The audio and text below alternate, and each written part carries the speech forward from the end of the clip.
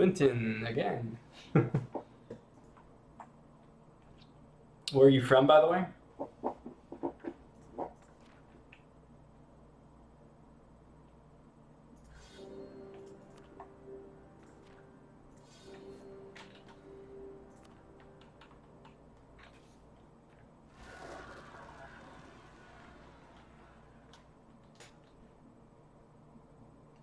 Peter, no, you gotta keep helping.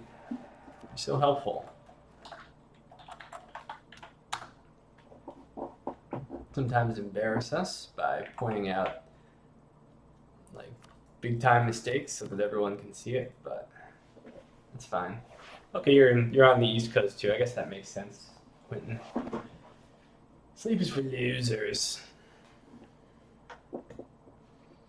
So I drank some tea.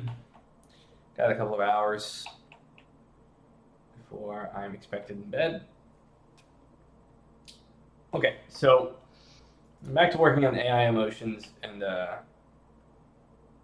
and hopefully I'll have a chance to train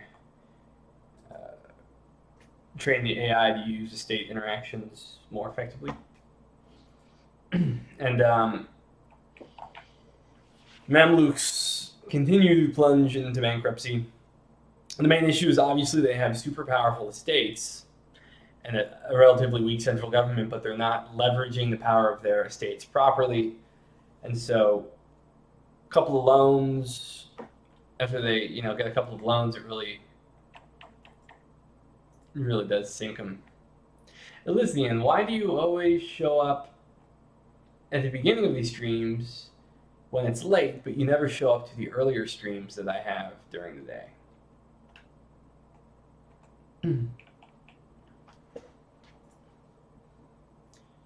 Okay, so I'm running the game a little bit. I'm going to see how the Mamluks look.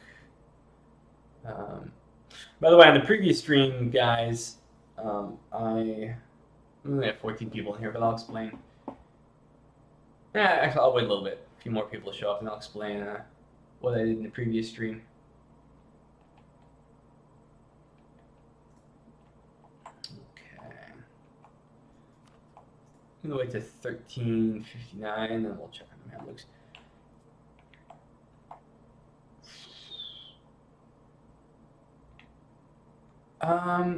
I think so, Betrayu. Maybe.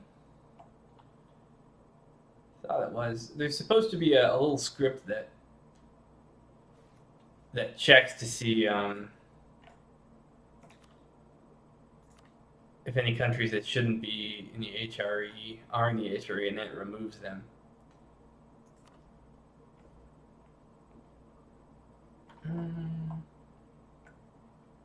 It's so slow in 13:58. Okay, let me pull up while we're waiting. So from the previous stream, so we calculated a special variable that we're going to use to inform the AI, and that was right here, continent tech average. And what it does is it allows the AI to assess how far behind in tech they are relative to those that are in their tech group. So those that are on the same continent. And what that lets us do is it allows us to teach the AI when they are relatively behind, right, relative to their neighbors and to most of the proximate threats.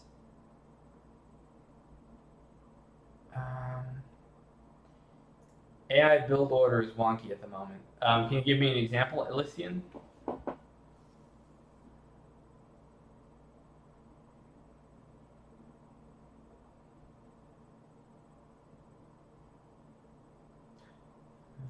Keep forgetting that I'm on. There's like a 15-second lag from when I talk and when you guys hear it. Oh.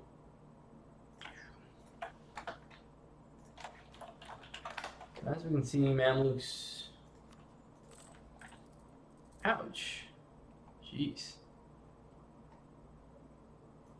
Pretty much pushed to the wall.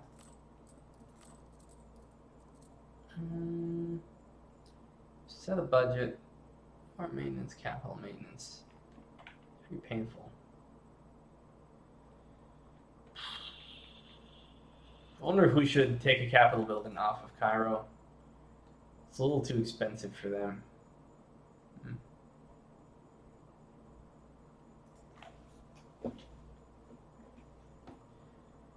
Sure, warehouses are, for example, very popular for the AI to build, while warehouses are clearly a late building that only multiplies other values.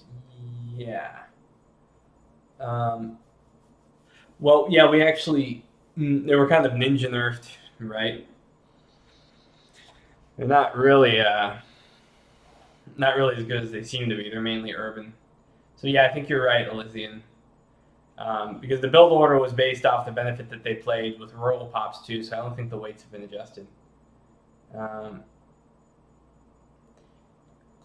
Quentin, there is a way.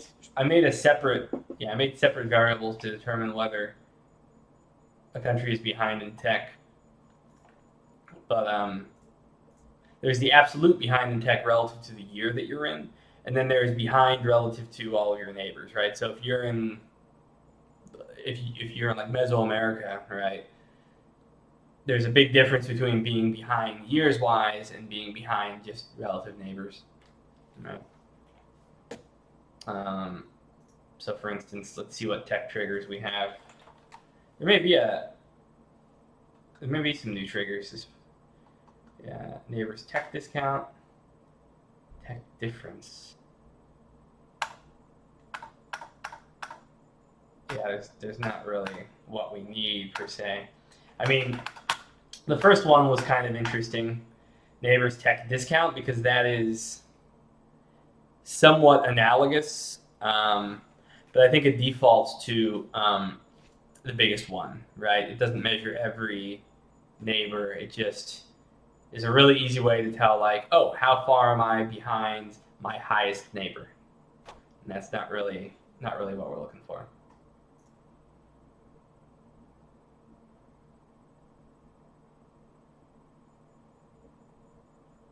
Yeah, I agree, Elysian. I'll have to go in and fiddle with it.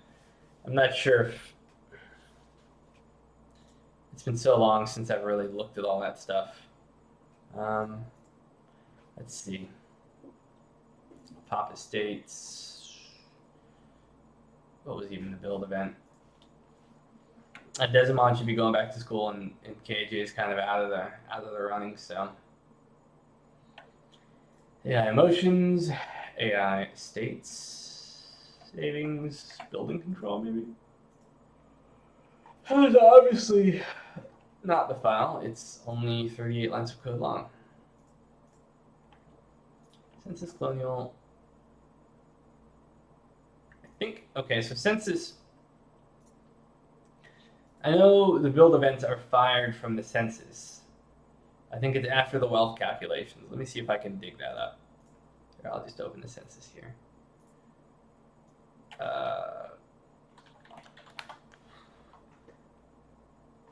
Okay, so it's going to be down here a ways. Let's look for an event ID. There you go. Pop province AI. Oops. No, actually, we can just pull it up from here. Pop province AI. Yeah, so warehouses used to be a pretty good choice for like your Chinas and Indias, right? Because you had a big rural population, but it was really kind of unbalanced. It was basically just a big give me to all of the bloaty countries that have tons of rural population. So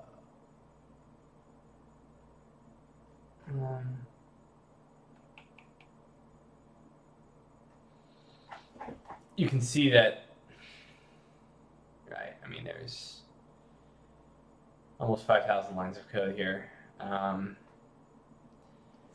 So here's the metropole calculations.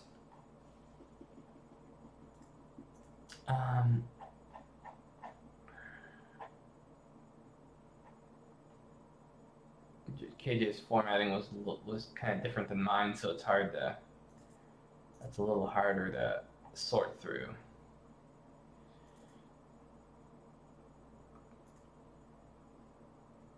Okay, so I think what matters. This is all just determining like where to build, but not what to build. And under what criteria, like, oh, you've met this threshold, so it's time to build. But I think there's a separate event that determines what to build.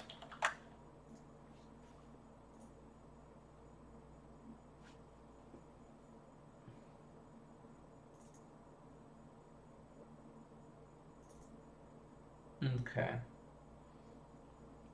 Set variable province AI cost mod.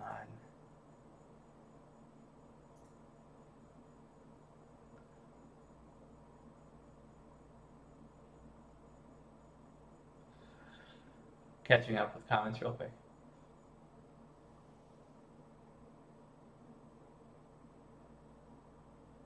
What is the events about corruption that say event XXX is disappearing in YYY?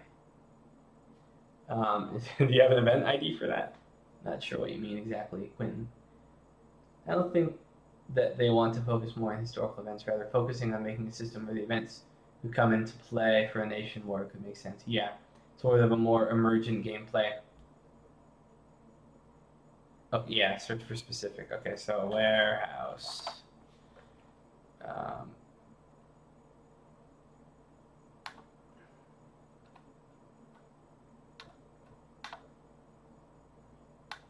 No. No. This isn't right.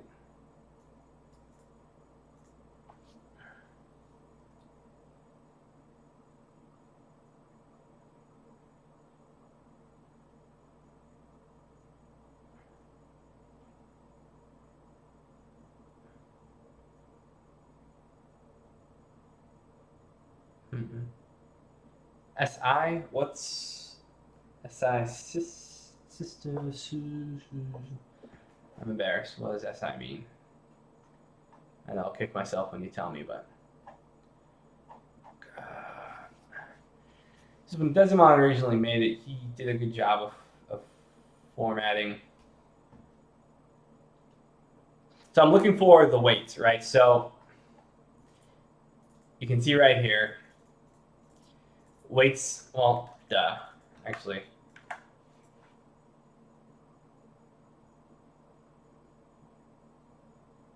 Right, so what we do is we can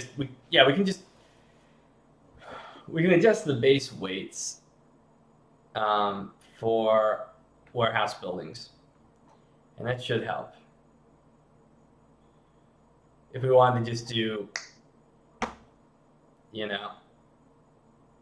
yeah, so this makes sense, right? You multiply, the more centers of productions and centers of trade you have, the more you should weight toward warehouses, right? Let's make sure that there's no, it has estuary, has natural harbor, center of trade. So yeah, we can adjust these weights. Centers of productions and centers of trade should be much more meaningful. Yeah. Than estuaries per se, because that means that you built up quite a bit of trade power, right?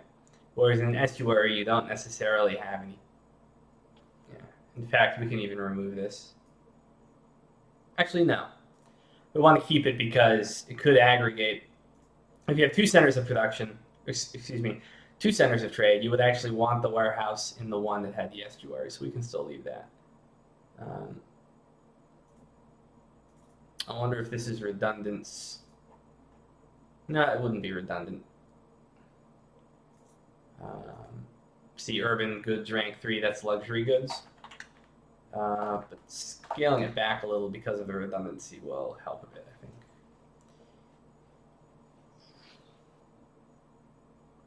I think the base weight is probably pretty high too. Yeah, that's the main offender. Let's cut it in half, see what happens.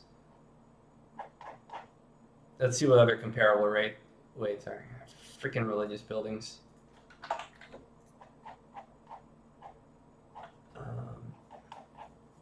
Sorry, I'm itching like crazy.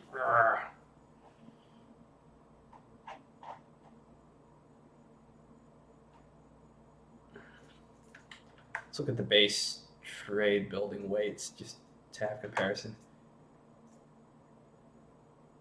Okay, yeah, so it'll prioritize trade buildings. Okay, I think we're good.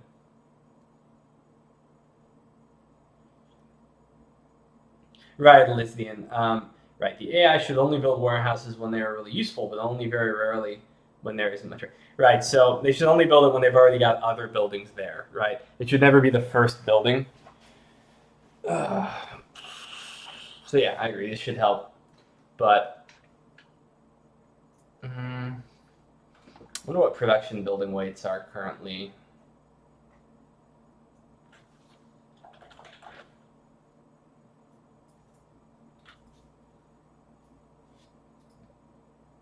By default. Wait, what?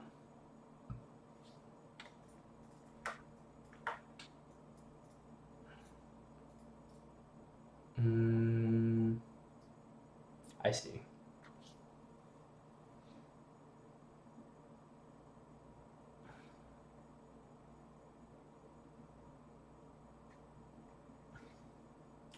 Why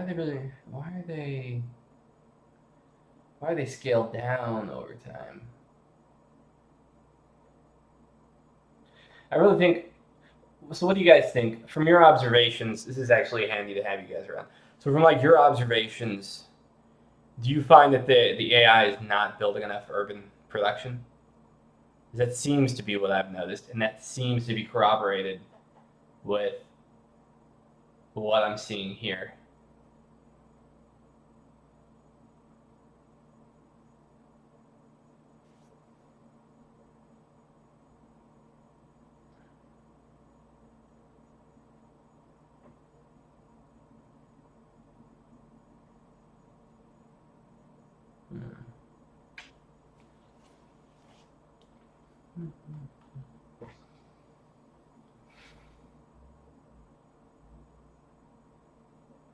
Yeah, churches are kind of screwy. Yes, not enough urban production. Okay. So let's do this. Let's just reduce base trade, right? Because 100, it doesn't have any of this, then yeah, let's just give it some much closer parity.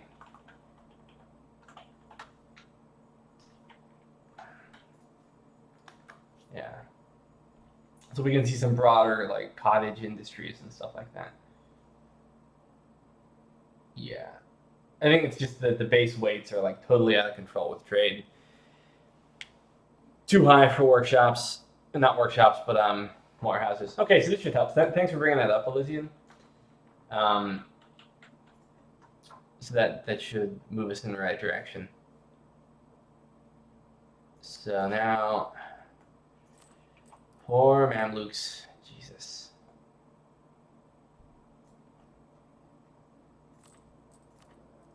And their state is so feeble, and they should be, they should be able to use these effects in emergencies, but they don't really do it properly right now. So.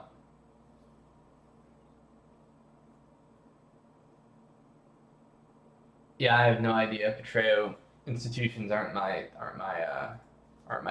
thing specifically. Teach me guitar, unrelated thought, but would it be possible for trade nodes to be affected by religion and war? Like AS used to be the biggest trade center in the Eastern Mediterranean as a Christian port with ties to the Mongols. Theoretically, but that's anything that's going to get tied in with religion is going to be kind of dicey for obvious reasons.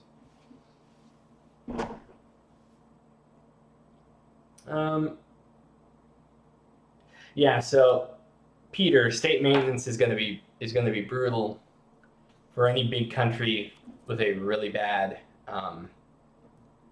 state, because you have a lot of states that you're paying maintenance on. But one of the ways you're supposed to mitigate it, right, is to take corvée labor, and then your income goes up significantly. Right. I mean, they can take pretty beefy loans too. Or I mean, they can demand, money on the pretense of a loan. So what we need to do now is we need to train our AI desperately. State maintenance seems too high. I know that should do that. Yeah, that's the point, Peter. Is I'm supposed to be I want to train them now to be able to mitigate those effects. But state maintenance is supposed to be pretty painful for large countries that haven't really that have big estates and haven't really harnessed the power. Come again when your burgers give you 92K. Yeah. Did they really give you 92K? Well, I guess, yeah, your trade income was ludicrous.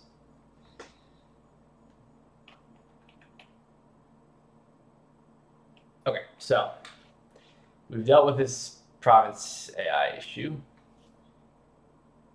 Okay, so now we need to start up our emotions.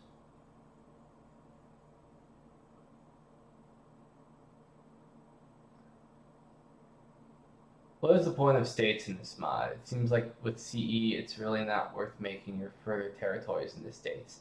That's kind of the idea, right? I mean, right, your states tend to be your core territories. There's going to be some stuff I'm going to do with this states, hopefully, where revolt risk ends up. You end up, when you have high corruption or other issues or low stability, you have waves of unrest that go through your territories, but not your states. And so there will be a sort of qualitative higher stability for provinces that are states, right? Yeah, and autonomy is decreasing states. Damien, I opened up my game and found that the map looks very weird, with Poor Cunha and Toledo and Ottomans being totemist. Yeah, it sounds like you're having tag issues, right? And that's usually an install issue, either with the mod or with the base game. So usually, yeah, or installed in the wrong folder. Thanks. Okay, so Peter and Quentin, you guys were here earlier. We need to train self-conscious and shameful emotion into the various countries. So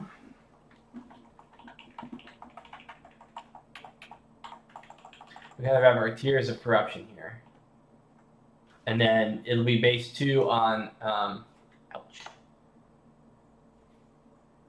tech relative to neighbors. And we need other like really long-term variables that aren't just like war exhaustion or manpower. Those are all like sort of decade-long issues that can be resolved fairly easily. We need self-conscious and shameful to be more about really long-term decay issues. So like revoking enough privileges to get into healthy territory, takes a long time, 50, 100 years.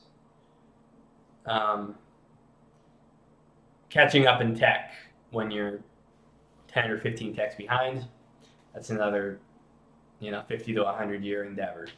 So what other variables in the game are like that? I mean, institutions are, but they're an analogy for tech, right? And so it's kind of double dipping to use both of them. And I don't know.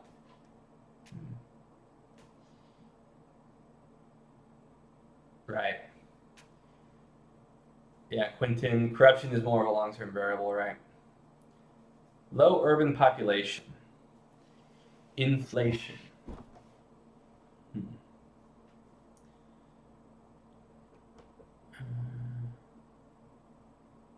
Yeah, you can kind of spam down. It's unfortunate because it would be better to have a system of inflation where you had to reduce it through non-magical means. I guess that'll have to be done eventually.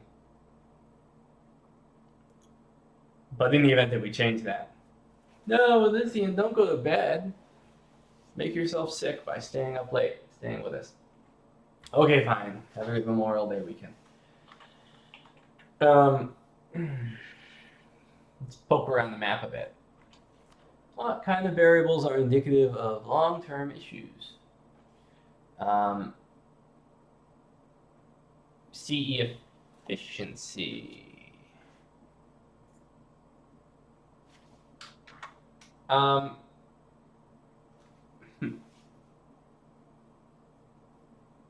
Yeah, kind of.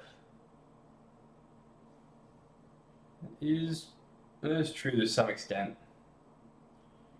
So, I wonder.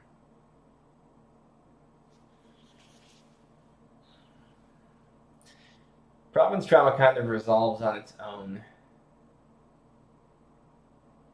And CE efficiency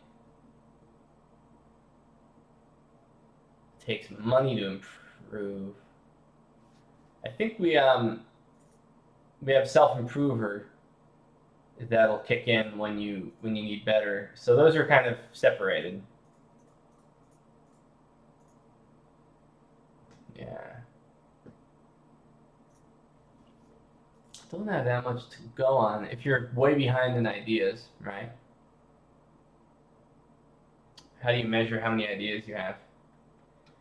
Income compared to neighbor. Andrew, that'll be a factor, but it'll be for a different type of emotion. That'll be like feeling threatened, right?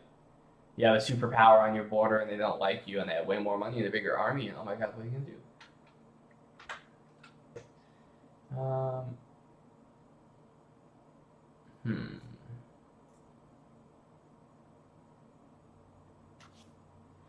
Ideas. So if you have craptastic ideas, none of I don't even know if this works technically.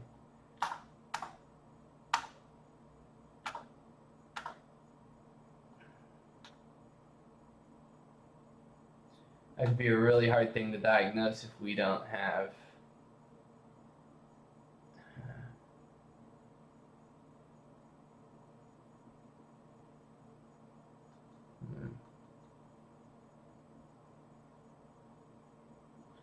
make a variable which calculates the growth in pops relative to starting pops.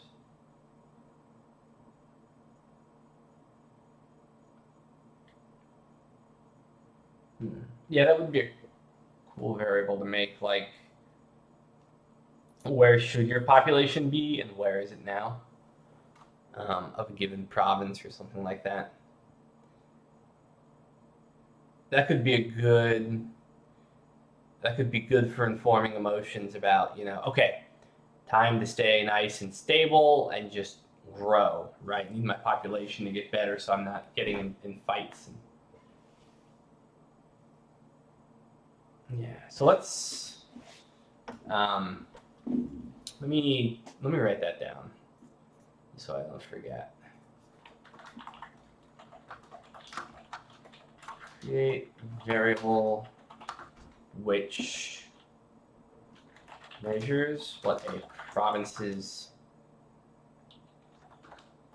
population should be at moments of history. It would be a little bit tricky because you'd need. It would be a bit tricky. It would be kind of tricky to me.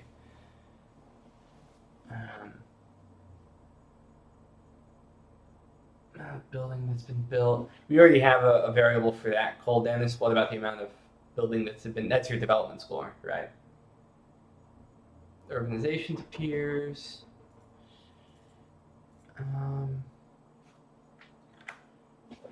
Urbanization, that would be development score. I mean, development score would work, right? So we already have, so we could use the variable we already have, development score, to compare countries and then inform an emotion. Like, so yeah, you could feel that, oh, you are, I guess, possibly self-conscious, but then, yeah, it would, most countries start out with garbage urbanization now. It's a little complicated. That's definitely something to keep in mind, a variable to inform emotions. Not quite what I'm looking for as far as self-improver.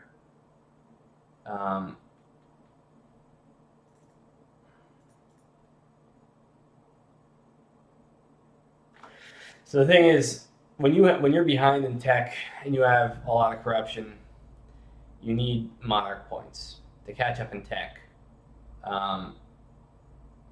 But also in order to take lots of stability policies so that you can either revoke privileges, right? Yeah, Peter, you could be right about the urbanization thing. Later on, the variable which measures countries' development versus other countries. Urbanization doesn't necessarily matter if you've got totally awesome rural development. You know, the matter is what is the important thing is what is the productivity of your citizens, right? Because the more productive they are, the more it is easier to leverage the power of each individual person, because you know you're paying state maintenance and a lot of stuff like that, and so each additional bit of productivity you get out of each individual person is like gravy. It ends up being more powerful than what you would think. All right. Or the number of times that the estates ask for privileges. After they ask for it like 25 times, you should be like 150 years into the game. Demian, MNT 2.0 is the first thing in a long time to make me stop considering E4 worthless to have purchased. But perhaps I still ought to regret any DLC purchases it doesn't play ball with. Yeah, well, thanks. Thanks, Karamias.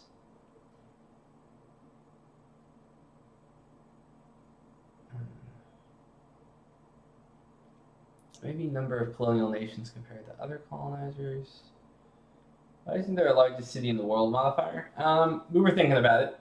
It would get unlocked as soon as the World Trade Institution appeared or something. Just haven't gotten around to it.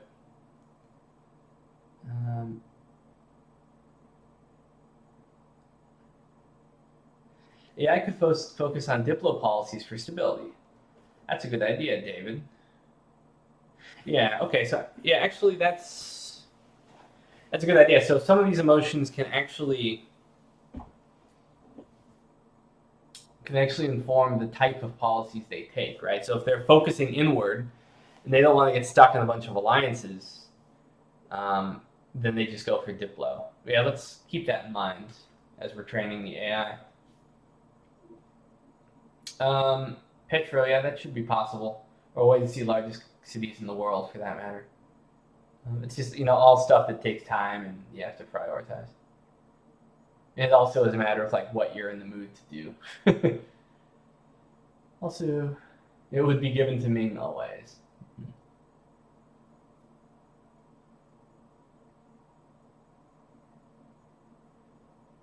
Quentin, again, a complete non sequitur, but is intended that the unpopulated province modifier does not disappear after it becomes populated.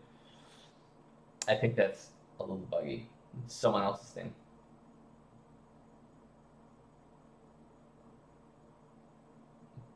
Karamitas. Yeah, nice screen name. Trying to figure out what it means. Okay. Let's get down to business. So really, long-term monarch point-oriented decay.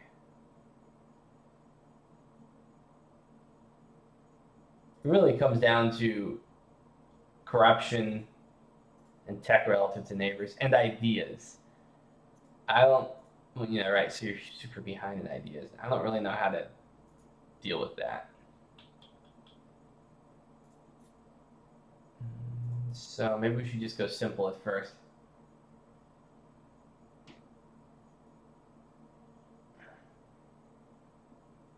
Okay, well let's come up with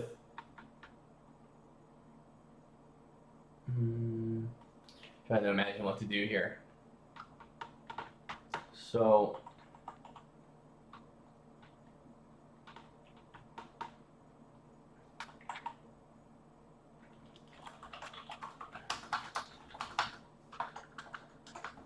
we're going to set a variable called self-conscious threshold. Value is 0. We're just going to go ahead and oops.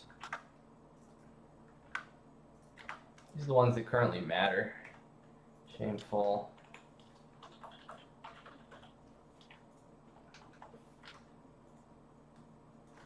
Emotions. Self-conscious thresholds. Emotions. Shameful threshold. Demian, can't you find the idea number to compare through hacking the icon?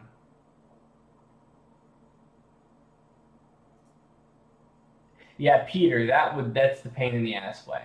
The problem right now is ideas are being reinvented as we speak and renamed, and so if I were to go down the list, you know, you get the idea. And so that's why I'm wondering if there's a generalized way to just check.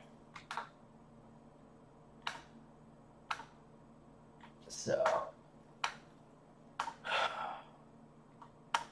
see, this would be the way to do it, and then compare it to historical values.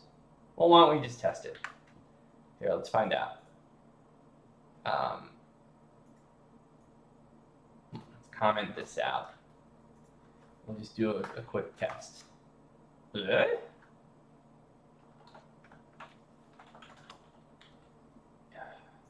damn it. Num of total ideas. Let's just see what happens. It doesn't exist. That's why it's turning yellow. Fuck. Why not?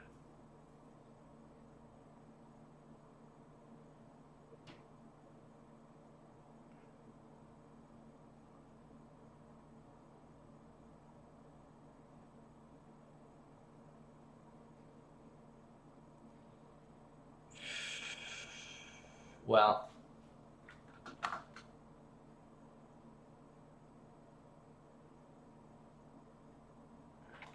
let's do this. Let's just test it anyway. If limits num of total ideas equals 2,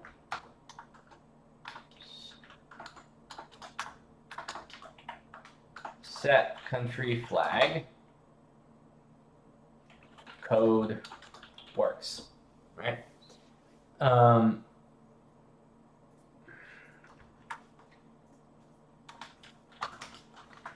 And we'll do a backup check too. Num of total ideas equals, let's say 7.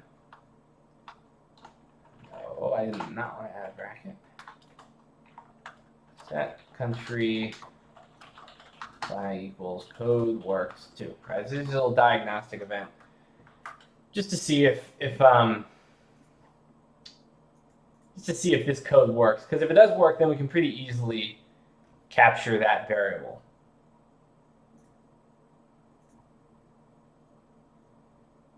It's really a little annoying that we don't really have any decent code for this. I'm going to keep looking over and over again.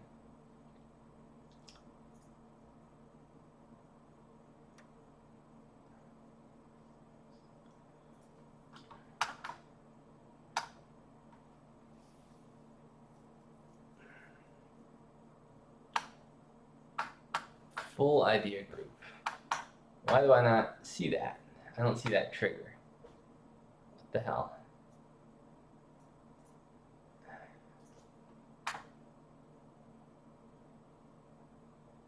Oh wait. Oh, I'm so damn stupid.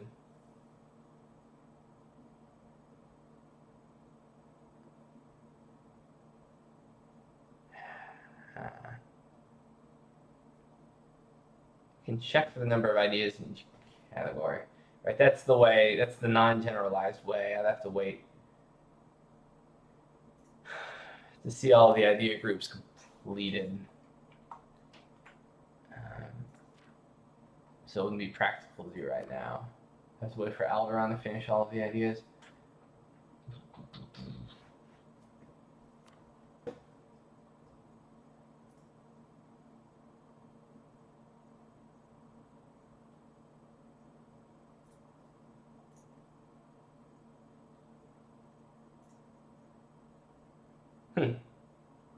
You guys still there?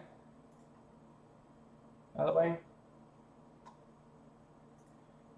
says that we're offline. And that 2 hours and 51 minutes have elapsed. And that's weird. Okay. Are we recording or something? I'm gonna refresh this browser. Stream healthy, 42 minutes. Okay. Alright, we're good. What was I? Okay, let's do Mamluks again. Let me check with the rest of the team, see where we are in ideas.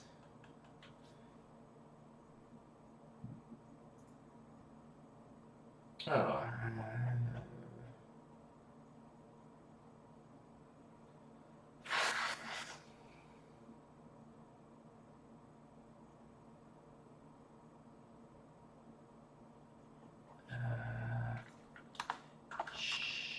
Channel.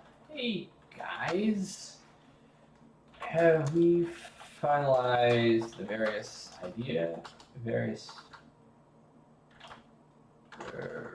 revised idea groups?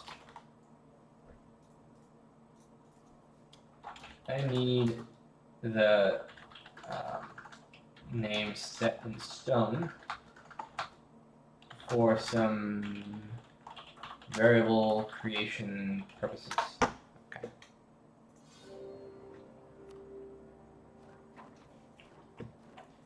All right, so what was I doing? Oh yeah, checking ideas. So we only have 2 idea groups here. And we need to fire that events. Okay. AI emotions. Okay.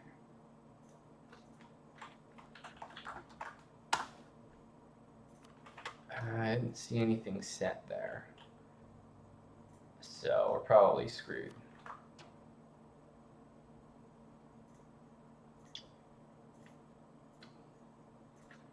We're going to check our save file and see if any flags are set. Code works 2. What this actually means is that the code does not work.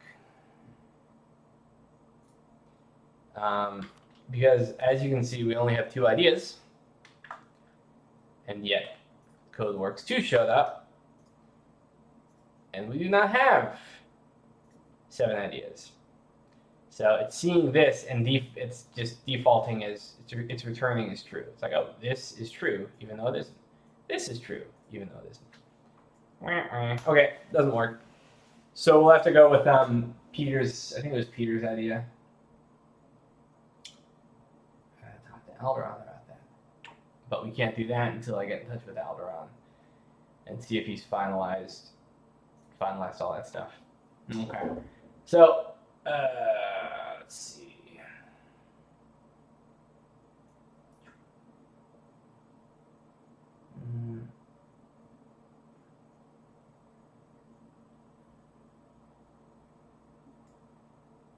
Nothing related to taking an idea in a non-action. I don't think there is a non-action for taking ideas. If there were, we could just change variable. That'd be pretty easy, but I don't recall that there is anything. We can check. By the way, guys, a non-action, for those of you who don't know in modding speak, it fires, it makes stuff happen when it makes stuff happen. Is that English? Jesus. It makes things happen when you do a certain thing. So on the startup of the game, there's an on-action. It does all this stuff. When on colonial reintegration on War 1, it does all this stuff, right? So is there an on-action for idea? No, these are all... By the way, I ninja purged all these events because they were kind of lame and bloaty. Oh my god. So no, I don't think so. By the way, Damien, sorry to keep giving non sequiturs, but did you ever fix that thing with Degratia events having 0 manpower? I didn't. I wrote the event ID down for Ghazi, the whole Ghazi thing, and I lost it.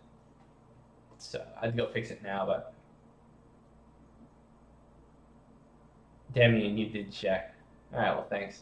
That's what I should do. I should outsource these things to you guys. So no, there isn't any. So we're just gonna have to work without it for now, and we can have ideas inform the subject later.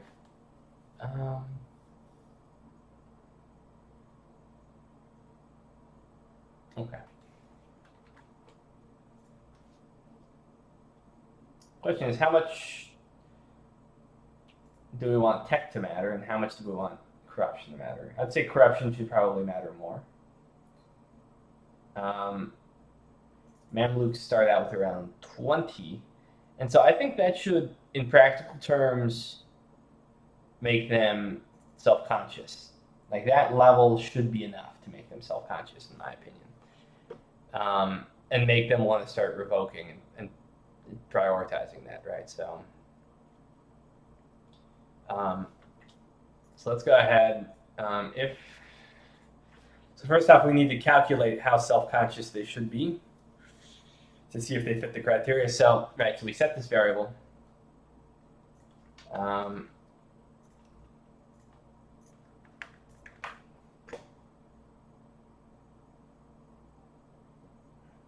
And then once you get around 30, that's when you should be shameful. You should be like, oh my god, we have to do something about this.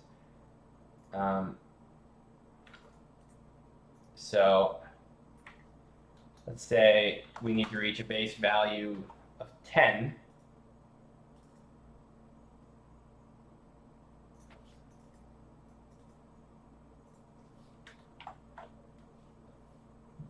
Let's make this provisional. The Grenada. Shall be known as the Grenadiers, boldly charging into the code for solutions to Demian's behest.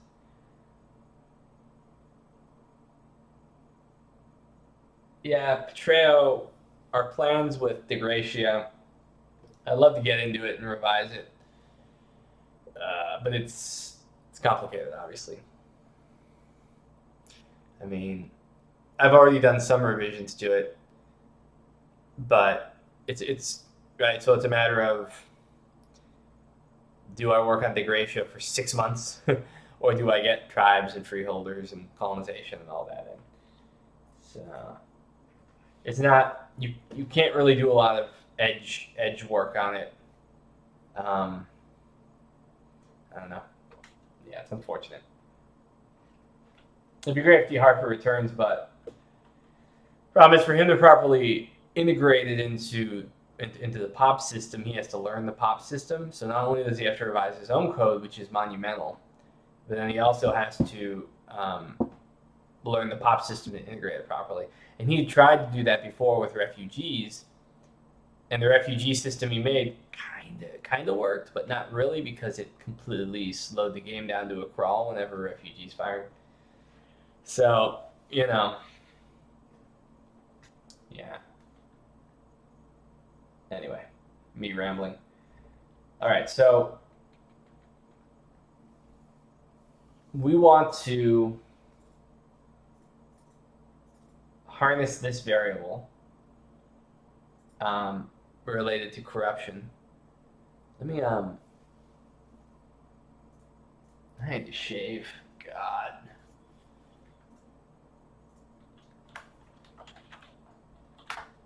Such a coarse beard. Such a masculine, coarse beard. It's just like crazy though.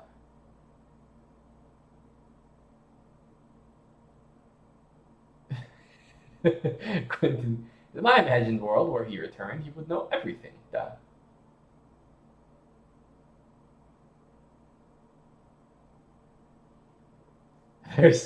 There is still such a thing as a force limit. Naive. It does it can shift. It's not as stable because it will shift based on your population and on other factors. It's hard to it's a little too difficult to anchor it. Okay, so I was looking for that. Looking for that special variable, right? So there was an aggregate variable I'd made for privileges. Where was it? No. Privilege. Frac.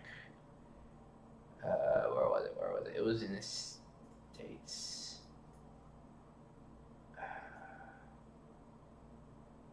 What was it called? Privilege. Here we go. Hey, where'd you go? I know, I calculated you someplace. Aggregate? Oh no, it's just aggregate. Okay, here it is. Easy enough.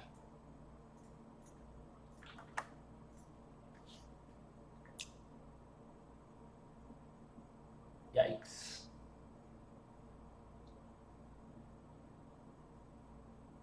Huh.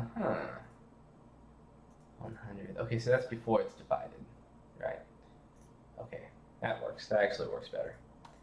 All right, so what I want to do is, so the Mamluks are roughly start out around 20. They should start out as self-conscious. And so we want to do a little math here first.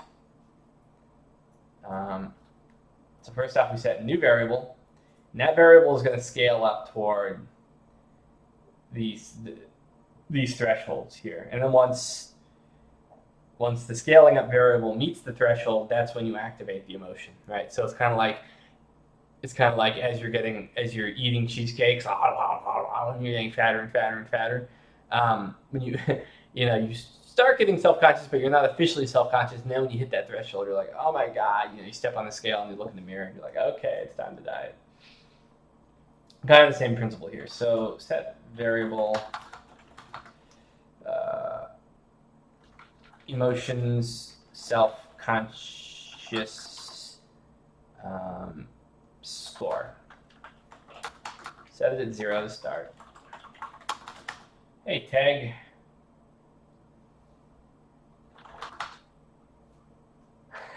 I'm such a bastard sometimes, Quentin. I know. I'm sorry. God. I'm one of those assholes that's been, thin my whole life, but I give people dieting advice. Like I should somehow know. A score. Cheesecake, though.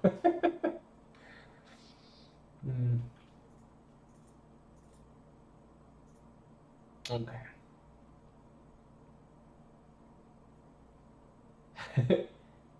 Andrew, exactly. I was breaking it down into, cheesecake speak. You mean when marginal cost is equal to marginal benefit? There you go.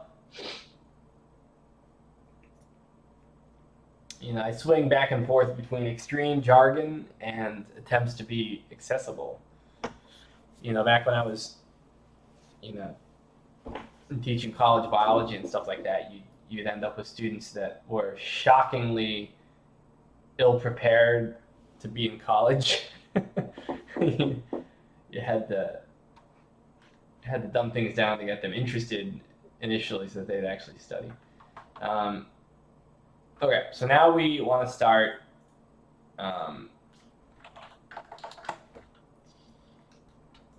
let's see, we'll do self-conscious first. I'll organize this better later. So now we're going to change this variable. Let me think. This threshold. 10.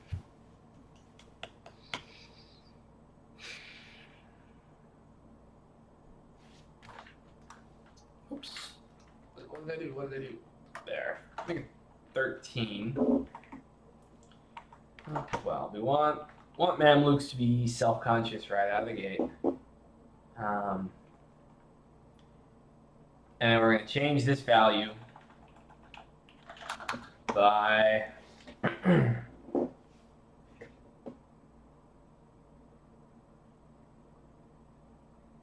right, so for the people that just showed up, what I'm working on right now is teaching the AI to be ashamed of themselves. And so if they are bloated, so the analogy is right. I wish I wouldn't keep going to the fatness analogy, but you know, if you gain too much weight and you don't want to be overweight, then you would become ashamed of it and presumably be motivated to, you know, lose weight or whatever. Same principle at play right now with the AI. Yeah, Nathan, we're calculating, doing the calculations now. Yeah. So right now, see, we're working on self-conscious, which is like not outright shame. We're going to change this by the variable that we just looked up. But we need to divide it by 10. Actually, no. Do we need to divide it by 10? Hey, I know. Why don't we just set the threshold up here? And we don't need to divide it by anything. So then, in the case of the Mamluks, right, we'd be adding this much value. Just as a comparison, right? So we would already be meeting that threshold of shame.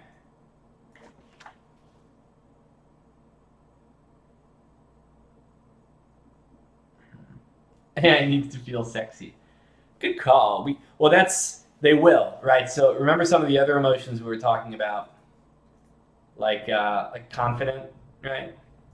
Good allies, good fundamental condition, right? Good stability, good money reserves, low corruption, high tech, right? So when they're confident, yeah, go around. Maybe they feel confident enough to ask France for a royal marriage. Maybe they're up for beating up their neighbor and annexing them, that kind of thing. All right, so we'll get to those emotions later.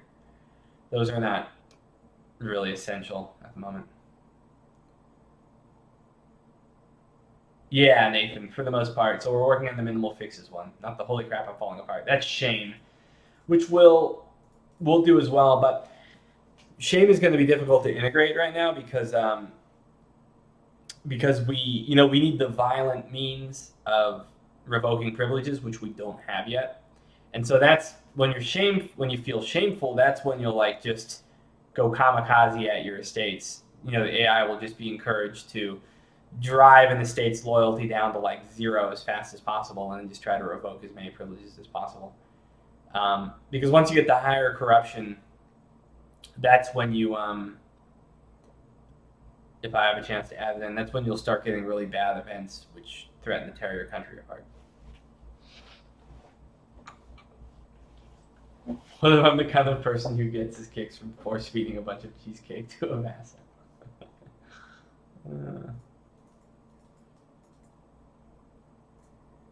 All right, so change by this. So now we need to do the tech part, which means we need to make another intermediate variable. We need to organize this better. So we'll set all of the intermediate variables before any of this. that variable which equals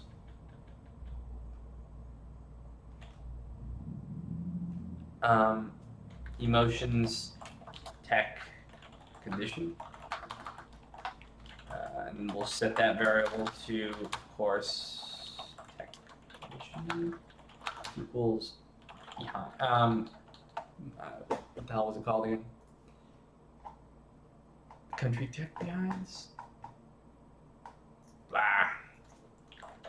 Oops, not tech. Not ec. Tech.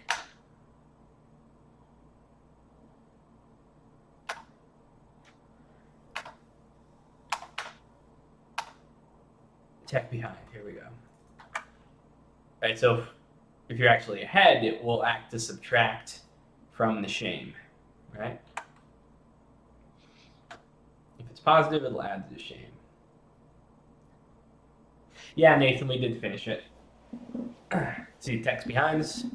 It's kind of a pain, but every country now has a little thing. So Mamluks at game start apparently are doing reasonably well when it comes to tech, I guess. Yeah, because they are on a continent where there are a few countries, I think, with garbage tech. What is their tech right now? 555. I wonder.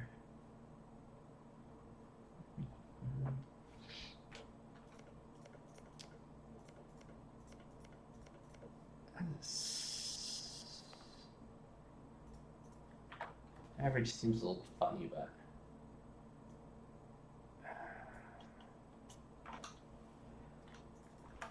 here.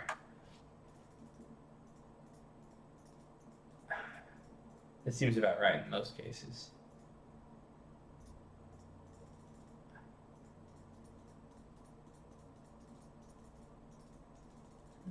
Yeah, it's pretty good. Only like your primitive tribes and stuff like that. Okay, looks good. All right, so there we have it.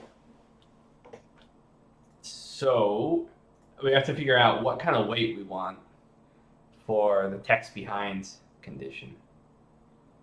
How much do we want it to weigh on how the AI feels? So it's kind of like, you know, is it your thunder thighs that bother you the most, or your man boobies that bother you the most?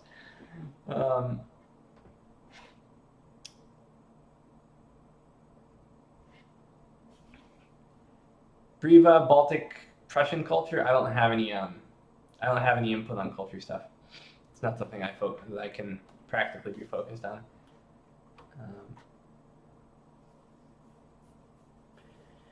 So I think text behind should be less important than corruption. So we set the variable, and then so let's say a country is six text behinds. Let's see here.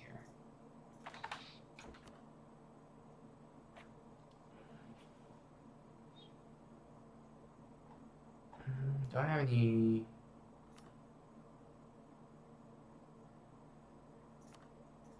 Okay, Peter, I'm loading up your Netherlands game because I need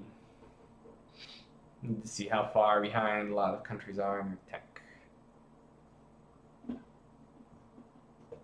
Oh, did that crash? Oh, that's right, because it's not. There's incompatibility. Damn. Well, let's go conservative for now. Itch.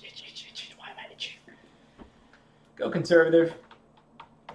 So we will multiply variable tech condition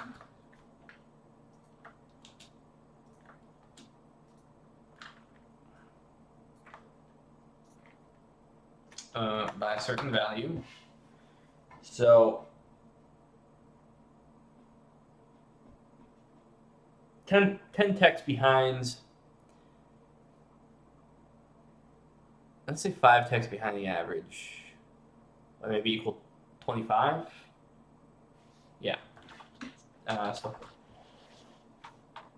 multiply it by 5. We'll go with that for now. So if you are 5 techs behind, it'll up your trajectory toward the threshold by 25. So if you have, well, like 15 corruption, yeah, 5 techs behind, that's enough to make you self-conscious. And to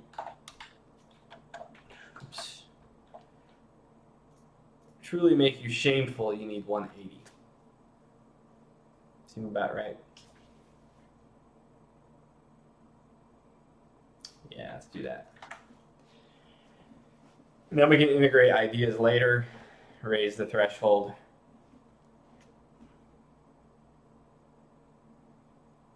Definitely think corruption is a bigger issue. Should be 1.5-ish in the tech weight to start, but go up arithmetically in increments on the whole integers of corruption value.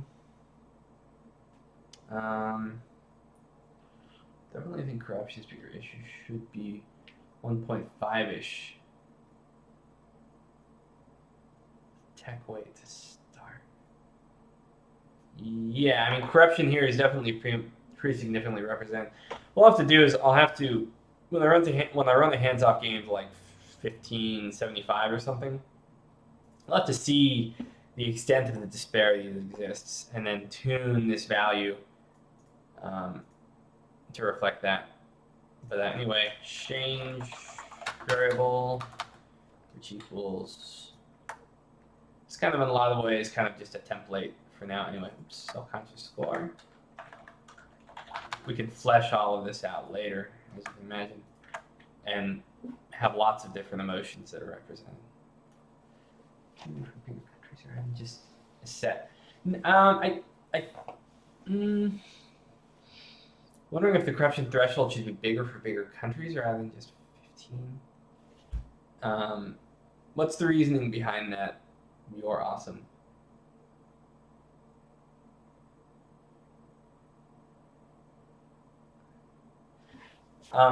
Petreo, they won't really be aware of how, they will be a little bit aware of how shit their technology is at the African countries or other colonized countries, a little bit, because it takes the weight of every province belonging to the country that's on the continent. Does that kind of make sense? So if Europeans are super technologically advanced and they colonize 2 provinces in sub-Saharan Africa, that'll skew the average up a little bit, but it won't matter that much.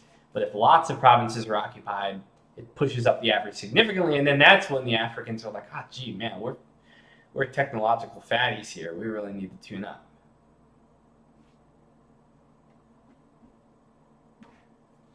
Yeah, the 9th person man, we're definitely improving tribes later.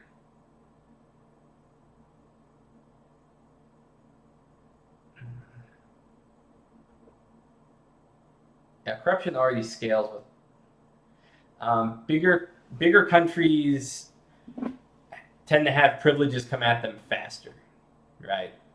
It doesn't make them automatically just have a higher corruption score, period, though. But technically, we want the AI, as it gets bigger, not to kind of slow down their ambitions anyway, right? So that they can deal with inward issues, because part of the point of the mod is to give more inward problems for bigger countries, right? That acts as counter inertia. Technological fatties. Sometimes like grace. Right now we're in open beta. Dylan Goldstein, yeah.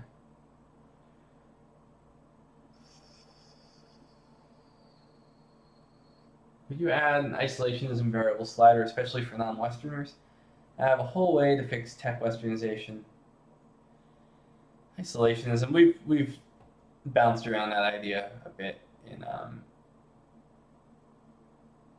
the mod forums. Not sure where we would necessarily go with it yet.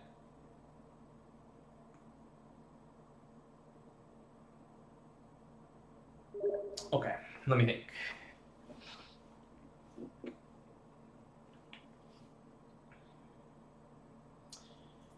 All right. So adding. So now if this is the easy part, kind of. So if our self-conscious score is equal to or exceeding the threshold, then we make them self-conscious.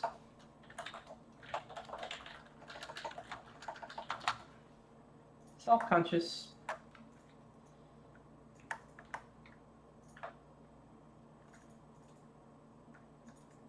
And if we meet the shameful, then we make them shameful.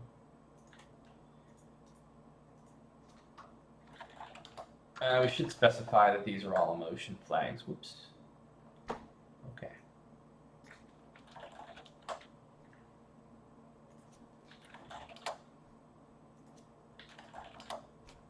There.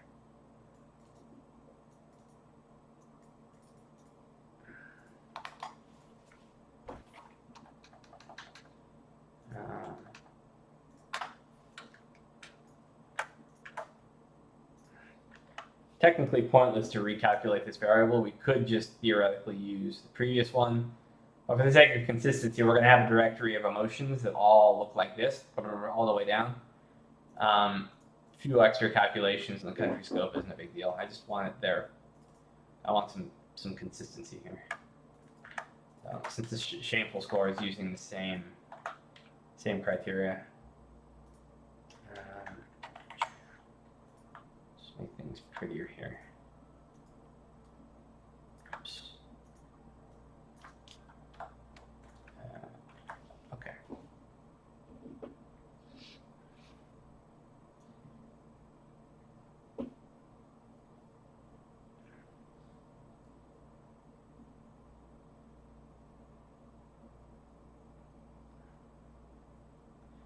Oh, Africa had its own issues, guys. Tropical diseases, man. All the diseases are adapted to infecting humans because that's where we initially evolved. So, yeah, I'd take plague and stuff like that over the kinds of crap that sub-Saharan African civilizations had to deal with.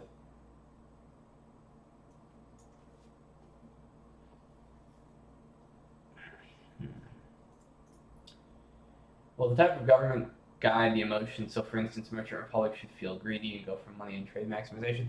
Maybe. So remember, these emotions don't exist just to be like for role-playing purposes. They exist to make the AI behave more effectively.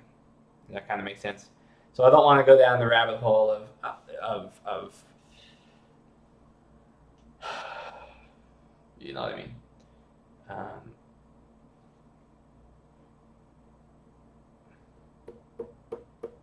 Sirebad. I will be starting a Patreon in a bit for my noob game developer thing. I'm working with my bro right now to come up with some graphics. I'm writing my opening article for Gaming Rebellion right now. Then I'm going to open up a forum to talk about the development process. At that point, there will be something to donate for. And that would be great.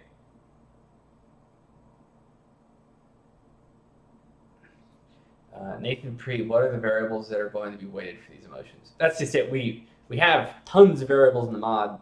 Some of them, we need to make some new ones too, which is what we did in order for the AI to, to make these kinds of decisions. Text behind, yeah, Nathan Pre. We need the ideal one too, but I'm waiting on Alberon. And we may come up with other things as well as we go on.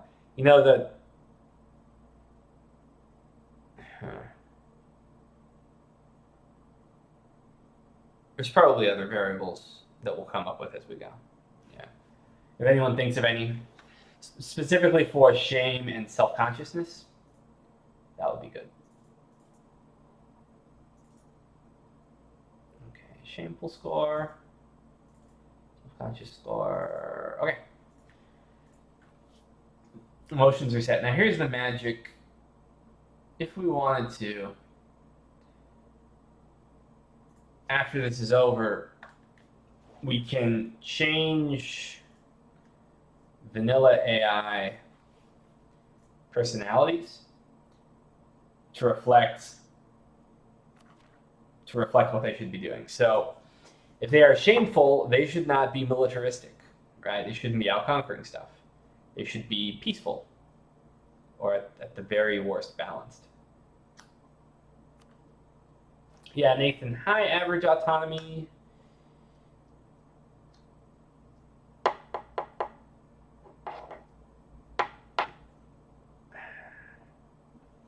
Think about that for a second. No, Nathan, yeah, you're right. I think you're right about high average autonomy. Oh, one of the events for degradation. Okay, let's make sure this isn't like a super easy thing to fix real quick. I don't know why suddenly all of degradation just randomly decided not to give anyone manpower. All right, let's find it.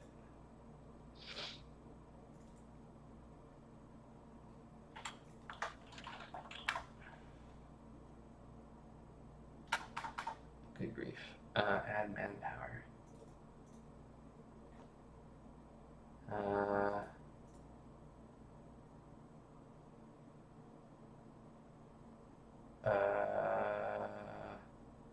WTF? Oh god, the formatting. Gouge my eyes out. Sorry. They don't.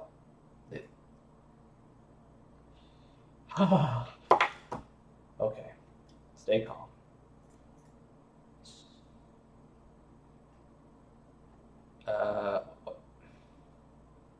If limit piety assist, add prestige, prestige, prestige, prestige, and then add manpower. So this should be working.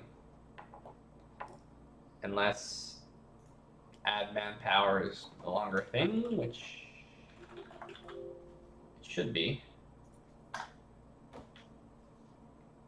Can also be a decimal, so WTF.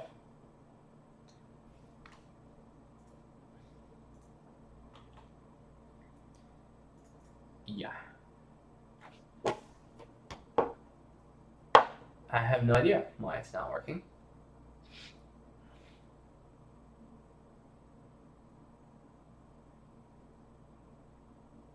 See, this is an example of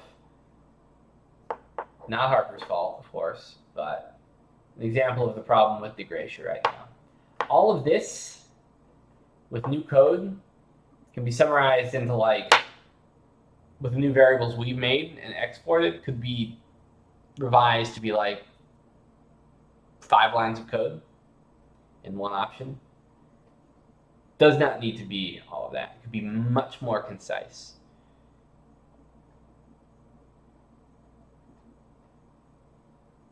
And another thing about degradation is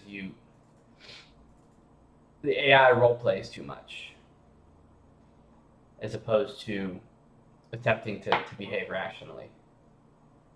Which is, it's good to a certain extent, but to other extents, when you're not making the rational choice, it's like you just end up hampering yourself, crippling yourself. So the question is, why isn't this manpower thing working? Add manpower, Ghazi Nation. Here, let's do this. Let's fire it right now. If I can find, oh no, we have the idea already. Yeah, that's right. Catch up with comments.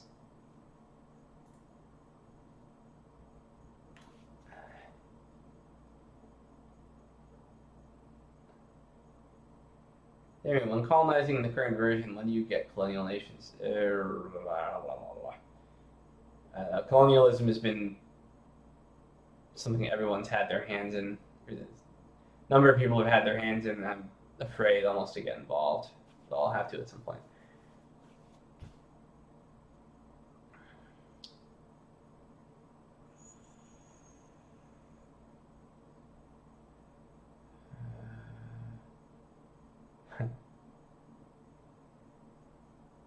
Yeah, the problem, Mr. Honcho, from a gameplay perspective is, you know, okay, great, it's fun to watch the AI repeat the foibles of history, but it doesn't make for a very challenging game when you play as as an omnipotence.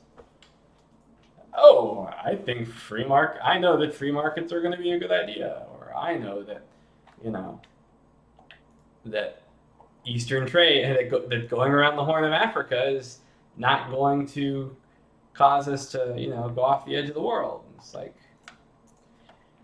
giving the player that knowledge, but then not giving the AI that knowledge is problematic. Gain 0 manpower. So, question is, bloody hell. So what's the problem? Damn it! I didn't want to have to deal with this problem. Let's do this. Add manpower. Where was it? Let's stick it in an event somewhere else, right? Do we have any test events around? No, we don't. Let's just comment this out for now. Commented. Add manpower. Let's try this exact same effect. Well, no, that was stupid. We don't want to put it in the immediate. We want to put it in options. And let's see what happens when we fire it. See if it's an issue with the actual effect or whether it's an issue with the ratio. If it's an issue with the effect, that's going to suck. No, Quentin, it's not. It's obvious. Yeah. Sorry, Damien. Didn't mean to give you a headache. Just wanted it to be on your radar. It has to get fixed eventually.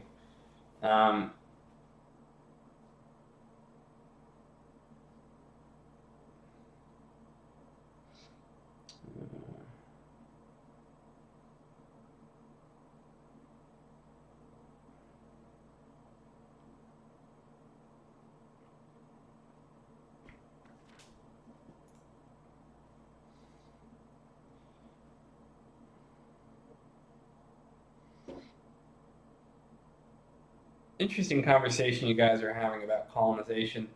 It occurs to me that the United States was not a major colonizer because you had plenty of land in your backyard. Look at the impetus for colonization in virtually every era of history, right? I mean, the Greeks, when they became overpopulated, colonized the Mediterranean. Um, the impetus for colonizing abroad was get out of crappy Europe to get to someplace with unspoiled land. In the United States, for most of its history, if you wanted to escape the perceived oppressions of the U.S. government, you just went west. What do you think the Mormons did, right? So,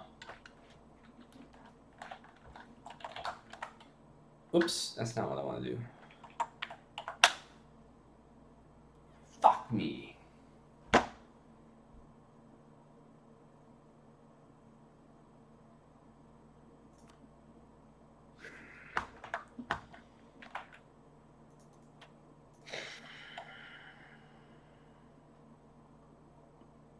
Fuck. Excuse my American.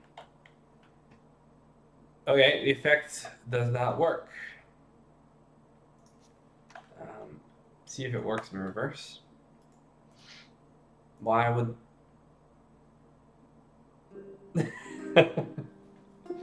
missing localization.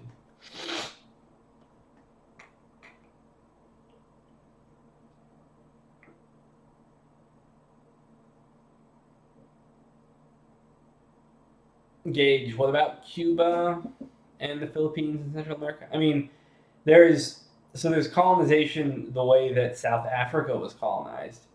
And then there is an empire in the sense of, okay, we go in and we control an area and we extract resources. How many people colonized, how many English truly colonized India? Well, go to India today and see how many white British people you see around. Not many, as it wasn't colonized in the way that South Africa or New England or La Plata was colonized.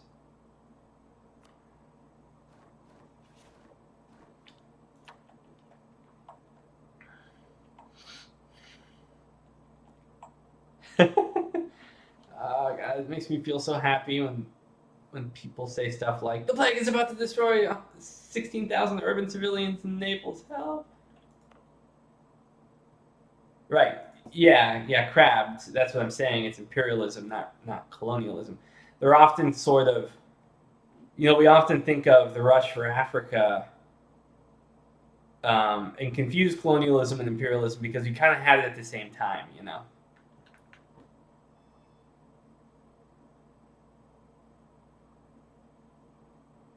Yeah, so let's fire the emotion event. And it's still giving 0, even though we're adding. Also, let's see.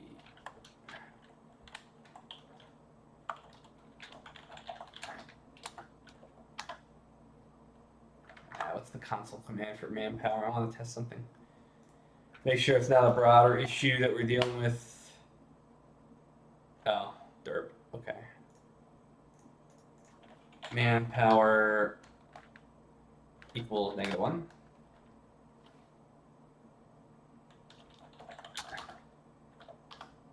What? Oh, there's no equals. Derp. Yuck. Manpower -100,000 million. So I want to see if all manpower effects are screwy. I should be able to request manpower. Okay, so my effects are all working because they work off of something different. They add absolute power.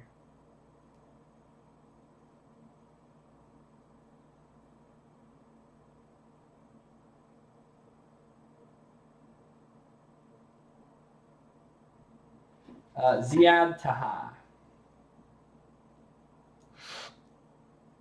Christopher Johnson, by the way, can you make max states 99999? That would be kind of cool if that were possible. What would be cooler is to have a dynamic state system where it kind of expands outward. The more control you assert over your country, the more you're able to integrate more parts as a state and make it like formally part of your country. And it would kind of be like a true coring process. That's gotten no traction so far with the other Deebs though, so doubt that's going anywhere.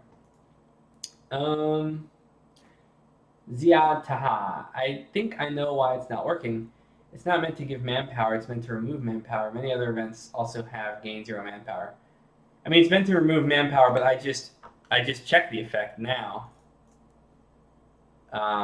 with positive manpower, and it doesn't work. That is so damn weird because it's still, so take a look. It's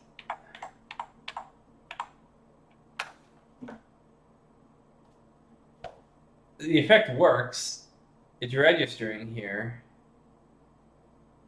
but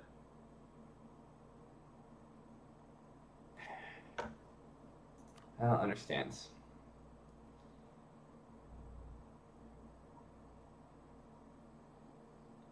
Gauge economic colonialism, I think you mean capitalism, globalism. Shots fired, shots fired.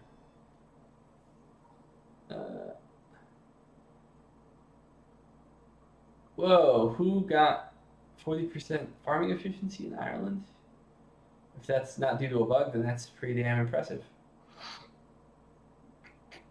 Okay, so Demian, it is not specified who should gain manpower. Not really, because it should be whoever is firing the event because it's in a country scope, right?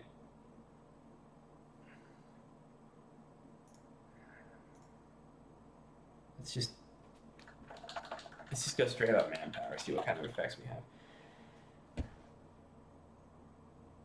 Oh, wait.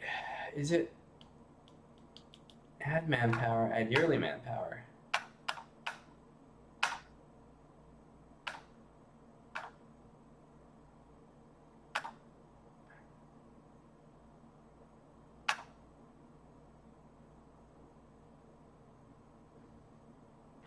We don't want triggers.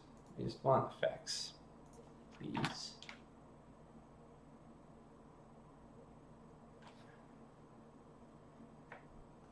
Add yearly manpower.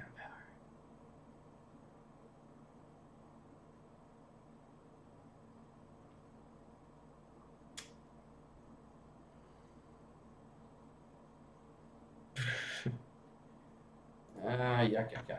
Maybe it's... I think the issue with DeGracia is it's supposed to be yearly manpower. Maybe that's what changed.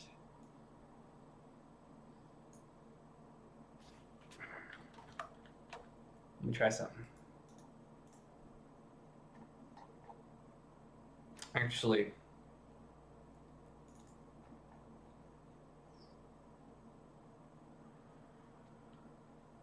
well, no, I don't want this to fire only once. Brackets are closed. So I have scripted effects. All right, so manpower. Let's look at what was working, right? Request manpower. It worked just fine for me. And so I use this scripted effect to give manpower. Let's see how I made it work.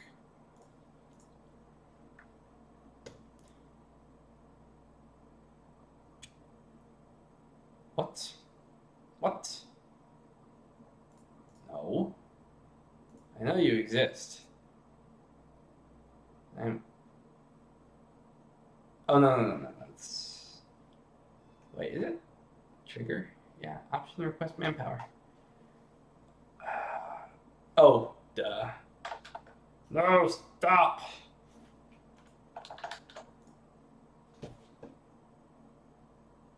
Eastern Europe was never colonized by the Germans.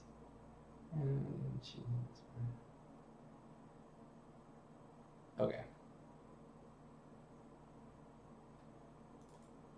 That took too long. Add manpower.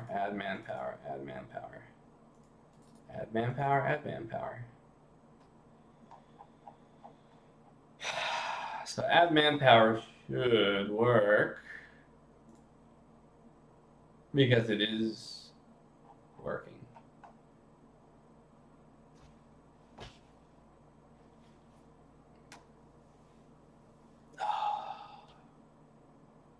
One giant WTF.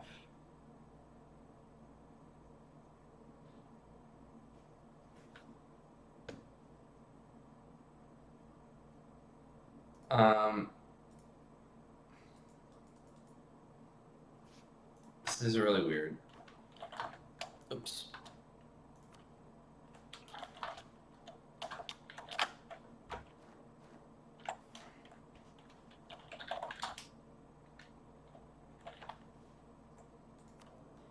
England, give me some manpower. Thank you for the manpower. Thank you for the effect that apparently worked, but does not work elsewhere. Even though it was even called from a scripted effects, which adds extra layers to the process of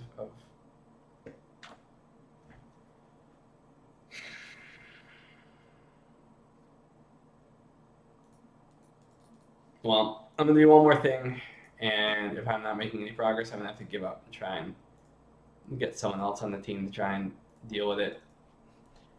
Flopsy, if you're out there, can you figure this out, please? You're good at figuring things out. I want to get back to my emotions. Okay, let's hijack a test event. Well, heck. Could just make a new one.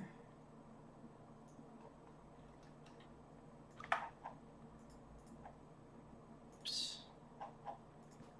Actually, this will be better.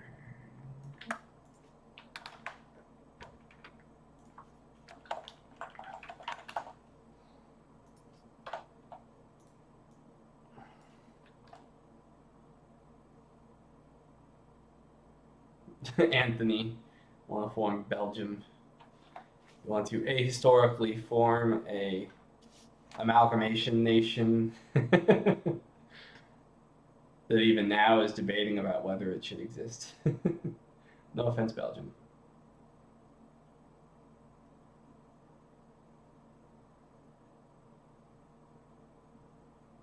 Dylan, what do you need help with exactly? Okay, can't get distracted. Can't get distracted.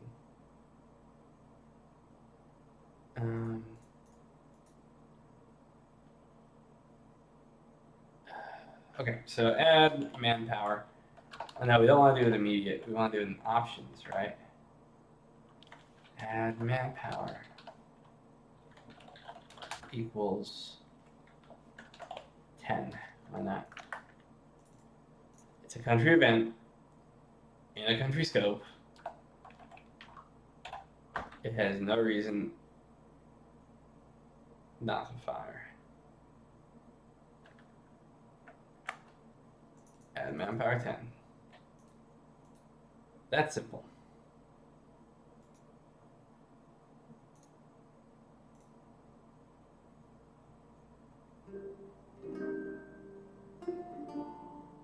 Hey, why don't we start new game 2? Why not?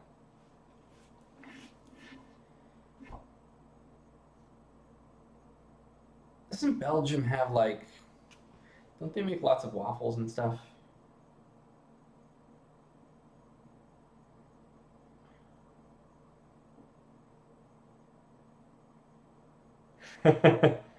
Ooh, Gage, yeah. Hey, Demian, if you were to make your own game from scratch with funding from an eccentric billionaire, what features would you put in to your dream? Yeah, it would be like, there's two main games I would like to make, right? Antiquities Universalis, then I would just pay Paradox to use their engine, or a fantasy simulator game, a la Master of Magic, but a gazillion times better with a living world, true ecology, true decay mechanics. All right, we're going with Bulgaria for now.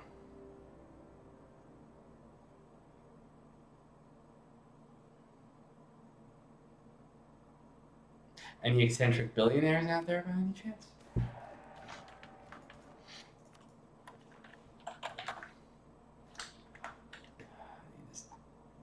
Test event. All right, if I don't see anything, then I give up.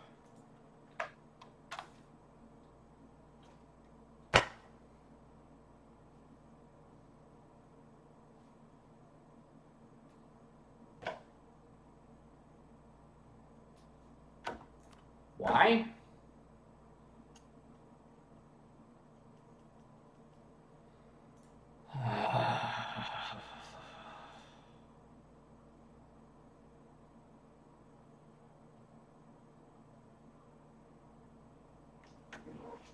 Yeah, becoming a robot. And for me, making those types of games, I would gladly just make it my life's work and just plug away at it indefinitely and just make it awesomer and awesomer and awesomer.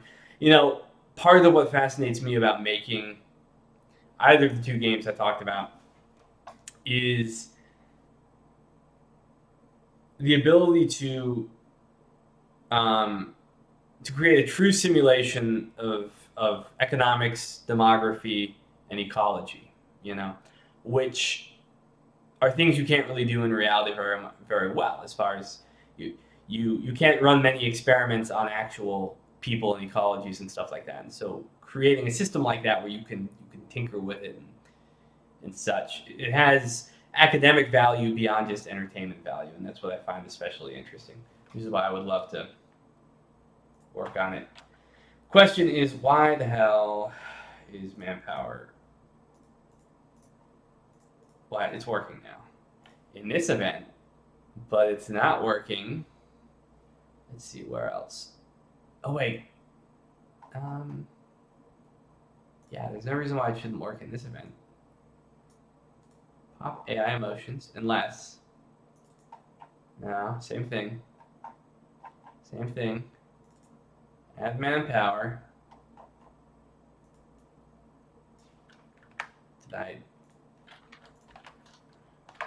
Is it context sensitive?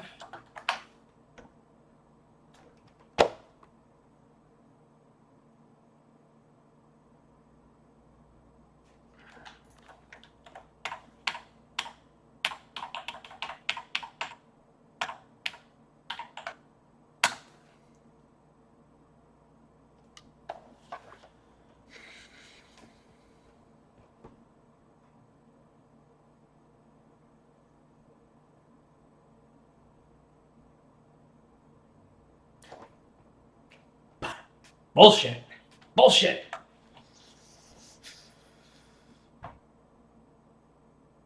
Why? Why is it not working here? But working. Is there a syntax issue somewhere that I'm just missing? Couldn't be a syntax issue because none of these have been altered.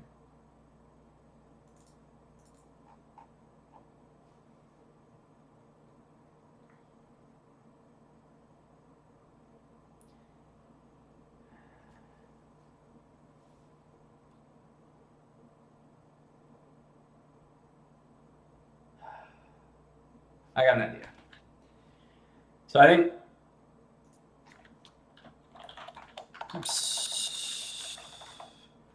Paradox stirred things up a bit. So I think add yearly manpower is what this is meant to be.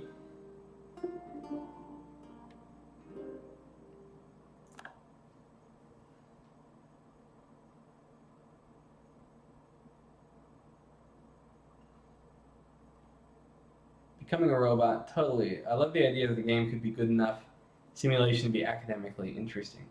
I mean, that's what's been so exciting about MNT 2.0 is that it kind of simulates, a lot of these. I mean, we're limited obviously because of the mod tools and the engine or whatever, but it gives you a snapshot of history and a simulation of history in such depth that you can't really get anywhere else. Let's see. But there are very few true growth mechanics in most other games. Jonathan, so what nation would you have allegiance to if the country dies hypothetically as an American? I'm intrigued in this situation, especially like separating new countries like Scotland if it happens. That's an interesting question. I don't have much. I really relate to Swedes, so I'd totally be cool with becoming a Swede. I have a lot of affinity for southern India too, so I wouldn't mind being an Indian.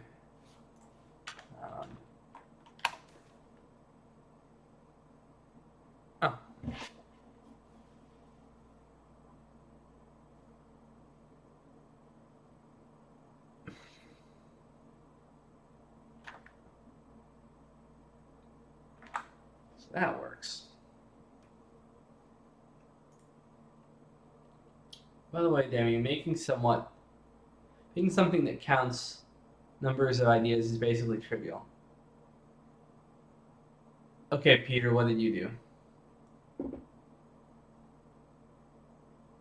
Conch Republic, Demian. You guys know the story of the Conch Republic in Key West, by the way? That's a great story.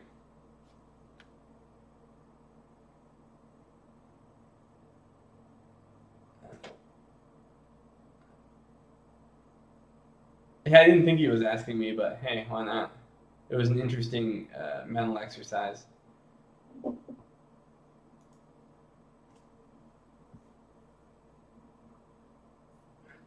Oh, not Anthony, Jonathan. Did I say Anthony instead of Jonathan?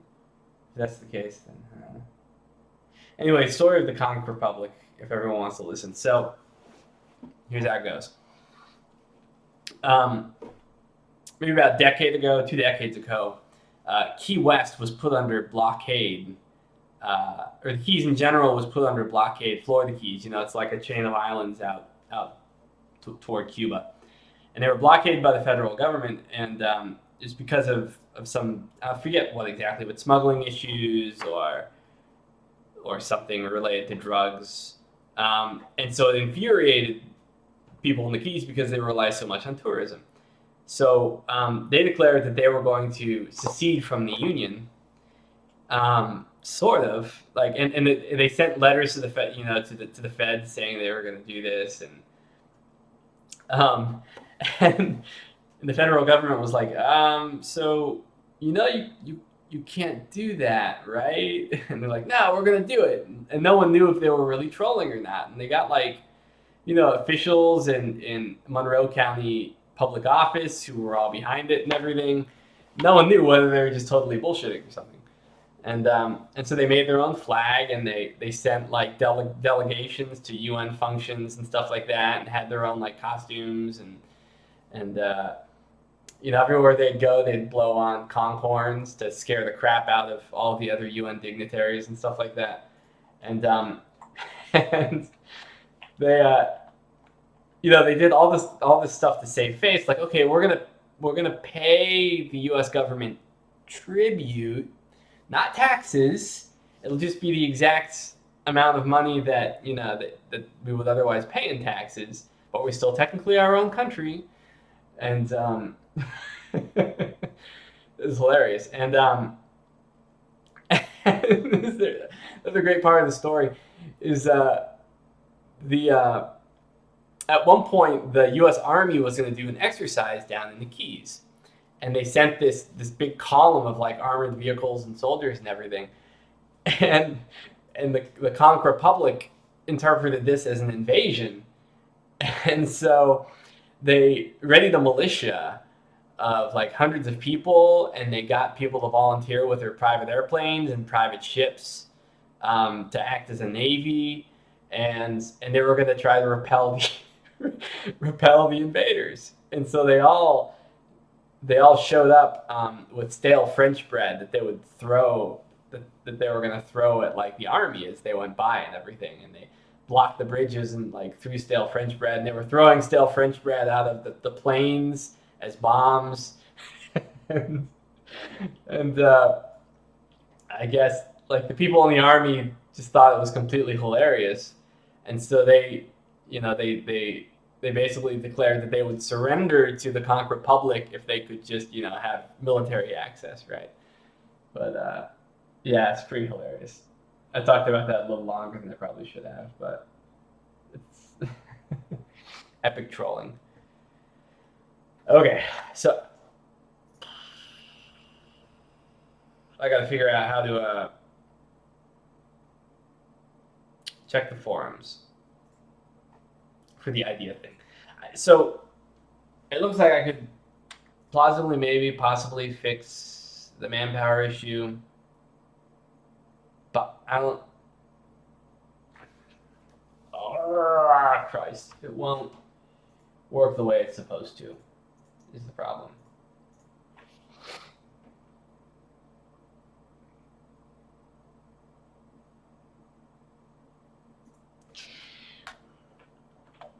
One last thing.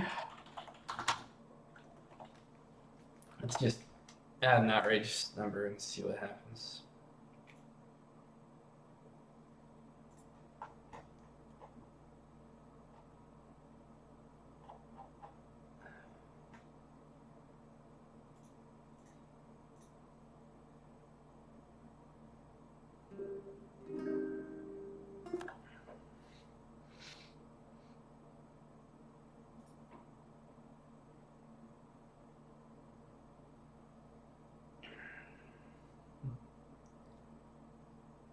The Americans are coming. The Americans are coming. You do have a Conch Republic flag, Peter?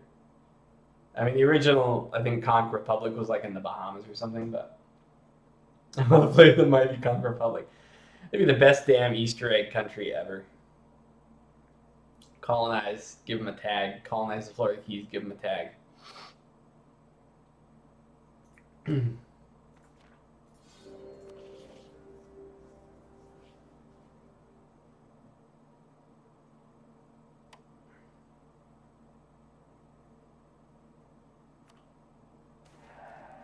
It is just a minor issue. Yeah, you're right. It is. I'm done. I'm so done. Now it's fucking working. Fuck this! Wait, I know a quick way to fix this. I think, maybe. No, I don't. I don't have a quick way to fix this. I do not have a quick way to fix this. I think I know what the problem is, but it's going to take forever to fix. So this is what I'm gonna do. I'm gonna go to Slack, and then I'm going to. People are saying stuff.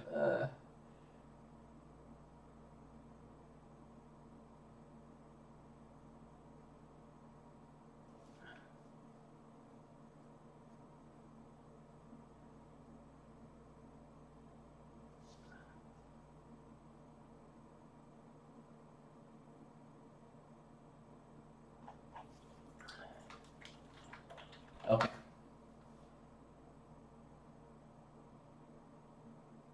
Channel.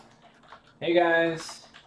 All of the DG events related to manpower are totally busted.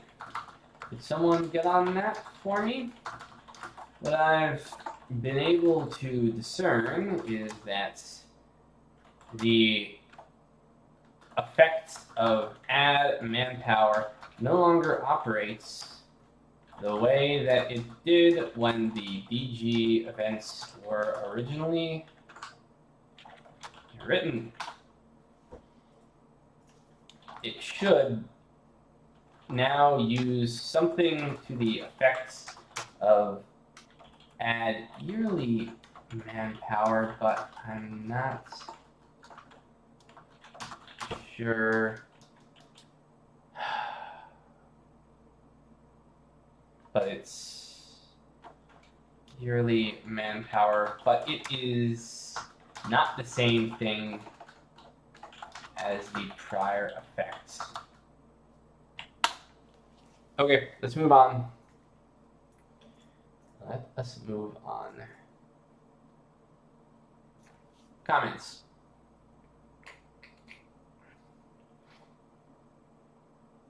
Giving up.exe. Yep. Yeah, Peter, I know that, but the thing is, the effect has changed. It doesn't work the way that it did before. This particular effect, which is all over the place in DG effects. The way it used to be was this used to represent some large percentage of manpower or something like that. And so the DG effects, like the Ghazi effects, were supposed to take a percentage of manpower and then apply it toward Ghazi raiders and stuff like that. But then it was changed to actual literal increments. So this would be negative 8,000. Okay, so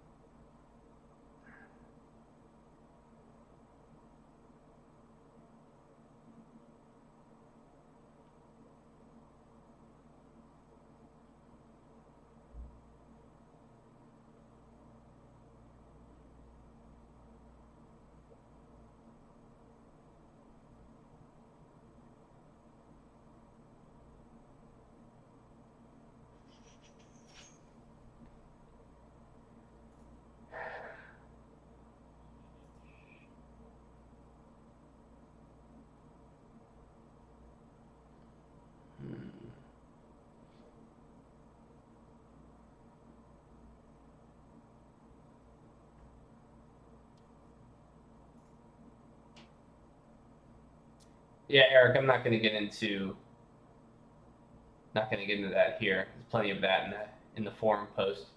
But suffice to say that you can vilify any civilization in a given era if you don't provide the context of what else was happening elsewhere in the world. And that was my principal point in the post. So.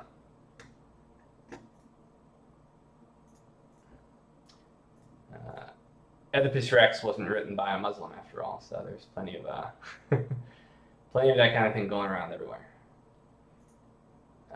Okay, so we're giving up here. And oh, actually, wait, did I just do what I think I just did?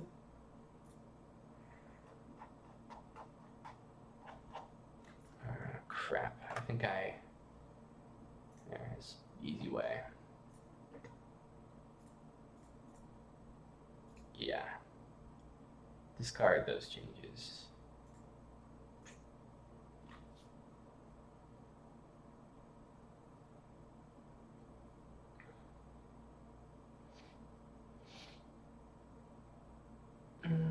Okay, so let's move on now. Back to emotions, where I kind of want to be at the moment. We get rid of this. We get rid of this.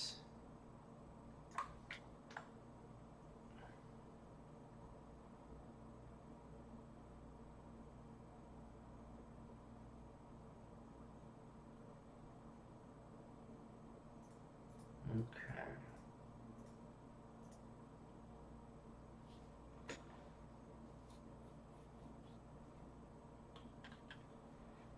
All right, so we have now set emotions. And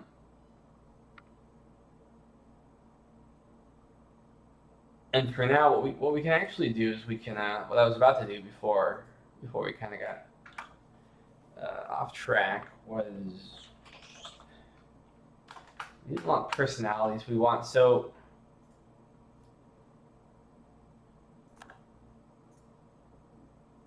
okay. I got to check the forums for something that's okay. Counting ideas. All right, Magnive. Let's see what you've come up with. I was lazy and wanted to make a proof of concept just for administrative ideas, but it works for that. Really? Oh, variables, ideas, num. When I load up this Denmark and cheat a bit to give them 7 admin ideas, I get the following line in the save file.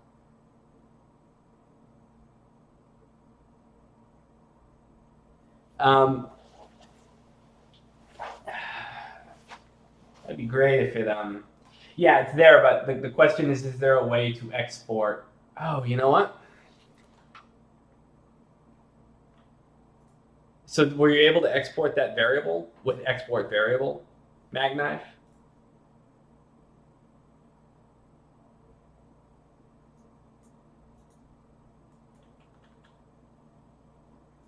I guess there's no point in philosophizing about how many teeth are in the horse's mouth. We can just do it right now. Let's check. Open our test events again. Let's try.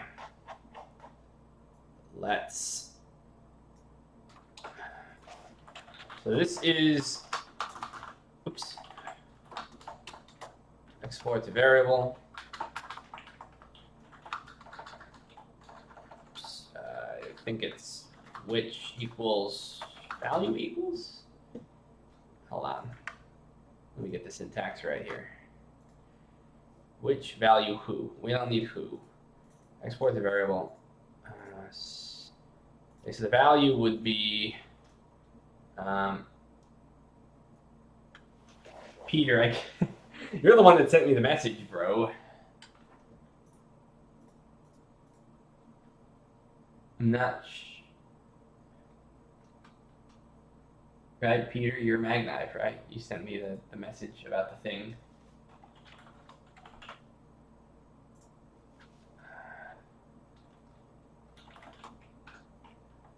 I mean, this would be great if it were already summed up for us.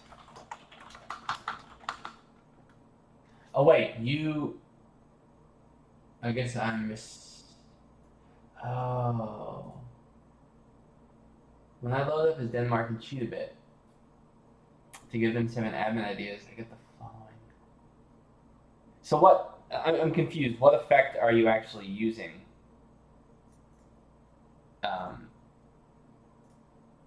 Peter.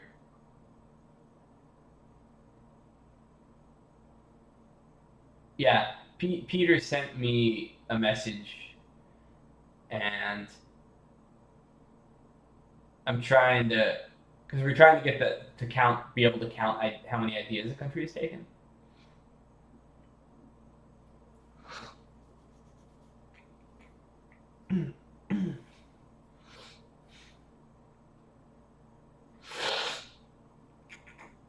Excuse me.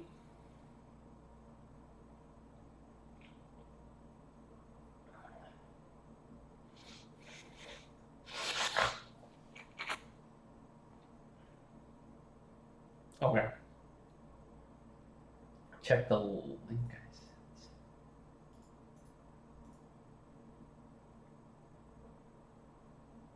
Oh, admin ideas change variable.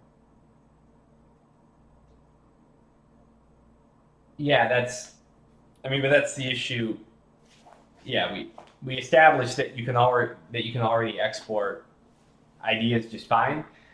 The problem we have right now is that Alderon has not finished all of the idea groups, so they're all named certain things that may not remain permanent, and all of those may not be in effect. So it's not practical to use this method at the moment because ideas have to be finalized. But when we do, it should work fine. Make sense?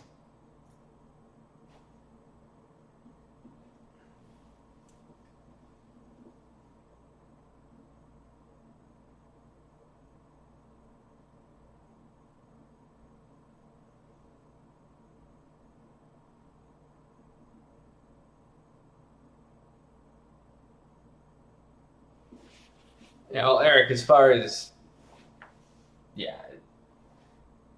when you're talking about no civilization has ever, even civilizations in their undisputed golden ages, everyone is not some paragon of wisdom and knowledge and awesomeness. It's anyway. Yeah. Tell them the name of the idea groups: idea group 1, idea group 2.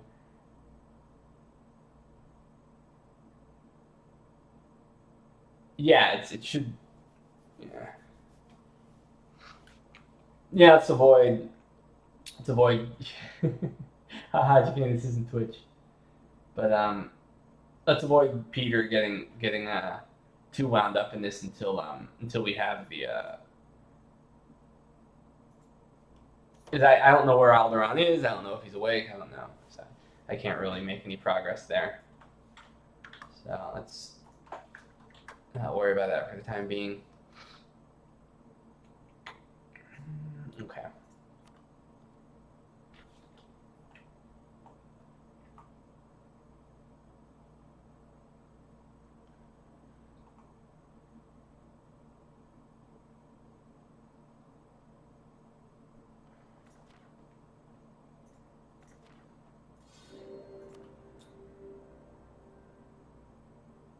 Yeah, Eric, on Islam, that's basically more or less my position. It's like, I get irritated by liberals who say there's absolutely nothing wrong with Islam today and everything is perfect. But I get equally as irritated by, conservatives who want to vilify every single thing about Islamic history just to be, philosophically pure and consistent. The real world is complicated.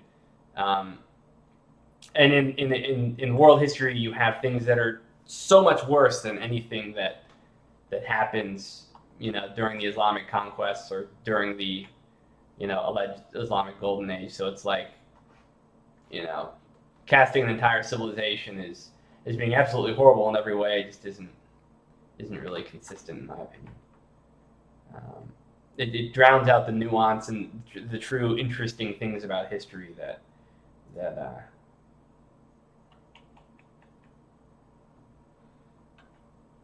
It's not just because I love. I'm not saying this because I just love Granada.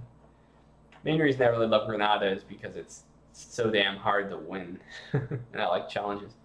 But also because they were reasonably advanced for their size. I love those small. I love the Syracuses of civilization. I love the Pergamons of civilization. These little guys standing up to the world, kind of, because they punch above their weight. What the hell was I doing? Oh yes, I remember now. I was going to load this game.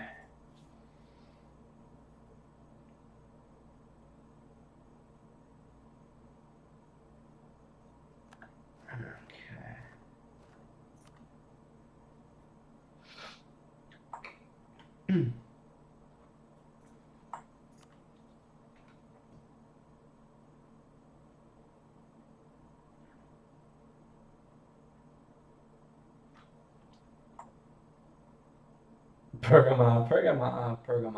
Okay, I apologize. Okay. Oops. Yeah, I need a non-human based. Okay, so I need to be able to change personalities.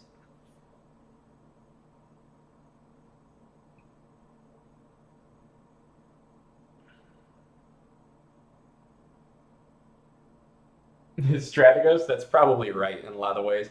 It's like anytime you want to claim that a civilization committed an atrocity, you're like, you burned one of the libraries of Alexandria. Apparently, there were like libraries of Alexandria all over the place, sister libraries, and every time a city gets burned, then oh, a branch of the Library of Alexandria was burned to the ground. So yeah, it is kind of a little loose as far as what goes as a standard of a Library of Alexandria. Okay. Yeah, Peter Weiss, find a religion that isn't fundamentally flawed. That's, hey man, look at any of the three Abrahamic religions and you can find grounds to be a saint or to be the worst human being possibly alive. I mean, go to Leviticus, go to Corinthians. If you want to find good grounds for committing atrocities and feeling okay about it, right? So it's like, whether a religion is fundamentally good or bad or promotes violence or goodness is kind of irrelevant because you can interpret it however you'd like. So we've got personalities. Let's see. I like our emotions to influence personalities, right? So I don't remember what the code is for it though. Personality. Is it AI personality? No. Ruler personality? No, I don't think that's AI personality. Here we go. I think, right? Let's see if this is used anywhere else in pop code. I think I did. Oops. Should help us here.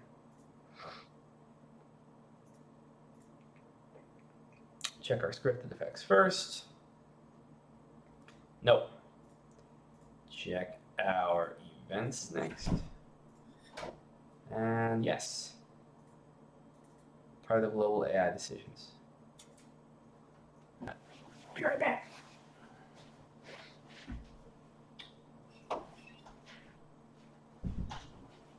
Okay.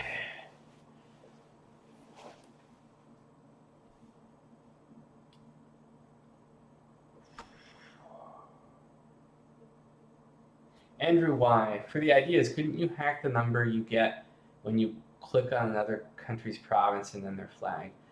I wonder. Let's check that.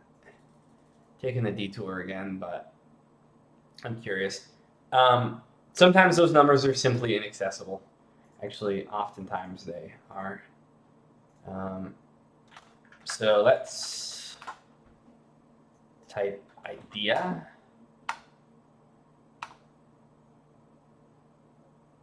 So here's active idea groups, trade ideas 2.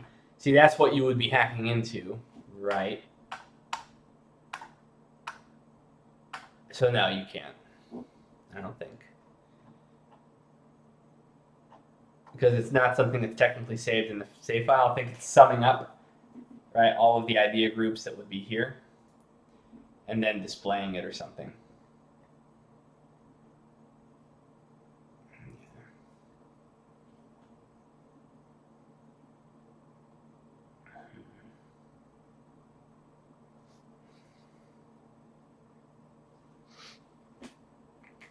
Okay, catching up on comments.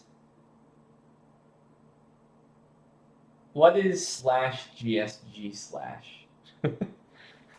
Apparently I'm light there. Okay, let's find out. Is this something I want to Google? It's some like Reddit or 5chan thing, 4chan thing, 5chan. Shows you how fluent I am. Yep, 4chan. No idea. I thought everyone was hated on 4chan. How's that even possible?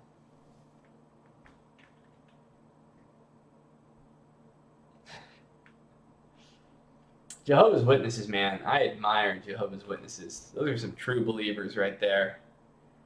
Always, like, when a religion is like promising you all kinds of great stuff, I'm suspicious, but when a religion promises you lifelong deprivation, that's like, damn, you gotta be pious.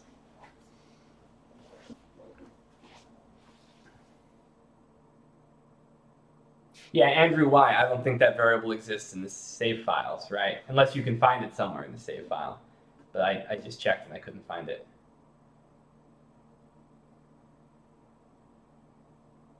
Everyone hates 4chan on this day. Never said they haven't done bad things. Literally everyone did.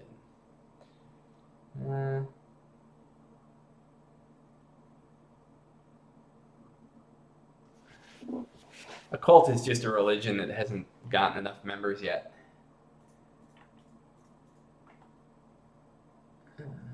Okay. Darn. See you later, Peter.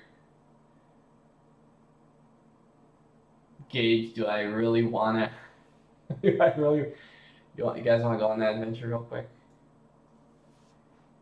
Let's see. No, I'm not going to. It'll bruise my fragile ego. But no, in reality, I actually just want to do stuff. I want to say that I made some progress. So, AI militarist. So let me see this first.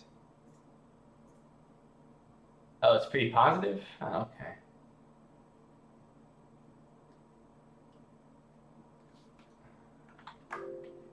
Jonathan, why couldn't it be a religion?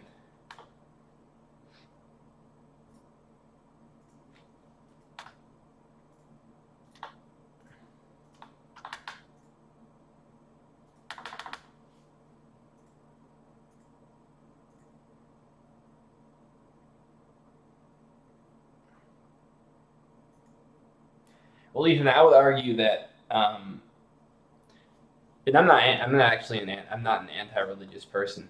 I think religions have practical utilitarian function throughout history, but when you consider the vast number of religions in the world, it seems, and how different they are, it seems relatively obvious that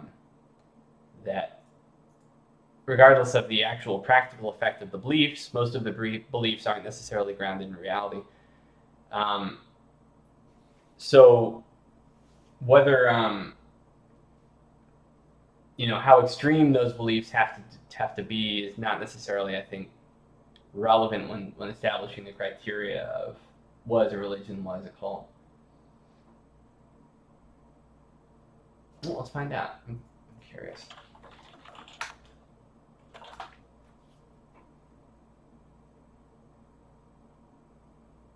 Right. I mean, common definition of a cult is not. The only difference between a cult and a religion is size and whether it's broadly accepted in a given society. And it's often used as an ad hominem attack. Yeah. So it's right. So it's whether you are a cult or not is based on.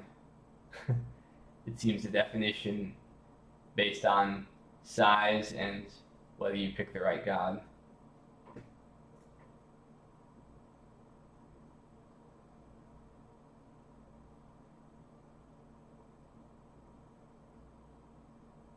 Yeah, common AI personalities file. Okay.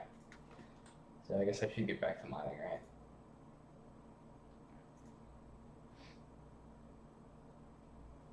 Okay.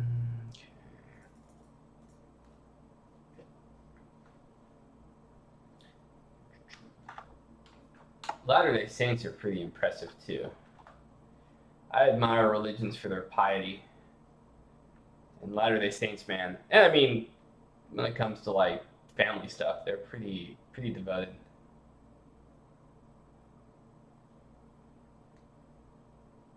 Yeah, sure, Ethan, that's fine. Yeah, probably there's a difference between someone who poisons everybody, but suicide cults Now we're blurring the line between suicide cults and cults.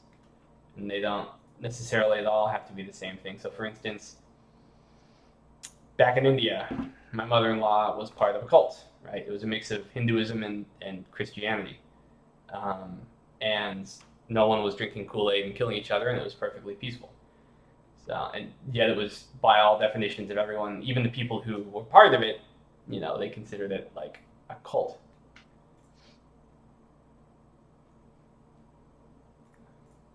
Not necessarily a bad thing. Okay.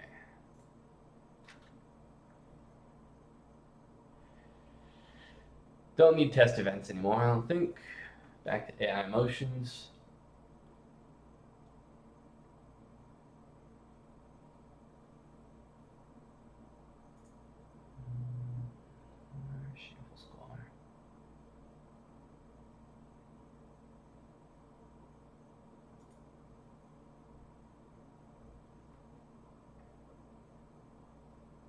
Okay, so I was thinking of setting, AI personalities.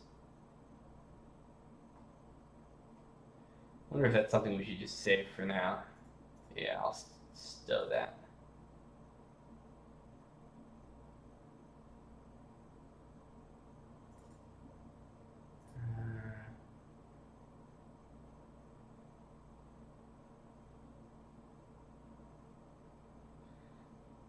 Just out of curiosity, does anyone know of a religion under 200 people? And what would you call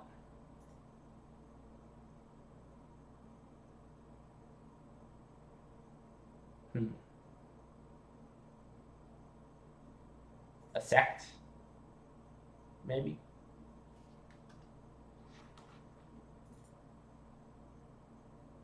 Okay. A small religion, I guess so.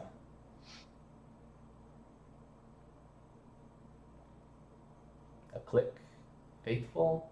So, like, old school Cathars, like they were.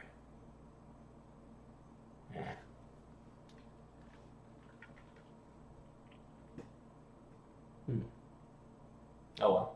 Let's get past religion. Do some actual modding. Because now it's just arguing about definitions. I had the definition up a second ago and it seemed pretty obvious, but it's gonna depend on where you look.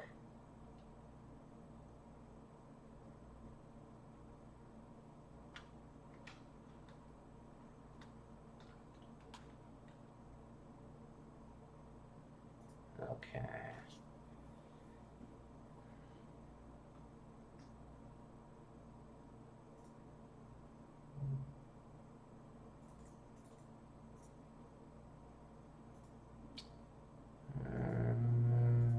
Okay, so now that we have these emotions, we can alter the score acquisition and threshold later.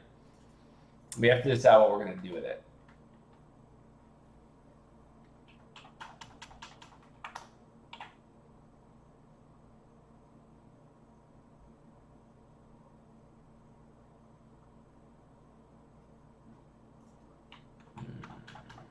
Need to hatch a plan.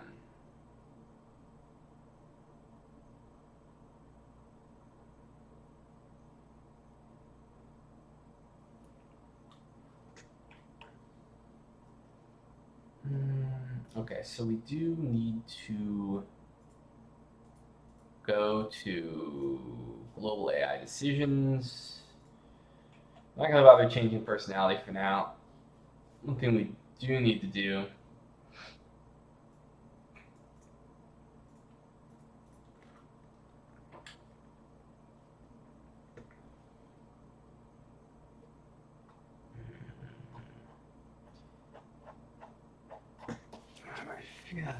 emotions.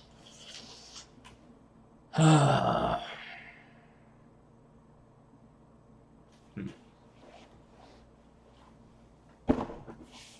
Melis. That was malicious. Melis, it's funny because like I said, my position is that religion is utilitarian for a given time, for organizing human behavior and stuff like that. And there's some circles in psychology that believe that, like, and I kind of ascribe this to, but if you ask them, I mean, you should buy every DLC. But like, this is just me musing again. But like, that what's special about the human mind is not that it has a grasp on reality, but that you can convince it of all kinds of things that aren't actually true. And so what that enables you to do is to get individuals to stop behaving in their own self-best interest and instead behave for the betterment of society, right? It's kind of what, religion is very good at doing in a lot of cases, right? Hey, you should be a martyr for this particular thing, which will advance, the given society that you're a part of, or you should give to the poor, or things of that nature. So I think there's some definite utility there. Join a religion for fun.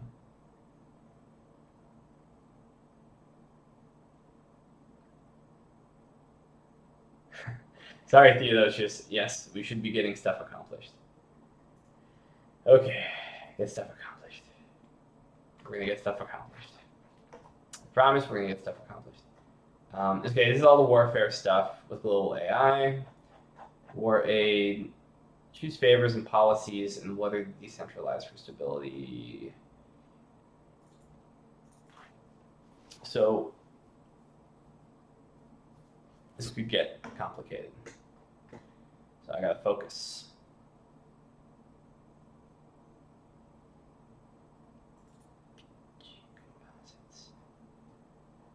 Okay, so this is all checking for the policies. Yuck. GN composite. Right, so this is actually, I might just have to do this from scratch.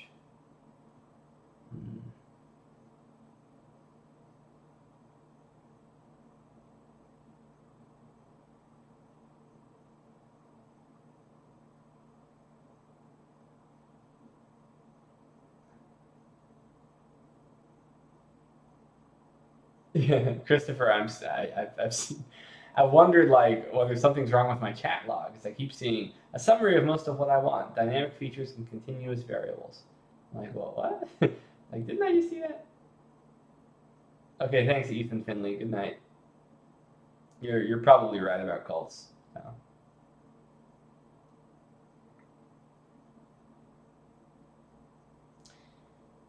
Yeah, the problem with Theodosius. So earlier today, there was less banter and more focus on what we were doing, and we definitely need a way to distinguish between. Like, I'm looking at the messages per minute. It's like 9.5 right now per minute, and so in order to look through everything to find feedback from people, you have to also look through all of the comments about religions and Islam and et cetera, et cetera. And of course, being the person I am, it's impossible not to like weigh in on that. Okay. So now I'm in the focus. We got, this is the previous way it was done. Quitting, that is a good idea. Anyone who has something to say to me, mention my name.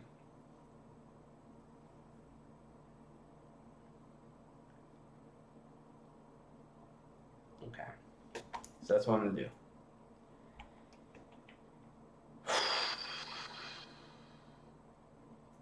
I need a new way to deal with this. It's not based on well-being right now. Doesn't make any sense.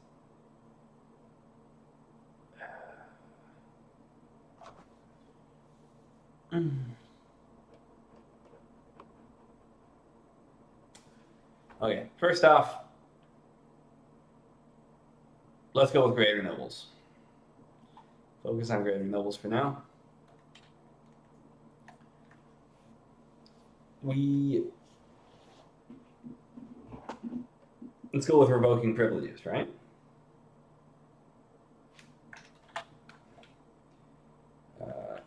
As that was one of the big areas we were concerned about.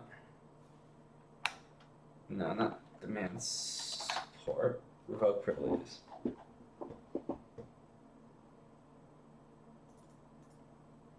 So we need to come up with a proper AI chance.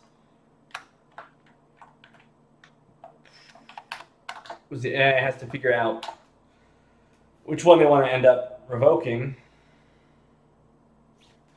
But we will determine that outside of this event. Hold on, let me see something.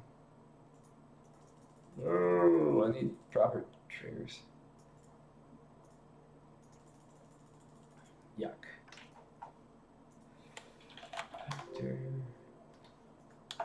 I don't remember the proper syntax. Oh wait, here we go. AI chance factor.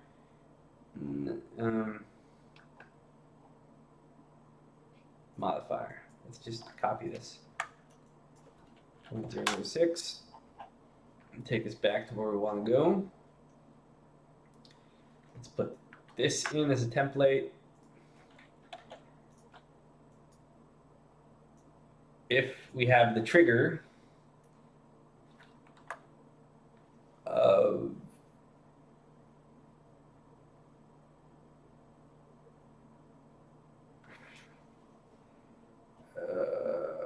I still don't know if I have the syntax right here.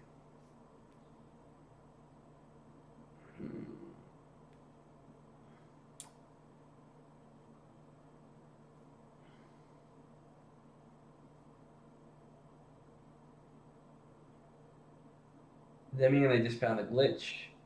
I'll try to look into that. It shouldn't be firing. It should be fire only once. If you can get the event ID, that would help. Then I can go straight to it. Yeah, so Nathan, now we're going to try and apply these emotions in reference to revocation of privileges. Guys, what do you think about this? I was thinking about having two options when it came to revoking privileges peacefully. One in which you spend stability and the other in which you spend loyalty.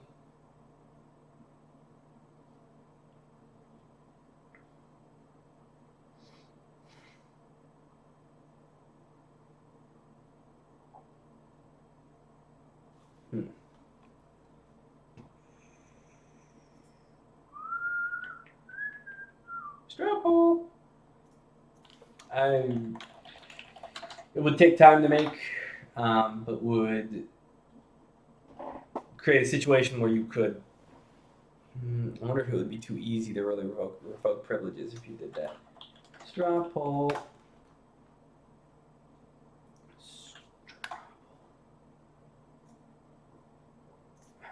You should be able to revoke privileges with stability or loyalty. Options? Yes. No. I mean, remember, more options is not always better. I don't technically know the answer to this, but I'm going to go ahead. Estate buildings do consider building costs.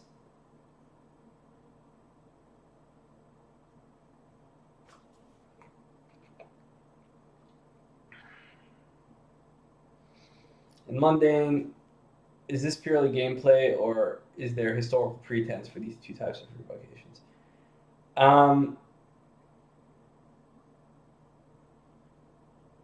Well, it's both, I guess. I mean, gradual peaceful reform was a thing that would piss people off. I mean, that's true of today too, right? Oh, we want to reform the tax code in the United States. Well, it's going to piss people off and cause temporary instability, but make things better in the long run, right? So I think it's both. Straw poll is up. You should be able to revoke privileges with stability or loyalty. Overwhelmingly, yes. So far. leave it there for a while.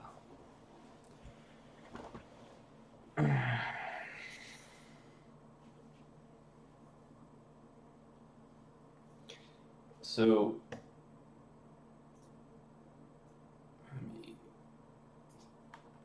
remove this for now. Remove commoners banned from officer cores. Deploy state costs. So we would need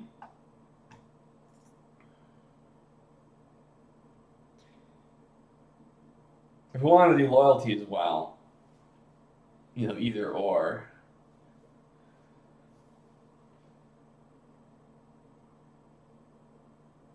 I'm trying to think about the fungibility of loyalty, stability, monarch points. I'm trying to get that all in my head.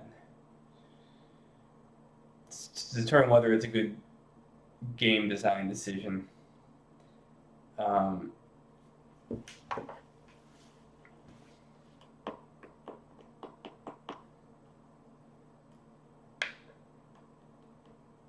There's another possibility here too. The other possibility is that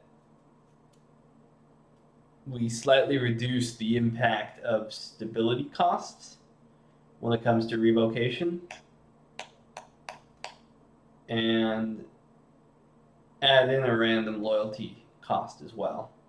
So it isn't either or, but you don't get to necessarily choose, but just boom, you could get either or and you're not entirely sure which you'll get, or you could get both, right?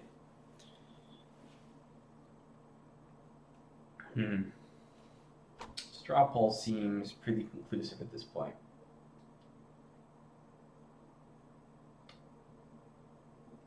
Yeah, Andrew, that's a possibility too. Maybe it's not loyalty or stability. Maybe it's affects stability more heavily than loyalty. Historically, these attempts at reform could be kind of like in game. It could be extremely. People could end up being okay with it, or like relatively small reforms could just blow up into vast conspiracy theories and madness. And so the erratic nature, I think, adds some historical flavor as well as some interesting gameplay situations too.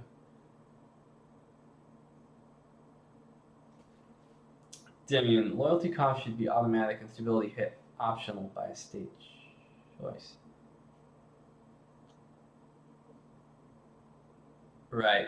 When you have 70 loyalty, then backstab your state, nothing happens. It's weird.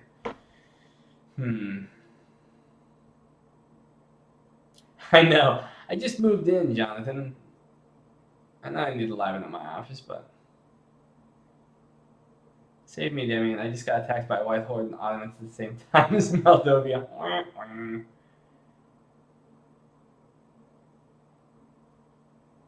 Well, so there was the crisis system, right, that I wanted to make a while ago. And with the crisis system, and maybe this is the way to go. With the crisis system, whenever a crisis happens, I'm kind of getting off track now at this point, though. Do I really want to go down that rabbit hole? With the crisis system, there was a chance of a crisis happening with a given estate every time you flip them the bird, right?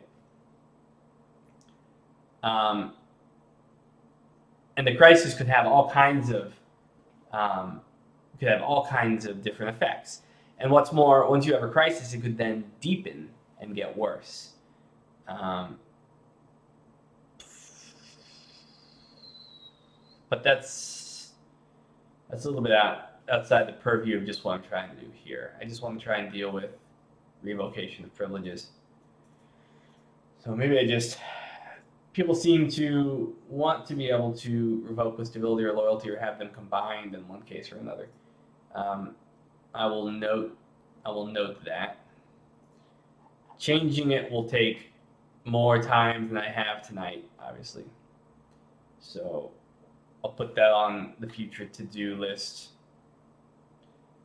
And for now, I just try to inform the AI as best I can to revoke privileges.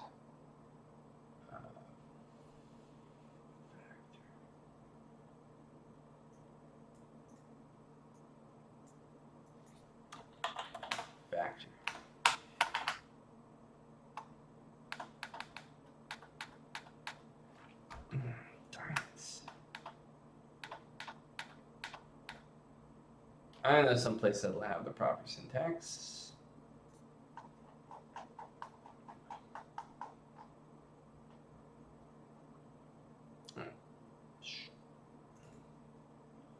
Something more mainstream.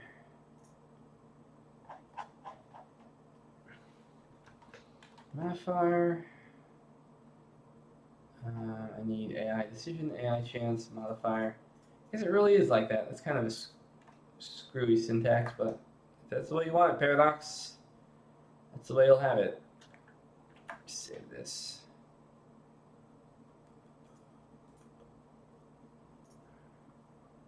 Okay. So what we need to do right here is we need to inform AI choices, right? We don't need any of this.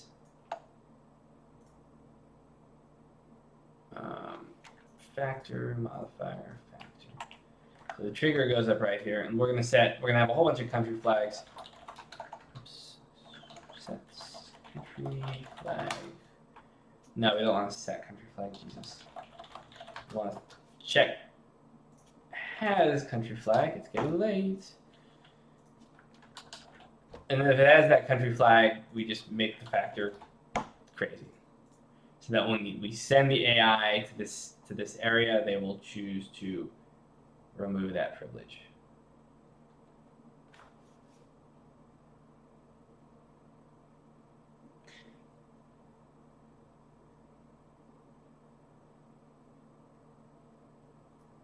Let's simplify this. Let's not do it this way. But this is what we want to do eventually.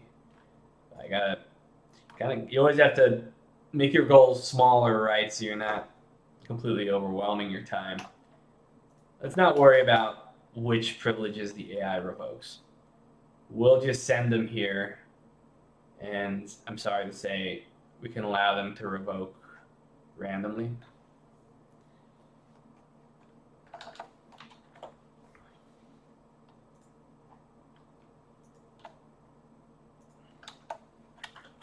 Copy paste this.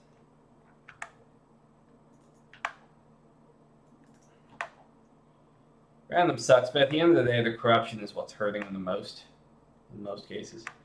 And then later we can set stupid long criteria for, oh, if you're broke, then go for tax exemption. If your manpower sucks, go for revoking the manpower one. But there's so many privileges that we're talking. That's another 4 hours of training, maybe 3 or 4 hours of training, maybe not that long. And that'll be much easier when we have all of the emotions in place. Okay. So we went ahead and set all the factors. Let's see, catch up with comments. Demian, if you revoke privileges from estates with high loyalty, you are very likely to lose upwards to 3 stability.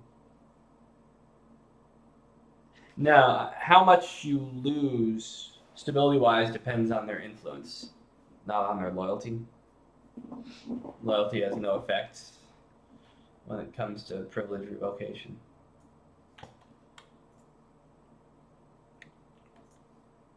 I mean, the good thing about that is at least it is straightforward. You can probably just bang them out. Exactly.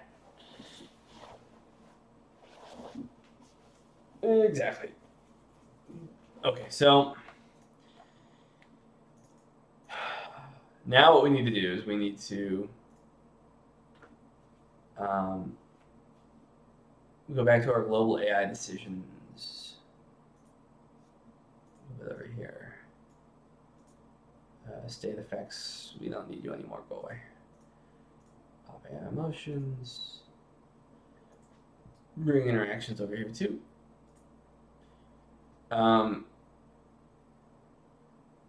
So now we have to decide. First off, I am removing all of these previous weights. Sorry, KJ, if you're watching, but too random currently. We need a more compelling system, which can see long term into the future.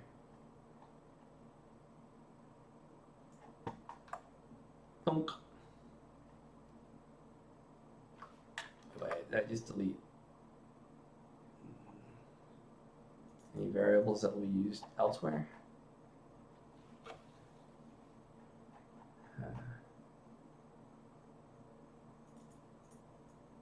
Okay. We can get rid of it all.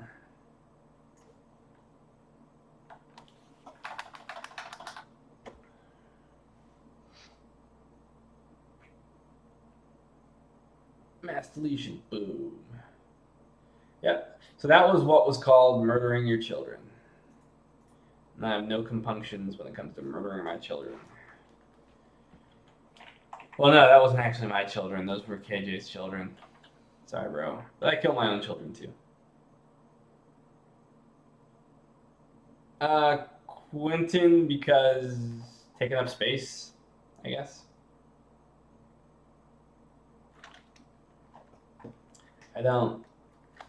Okay, so I could do this. I just don't anticipate using any of this is the thing. I guess I could use it as a reference maybe, but old code is like the shit that you collect in your garage over time, and you its value is inflated in your head beyond what it's really worth. All right, so now I'll delete.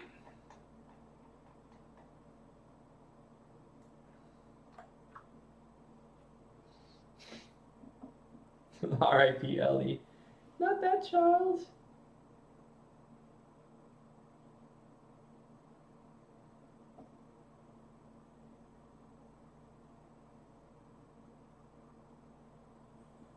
Think of the kids, though.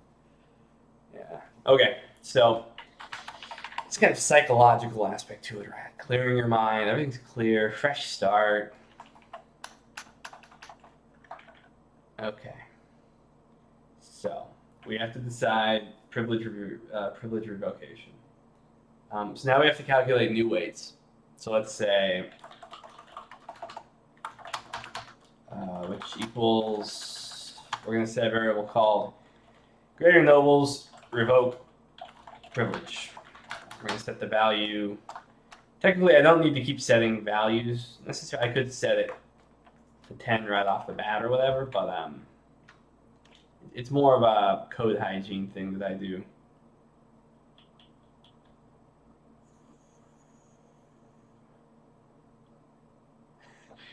Heaven fortune. But the stuff in the garage can then be sold via yard sale. Yeah, and spend 12 hours making $55 on old junk. No, but that's my mother-in-law's perspective. Got a garage full of crap, and she's like, one day there's gonna be a yard sale. This old rusty tin could be worth something. Gotta keep it.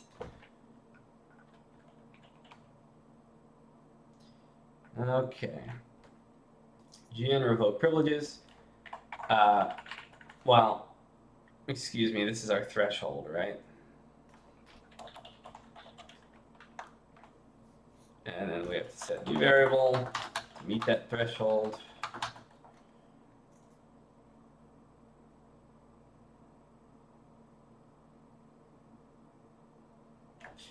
We don't really need a threshold. It's kind of stupid of me. I'm dumb. We don't need the thresholds because we can just check it against a value later on. It's extra code. It's not necessary. Kind of dumb.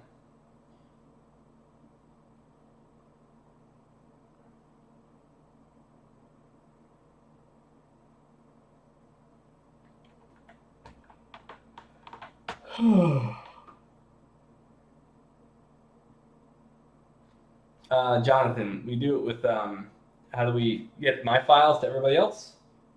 Source tree. Every single change ever made, ever. You can see lots of people have committed stuff. I tend to commit things in bigger chunks so I don't clog up source tree. Right? And so everyone then can update to the most current version, and everyone has everyone else's files. It's great. Thank you, Myzel, for getting us set up on source tree. Okay. So we don't need the threshold because we can just check it later as a value. And we don't need 10 either because that's what we're going to be summing. So what matters? This is why I need everybody's opinion now, right? What matters? Whoops! When deciding my d20. Keep my lucky d20. This d20 has been places.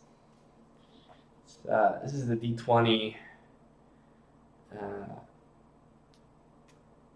My wife and I were just starting college, and we just learned D&D, and yeah, d20's seen good times. My youngest daughter almost ate it a few hours ago, so that would have been an even bigger adventure, I guess. Okay. So what matters, guys, as far as revocation is concerned, right? You need stability.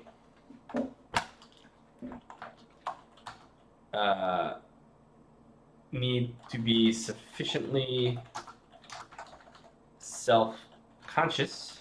That's why we made the emotion, right?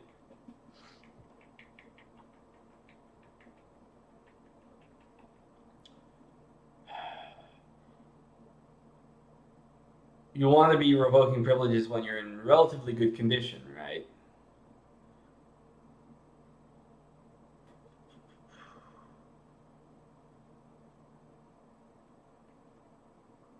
Money, high loyalties.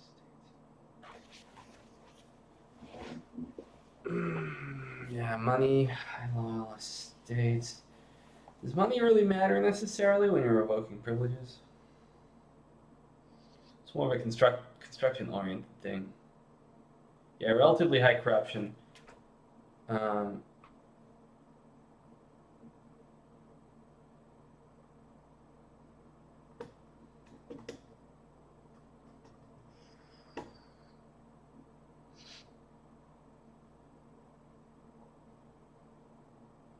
High legitimacy could make sense to a small extent.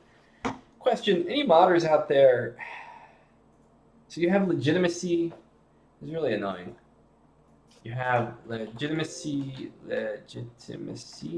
horde unity, and all the other BS. Is there a single trigger that can be used to cover all of those? Republican tradition, legitimacy, etc., etc., etc.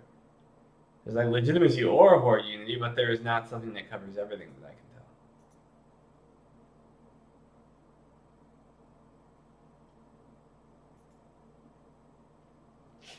Generally good things.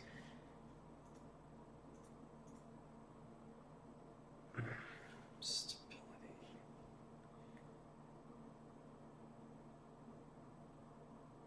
No revolt risk would be pretty important. Because, right, so we're dealing mainly with the consequences.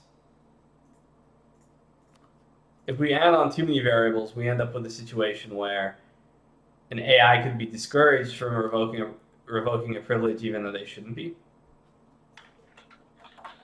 Let's give Mamluks 2 stability. Let's revoke privilege. Right, so what you have to lose is monarch points, and mainly it's a stability thing, right? If this were a crisis issue, which would be nice to do eventually, then it would make sense to have broader criteria. But really, when it comes to revoking special privileges,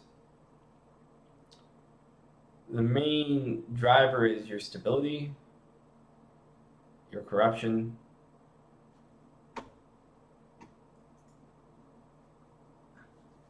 Yeah, Evan Fortune, I feel like loyalty should influence their willingness for less painful stab hits or more painful stab hits. I think so too. Building that is going to take some time. So the question is, in the meantime, how do we train AIs? Yeah, Quentin, you believe there is knots. That blows. I feel like loyalty shouldn't lose their minds.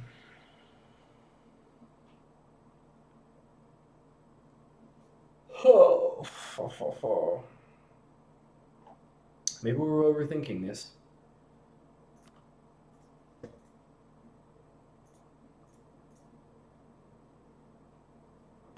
Need stability. And need. So really what matters is when you're revoking peacefully and you want to revoke at a faster rate, then you want to do it when you have lower stability. So as soon as you get the 1 stability, you revoke. Because if you do it at 2 stability, it takes more stability points to get the next stability than it did the previous. Let's make this simple for now. What matters really is stability, self-consciousness, and revolt risk. The reason I say revolt risk is because when you have super low stability, you have significantly more national unrest. And if you have revolts that are breaking out all over the place, you do not want to be revoking privileges left and right. You're going to want to wait for that to die down. So, revolt risk. We had a special variable for revolt risk that we calculated. I don't remember what it's called. Do we have any revolts here that we can... These are... Oops, wait. We don't know. Because we have super low revolt risk.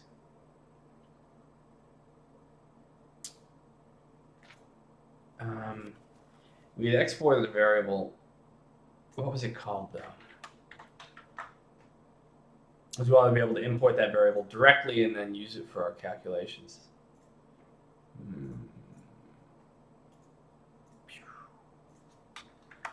Let's see. Revolt.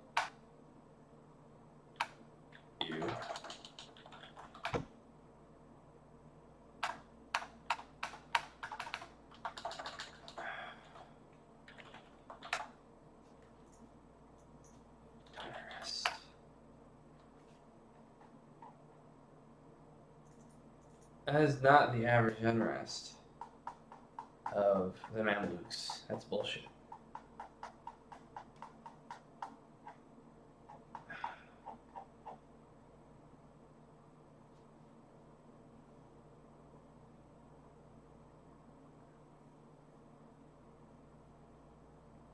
Have you guys already optimized revoking to doing it just before you get another stab level?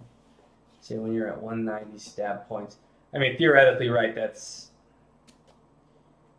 the safe way to do it, right? Yeah, we could do that. Good idea. Let's do that. So not just that, but stab points as well.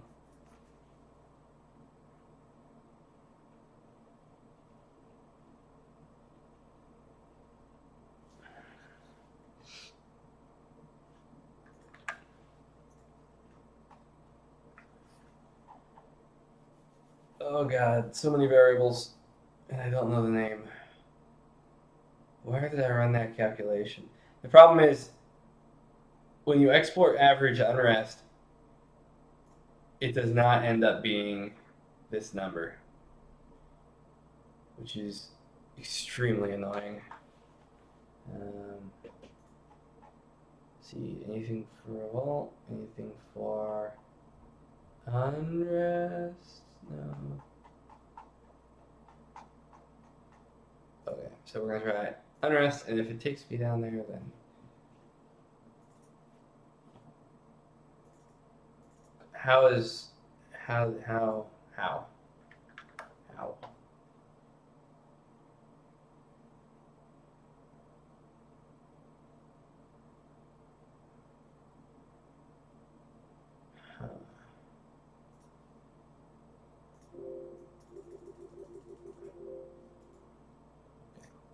This is where we check our handy dandy list, or triggers.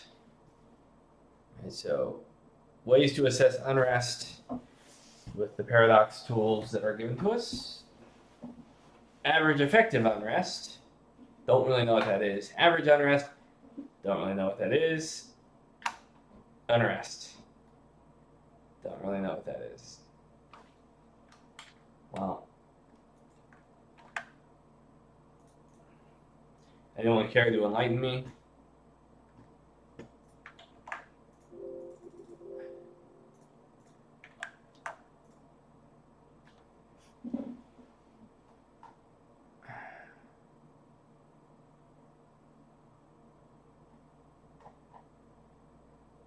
Oops.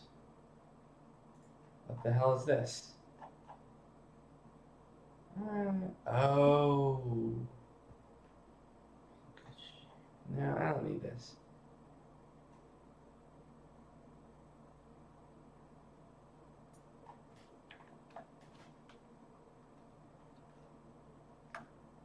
Jesus, what did I do? Why is this in the census?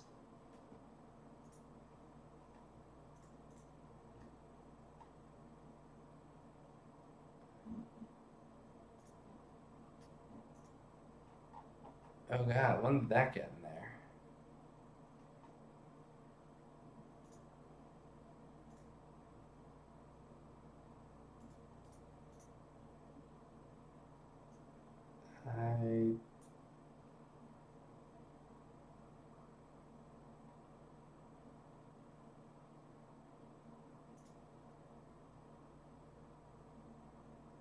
Trying to find.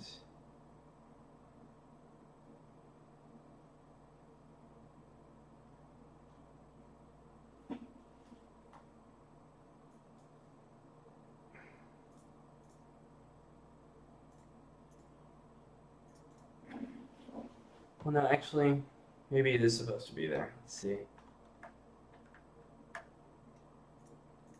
Syntax might just be screwy. Every country. Yeah, I guess so. Never mind. Yeah, I put that a long time ago. Center of the universe is hard to explain. It's the place from which global calculations are made. I mean, unrest is when you don't get enough sleep at night. Which is a good description of what's happening to my brain right now.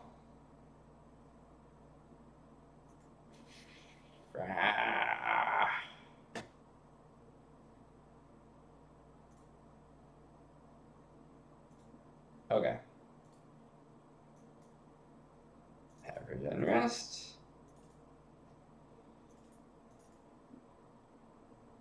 This is not the average unrest of the Mamluks. How is that even?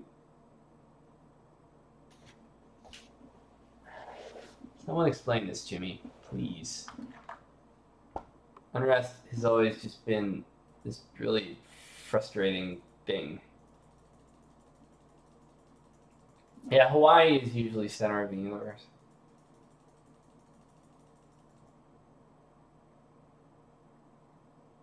Mundane. The reason why Hawaii switches its capital all over the place is that it's often used in our hacked distance calculation tool.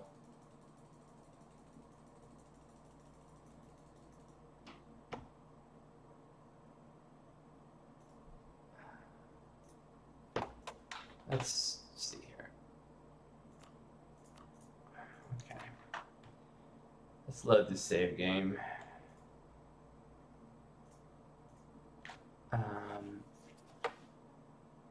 76.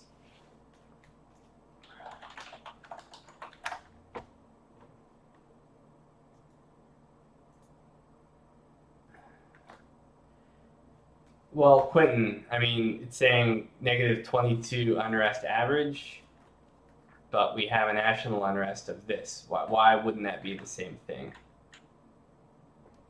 National unrest is the modifiers that apply in every province in your empire. Every province has other modifiers that affect them individually, like religious tolerance and separatism. That's true.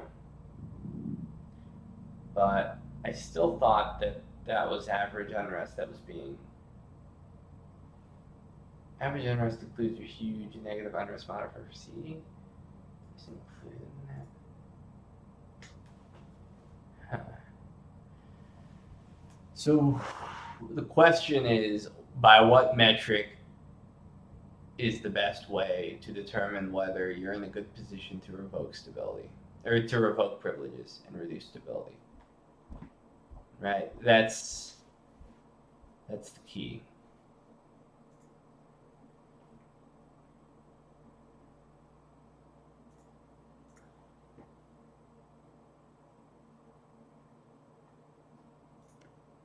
Right, yeah. Yeah, I get it now, Quentin, but yeah. That still leaves the question of what the best metric is.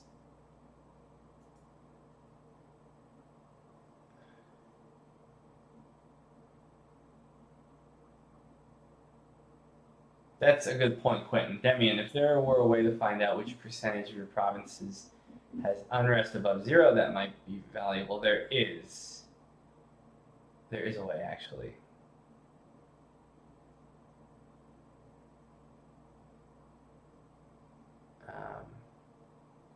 Number of provinces with positive unrest. Question is, Eric, I know there's a way we can do our own calculations to figure that out. Question is whether there's a really obvious. I mean, we could just check the province for unrest, and then calculate the province weight based on the percentage of the population relative to the country, and then make a composite. I'm so tired of making composites, which is why it would be nice just to have an easier way.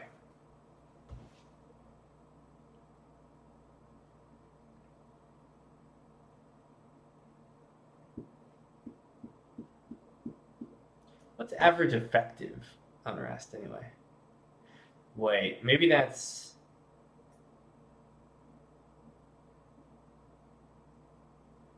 average effective unrest. Let me find some place that's pissed.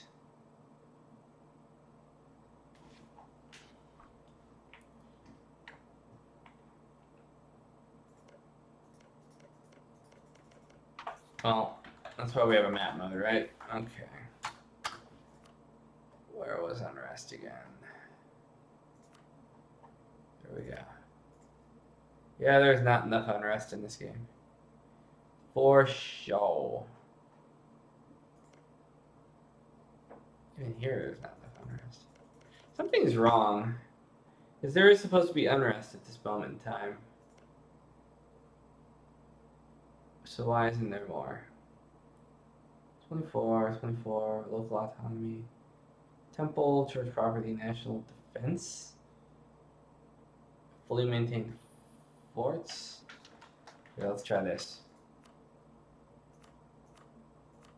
I mean, this may not be a bad thing if I can get my pulse system up, where you have pulses of revolts rather than just like whack-a-mole constantly.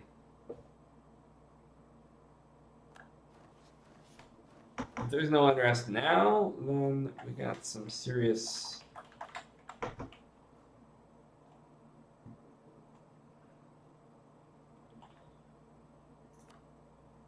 Well, now I'm kind of still no unrest, yeah.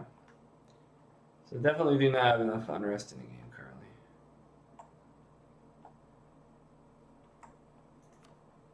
Even Ottomans who have separatism. Dang. So, negative 17? Even with the separatism?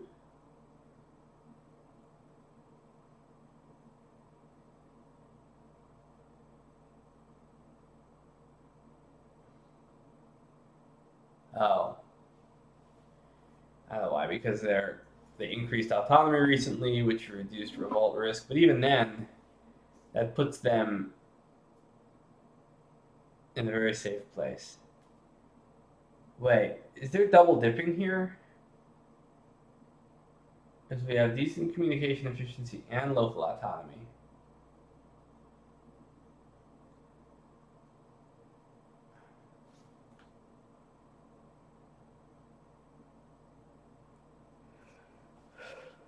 Yeah, shouldn't non-cores also? Yeah, Admiral, that's kind of, it seems like it should be,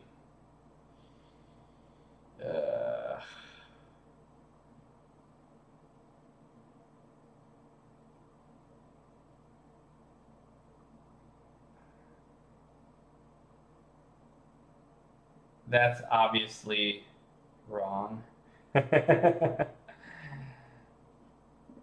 Because you think like, ooh, negative, bad, positive, good. So someone put negative. Obviously a bug. So that should that should increase unrest quite a bit. I'm pretty sure that's a bug. Should be in the defines, I think. Not the defines, the static modifiers.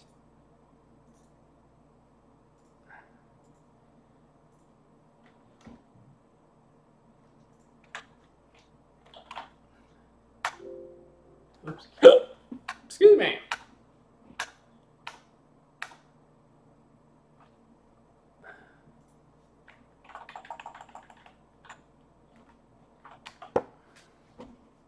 Wow.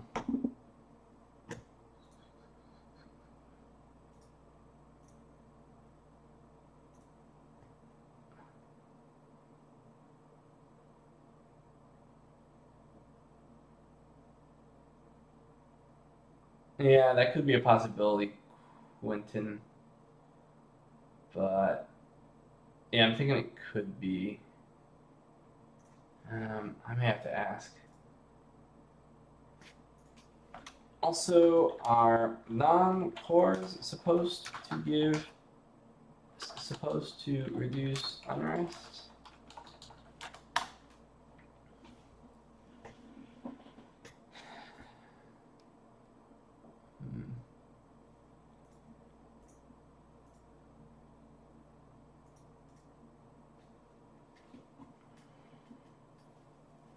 I'm gonna leave unrest out of the equation for now. Unfortunately, I am like so simplifying things beyond what I would want, but if we can get the scaffolding in place, that should be good enough.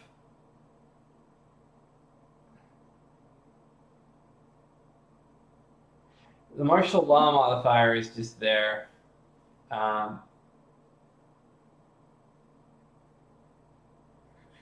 Martial law modifier is just there to prevent, because if there's no CE modifier to reduce unrest, then you have crazy mass revolts before CE gets calculated.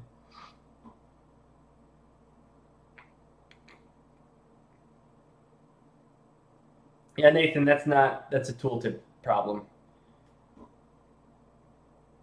It's not really. It's the universities that are present in certain provinces sometimes, or things like that. There's certain things that reduce revolt risk. So, for instance, I think, yeah, local unrest, town hall, and because all of those variables are actually just hacked town hall hacked titles of buildings, it shows up in unrest. See, town hall, local university.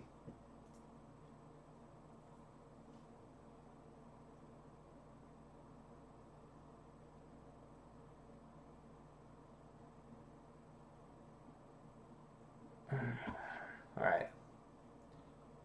Well,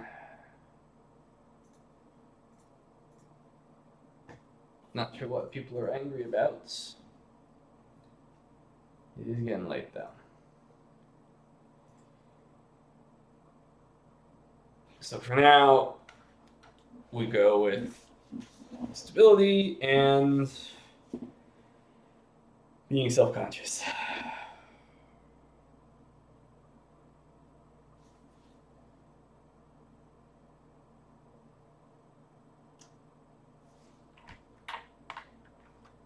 First off, obviously you need at least stability 1 to even consider any of this.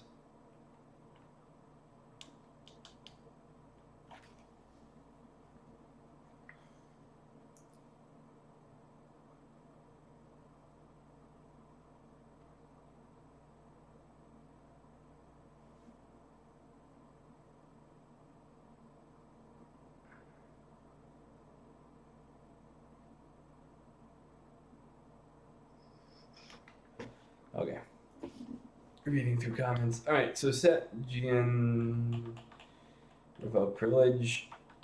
I guess we can make it pretty simple for now.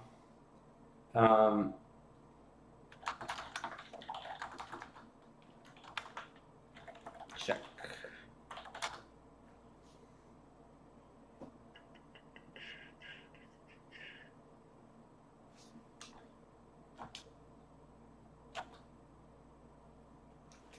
Well, we can make this ranked.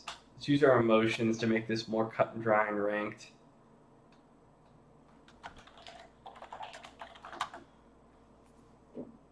If you are self-conscious, we can manipulate these weight systems more later. Has problems flag.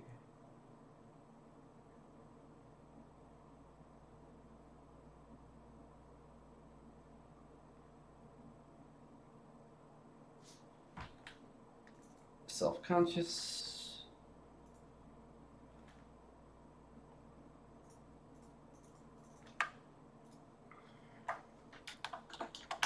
And we were going to change the variable.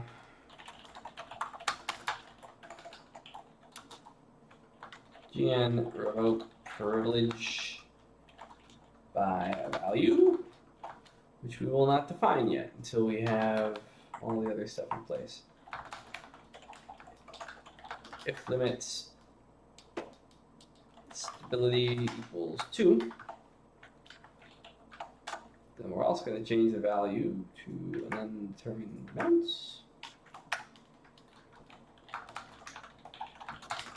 Stability equals 3, then we will probably definitely be wanting to take action.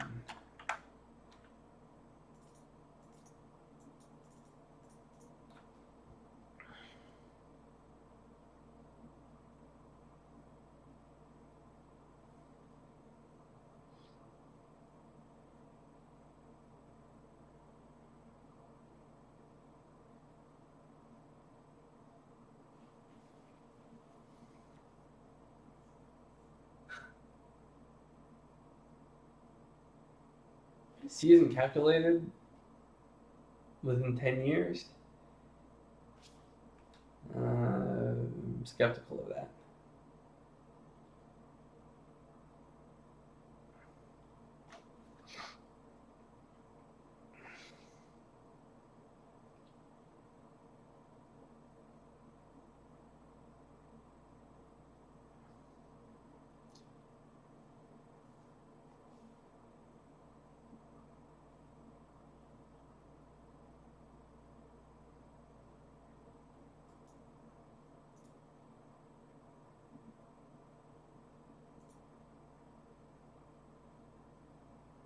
Holy moly. How do you block people? Ah, there we go. There. Yes, Strategos, we do. Hold on, let me figure out how to ban people. No, I didn't just want to block. No, that doesn't help you guys.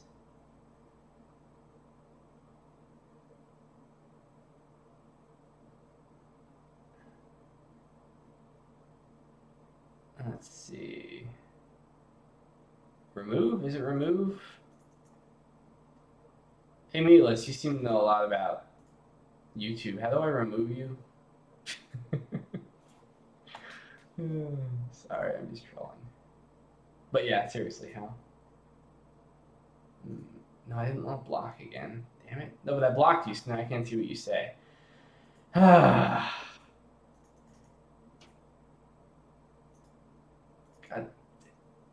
Okay.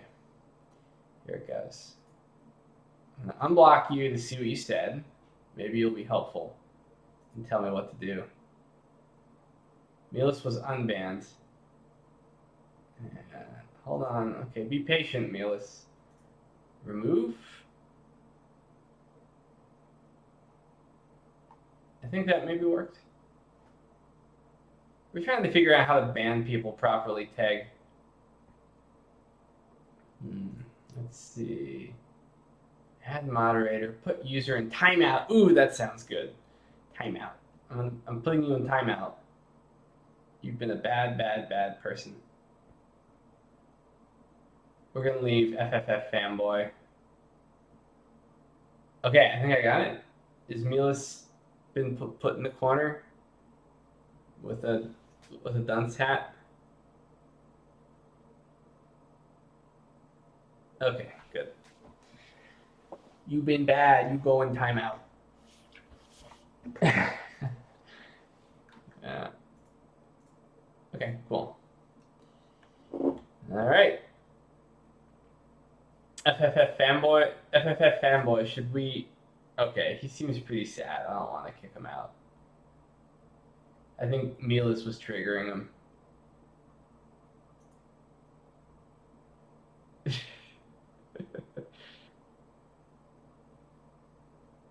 This is why it would be nice just to have... Hey, Strategos, want to be a moderator? You're a moderator. You now have the power to... Okay. Now back to my question. Demian, event pop urban goods chosen 1. Huh, it's not localized? Yeah, I say leave fanboy for now. Fine. Yay! Strategos is the moderator. I know Strat. I've known you a long time, haven't you? From forums and everything. I trust you. Okay, so thank you for giving me the event ID, Quentin, so that we can fix this pathetic bloated mod. This mod which is worse than shit. And Vicky, why am I even bothering? I should just quit. I really should. I should quit life.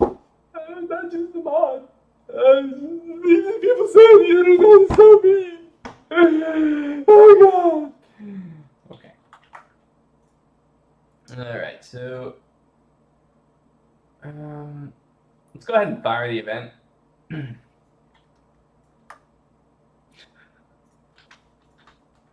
It has to be in a specific province, I think, right? Because it's a province event. So events, let's get a good province ID.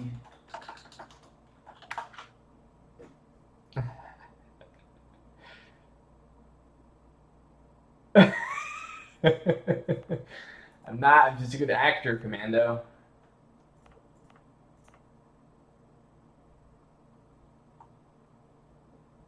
$3781.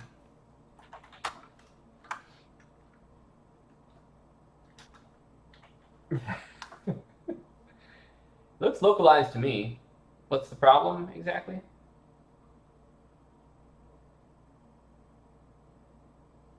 Huh. Acting. Yes, Commando, dude. Just like I was acting when I was really enjoying that My Little Pony game that I was playing. Yeah, I was really enjoying it.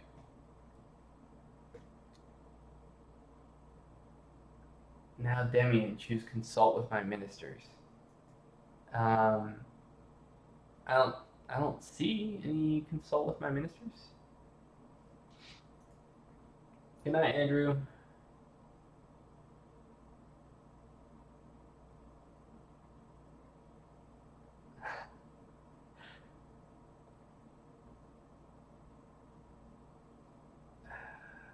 Oh, O2. Ah, okay.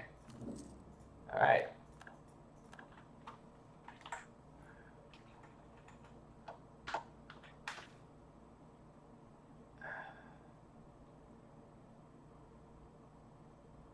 I see. Right, and there's nothing there.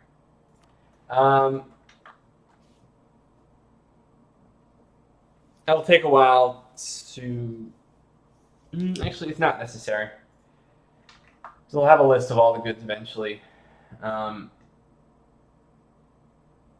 What's your opinion of pirates and how do they compare to pedos? Jesus Christ. This is trying to drag me into the highbrow topics of the of 4chan or something.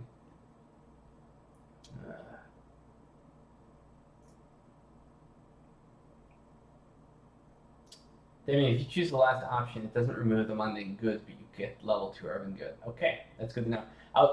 So my impulse was to just remove that option. Does that seem meet with ministers? Right. So I'm just gonna nix it for now. Possibly, probably, permanently. Yeah.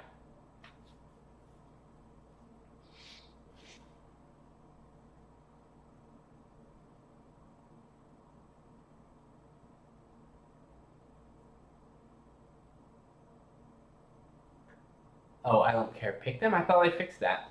I think I did. But either way, I need to remove the ministers as well.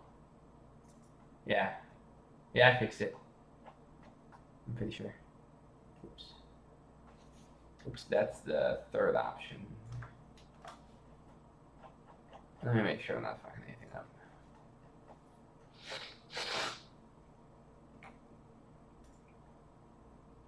Yeah, so should work properly right here. If you choose nothing. Yeah. I think so. Because someone had mentioned that earlier. It's probably not in your bill.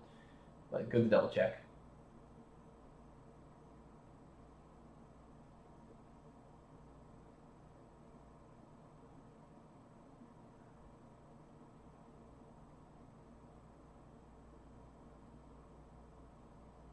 How did...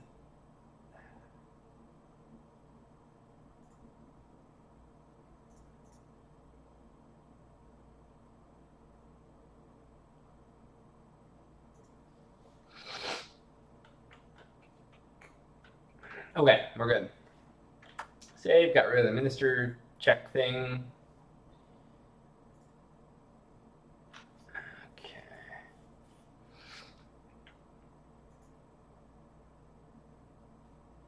Oh, we got rid of Mealis again.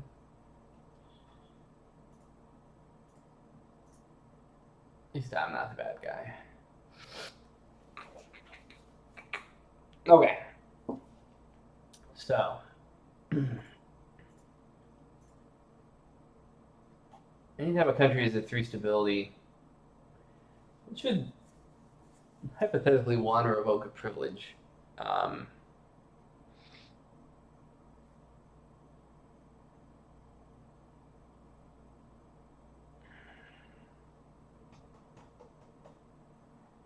Thinking maybe we should have, instead of revoke privilege, we should call it fights corruption choice. Because eventually this might also pertain to attempting to fight state corruption once it's properly integrated into the game. Fight corruption choice.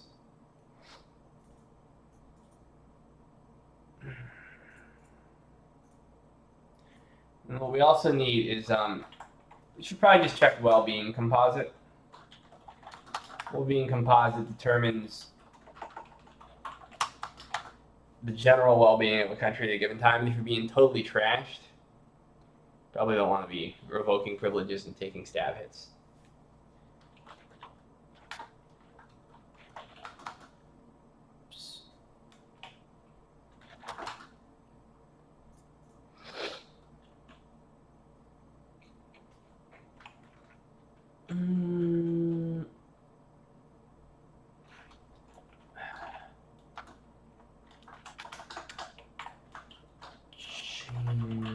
Variable equals, well, now blah, blah, blah. Fight corruption choice. Value equals, don't know yet. And then we just kind of have a ranked effect here.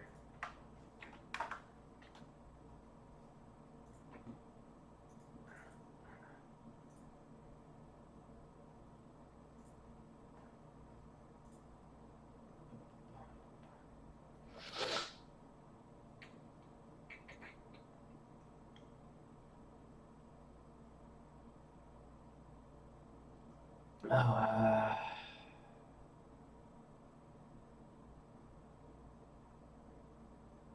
let's see. Demian, there are several similar events for linen cloth metalwork. Oh, no, you're right. You're right. Well, at least I'm fixing other bugs too. Pop urban goods, if I recall. Urban goods chosen. So yeah, linen upgrade.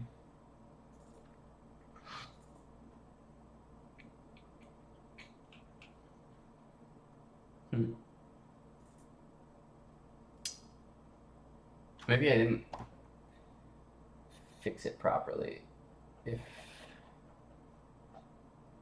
Yeah, cloth upgrade. Meet with ministers.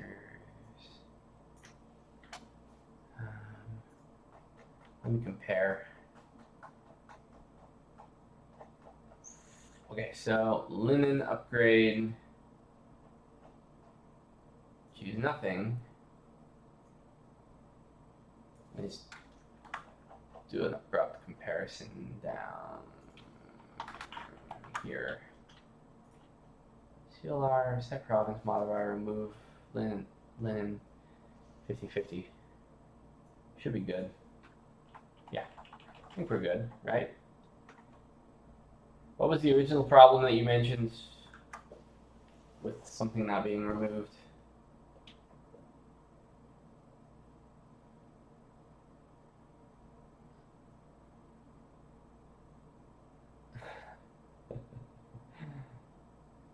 Good job, moderator. Strategos is actually a great name for a moderator, if you think about it.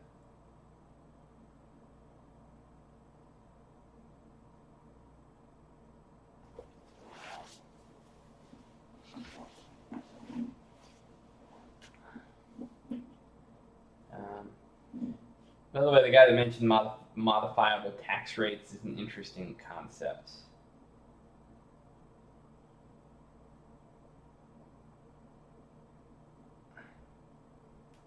FFF fanboy, do you like want to get banned? I don't understand.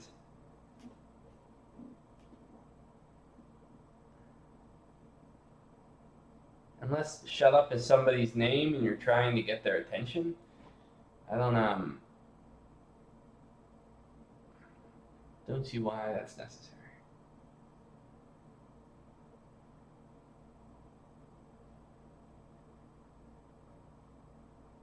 What I mentioned is you got rid of consulting ministers for one but not others. Okay, all right, we're good then.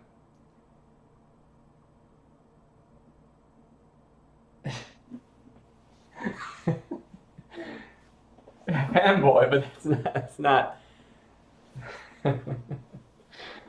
You know, when I respond to my wife, I don't say, shut up. It's not polite. It's politeness. I'm trying to explain it to you the way I would explain it to my toddler. Like, it's good to be nice to people.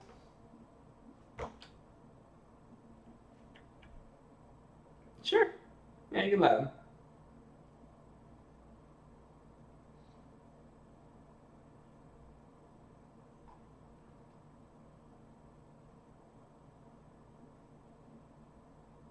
Okay. Distractions.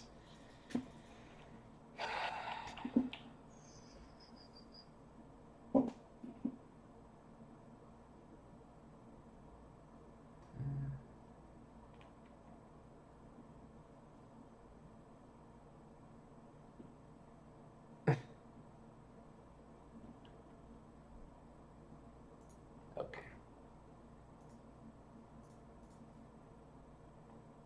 We got our fight corruption choices here. We adjust the composite values, so when you're in good shape, you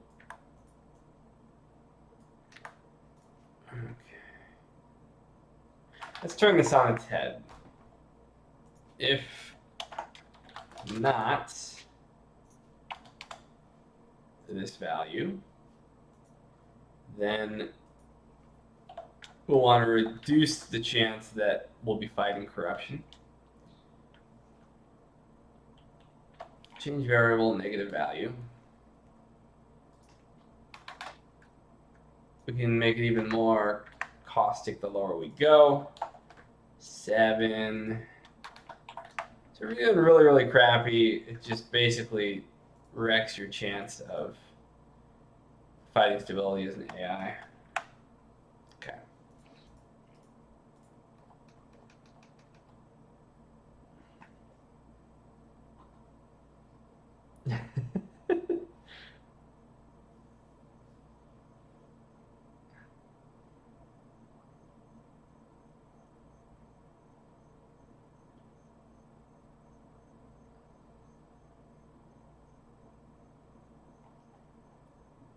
Admiral, yeah.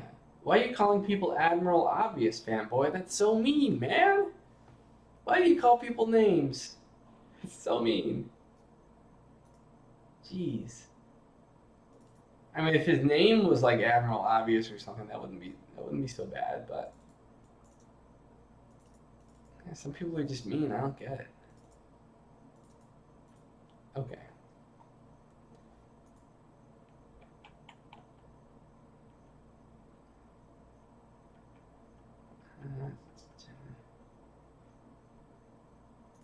I know. Admiral Obvious. I'm trolling. Jesus, you don't have to. It's like explaining a. It's like explaining a joke. Just ruin it for everybody.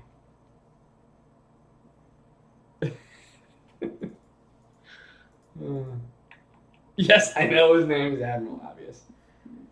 Just making fanboy sweat a little bit.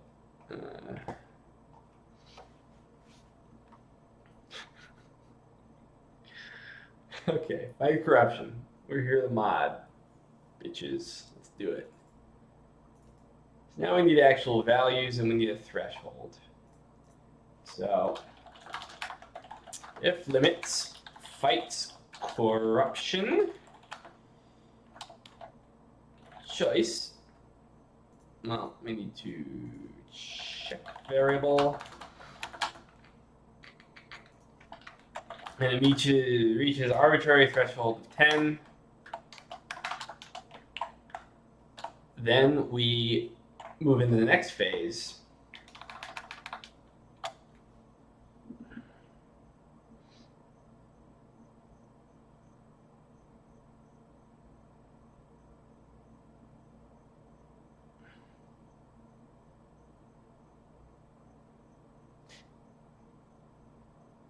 Admiral Obvious, that is a very astute observation.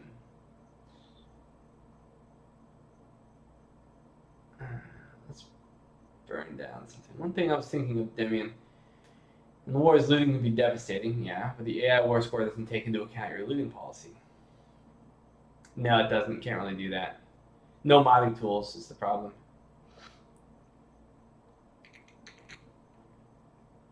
Well, I'm 9 years old, guys. True story.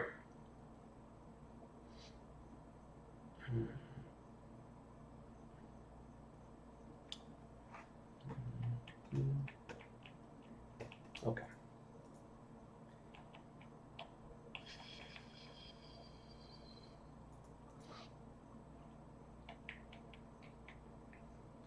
So my masculine beard gives me the Gandalf look.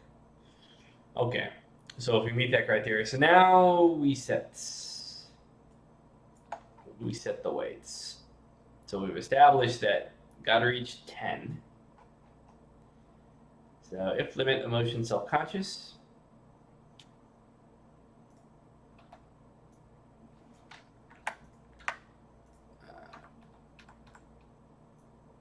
Let's add in shameful here.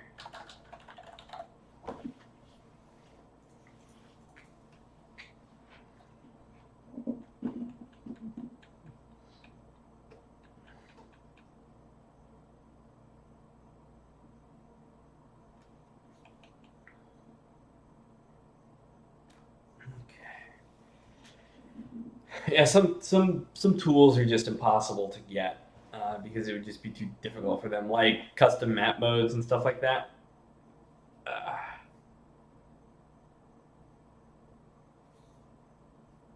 younglings here.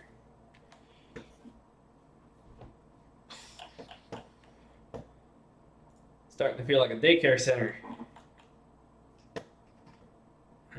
Fight corruption choice. So, emotion self-conscious. We know that this should motivate fighting corruption.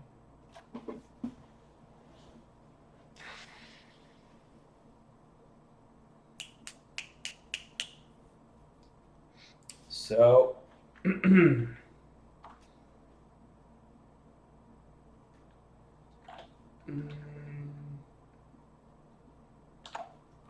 go 8.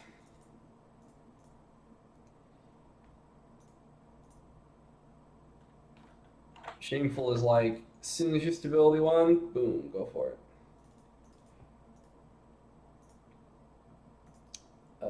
If you have stability 2, add 2. Stability 3, add 5.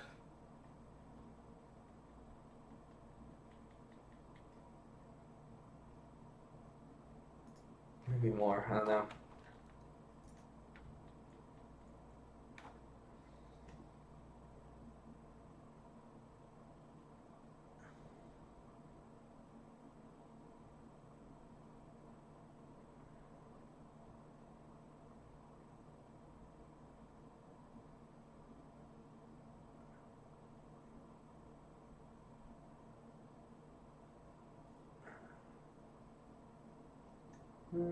Okay.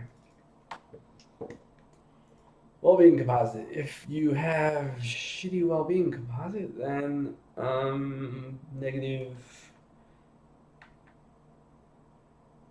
So these are all gonna aggregate together. So that this also is implicit in this and this. So say 3, 3, 3.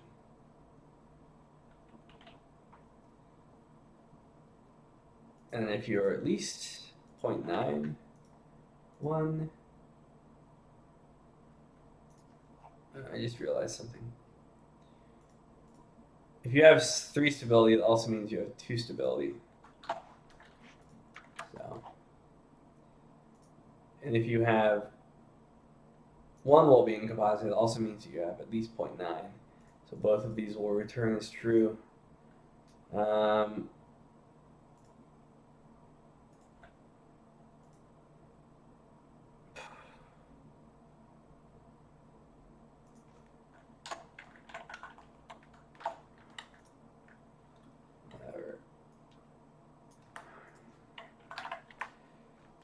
Okay. 1.2. So if you have 1.2, you get 1 plus 1 plus 1 plus 1 added to fight corruption. If you have emotion self-conscious, you get 8. So theoretically, if you have emotion self-conscious and the well-being composite of 1, boom, fight corruption. Somehow.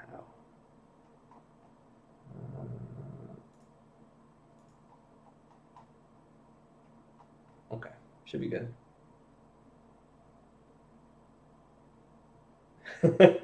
Quentin, if you have 3 stability, it also means you have 2 stability. What it means is that if you have, you know what it means.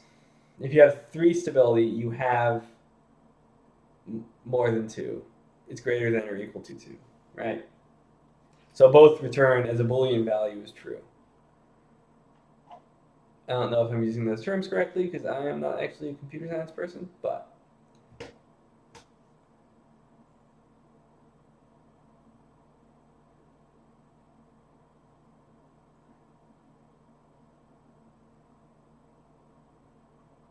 the unrest is building up again.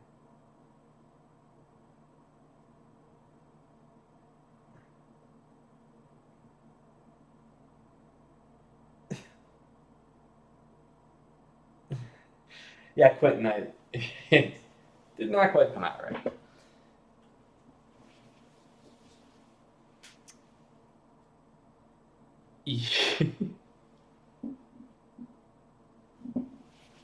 Jim is getting mad. Oh wait, guys, I know what we gotta do. We gotta roll for it. Okay.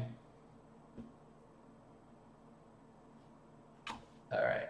Oh no, no, we can't roll for it if he already got put in timeout.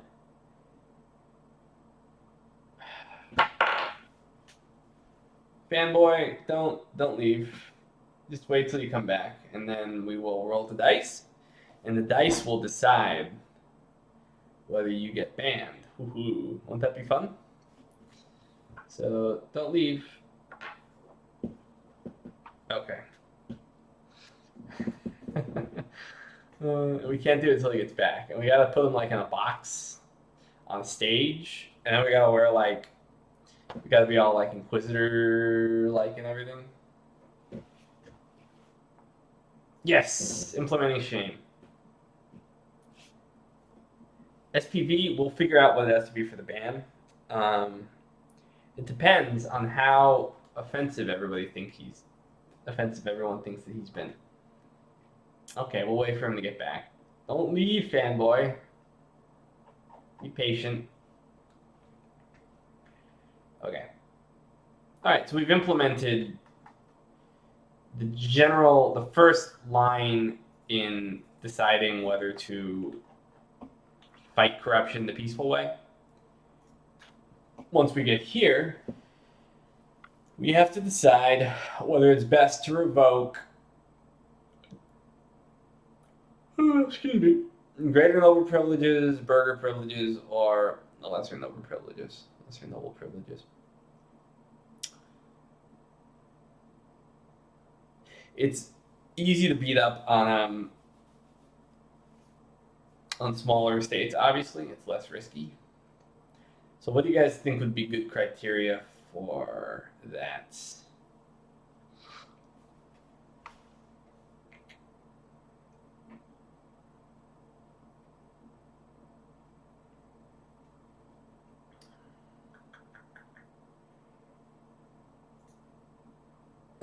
Blood for the sky.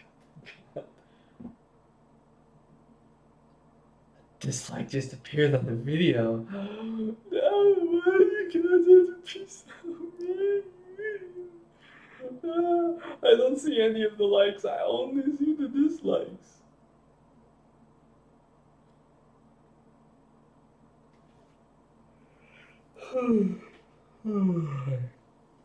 All right, we need criteria. Speak up. Everybody speak up.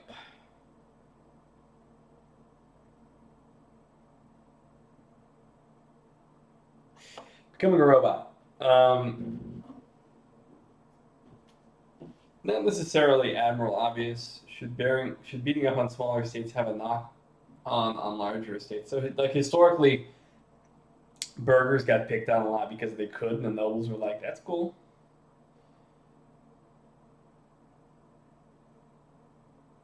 Right, Quentin. You go for the low-hanging fruits. I mean, the whole point of an estate with lots of influences is they have a lot more leverage over you, and they're a lot more dangerous.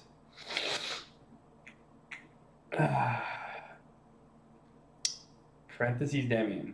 Yes. Also, guys, QQ. I've been using the motion of greater nobles to stabilize my country rather than revoking their privileges. Not necessarily, SPV. Ah, damn it, that's right. You know what? We have to train the AI to do that too, don't we? Because you're marginalizing the effects of the privilege when you demote, right?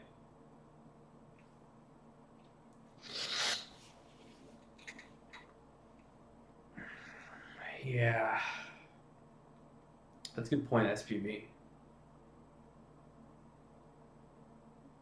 How are they broken, Sealder? The Ambrosian Republic and Dutch Republic? Is Fanboy back yet? I want to roll my dice. Also.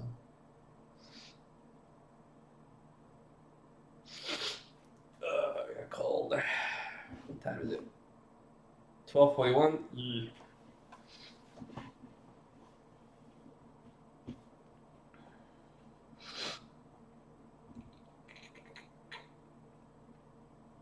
Right. Well, Quentin said, if you revoke all lesser noble privileges and then start demoting greater nobles, then that's a viable strategy. Privileges never disappear, even if you completely obliterate a given estate. They'll just reappear later. Yeah.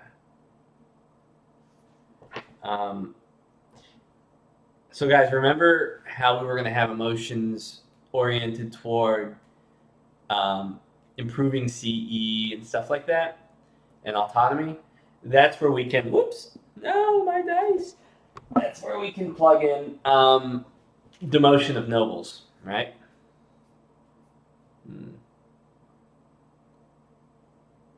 Quentin, yeah, I believe that's the case. So you can never completely remove.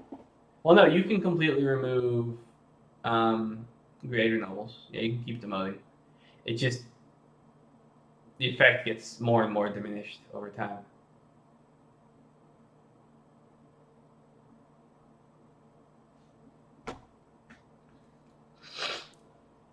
Yeah, what Jonathan said, if you say something's broken, just off the bat say why. Oh, Selder. If you form them, all your privileges for the estates disappear. What? Usually when you tag switch like that, so when the Turks form, that doesn't happen. So why is it happening? Yeah, that's not supposed to happen.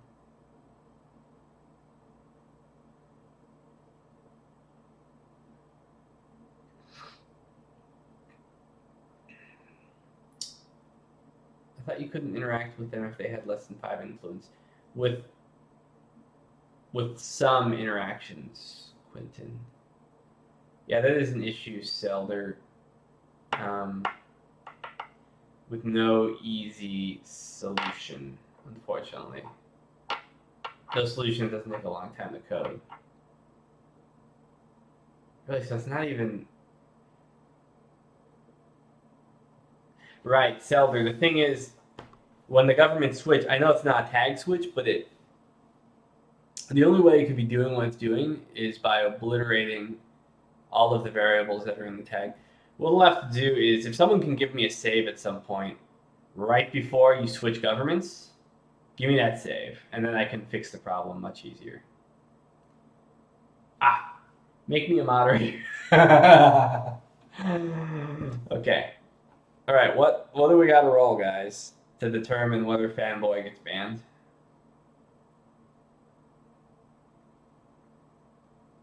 Dice time. Strategos, do you want to prepare a formal statement? Fanboy, you have been charged with the crimes of etc., etc., etc. Okay. Straw poll. Hold on. Stay put, Fanboy. Let's see.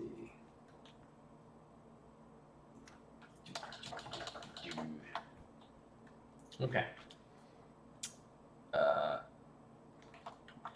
Value to ban. 5 or higher. 10 or higher. 15 or higher. Alright. We could always, start out lenient, and then when he inevitably continues to be kind of douchey, we can kind of make it more and more, likely that he'll get banned. Just do another roll later. That would kind of make it more fun. Okay, here we go. Straw poll.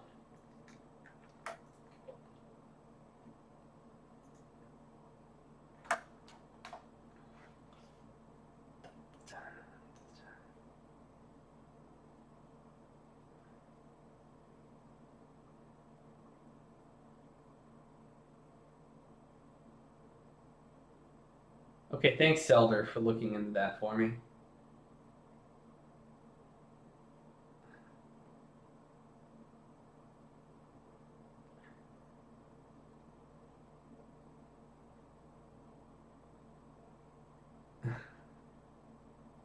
Up or down? Okay, here it goes. Let's see what the results are so far. Okay, people are going for lenience. Pretty much overwhelmingly. Okay, so we're going for 15 or higher, which means, you know, he has a chance to reform.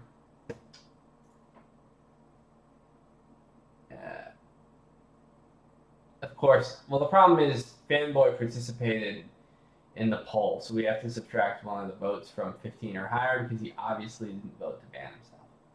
But still, 15 or higher. Okay, here goes. Hold on, I need to get the cam situated properly. Okay. So.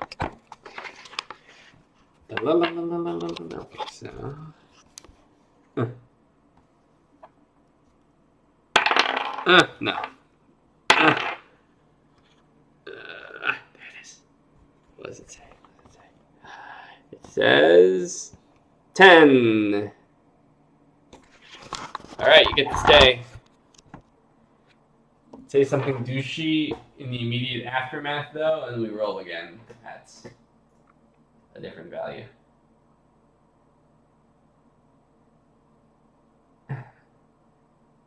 Oh, wow. Okay, you get to stay. Mazur Avril, it does encourage trolling. But, you know, I figure if we get a method down, you know, we can have a little fun and spice things up, you know. Now make me a moderator. I'll tell you what, Fanboy, if I roll a nat 20, I will make you a moderator. 14. Nope. Sorry. Maybe next time. Okay.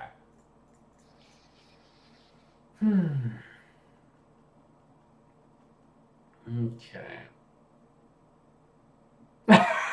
I'm getting everyone's delayed reactions. Okay. We gotta figure out what we're doing now. So we got the basic corruption criteria. Now we want to determine which estate we want to revoke from. So influence is going to play a significant role. Let's pull up the influence variables. Estate. Influence. Ticker. Influence. Influence. Influence.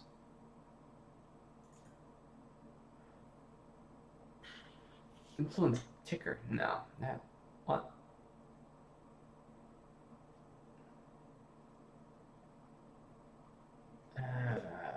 My brain. My brain. What am I doing?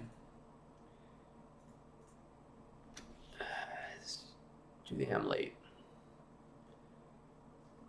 Where is the estate event? I had it open. Pop estate levies. Everything I fucking. It's right there. Dirt.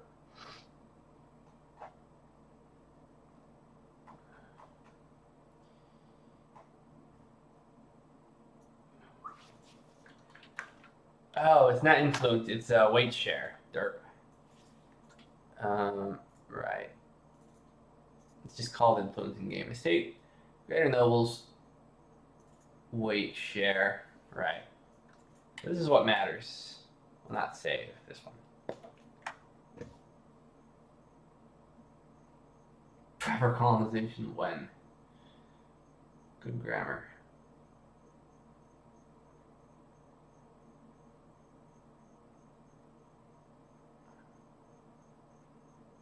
$12.49 senior tired. Already happening.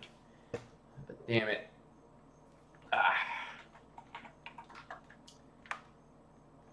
So we want greater nobles, lesser nobles, burgers, weight share.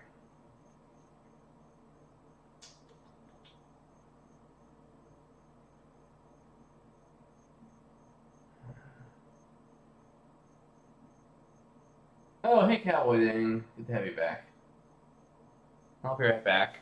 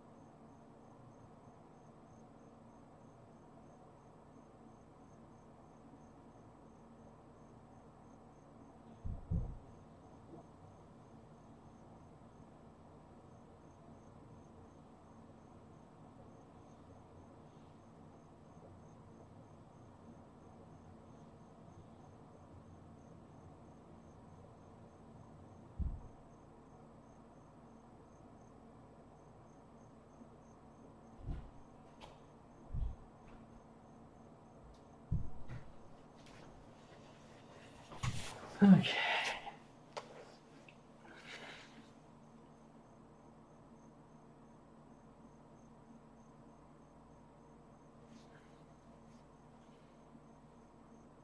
Okay.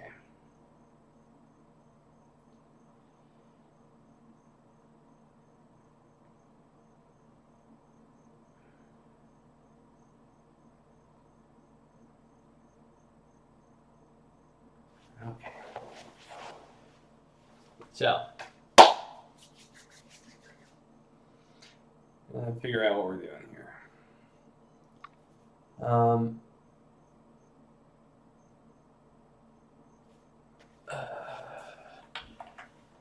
Figure which to revoke from. The raw number of privileges that each individual has should matter. Well, or should it? Should it matter? Maybe it doesn't need to matter. It'd be nice if it didn't matter because it would make it easier to code.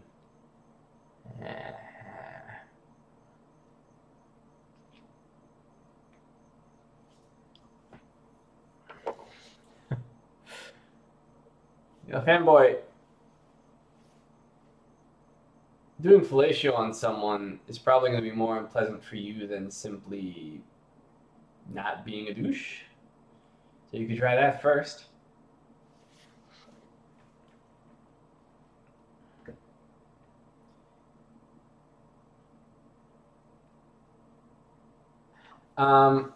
If we just considered corruption, Quentin, then we'd just be revoking from greater nobles constantly. Or, whoever had the most privileges. So here's the thing. The more privileges you have in a given estate, the more often they come at you demanding fewer. Well, the fewer privileges an estate has, the more likely they are to come at you to demand them. So you don't necessarily want to reduce an estate to absolutely zero privileges necessarily. Because then they just come at you faster. So, see what I mean?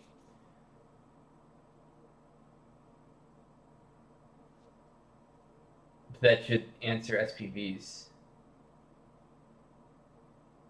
How are we going to roll?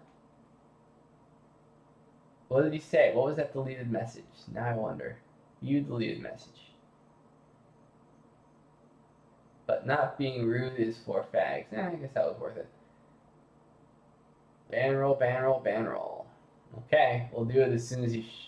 I guess we don't need him to show up again, do we? Nah, let's do it now. No one wants to wait. Okay, so what's the ban roll up to? Was that 15 or higher? So was it now 12 or higher? 12 base. Okay. I'm not Moose. If I did, it would have to go in a space where it could be easily read. I mean, so I'm a Moose. I took your advice. Here, let me show you. Actually, no, I shouldn't show you.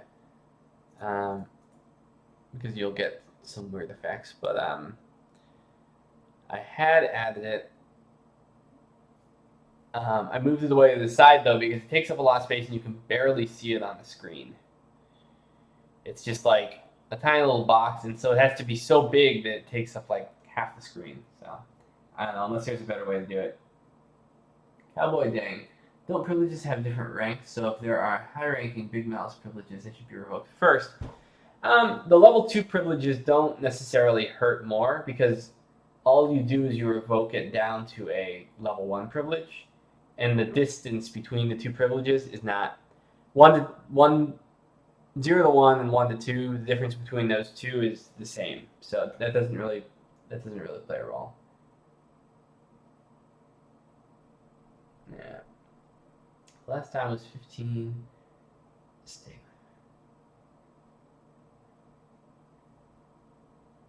Becoming a robot, that's true. It wouldn't make sense for an estate with very low influence to affect countrywide stability, which is why when you revoke a privilege from a crappy, low influence estate, it barely has any influence on your stability.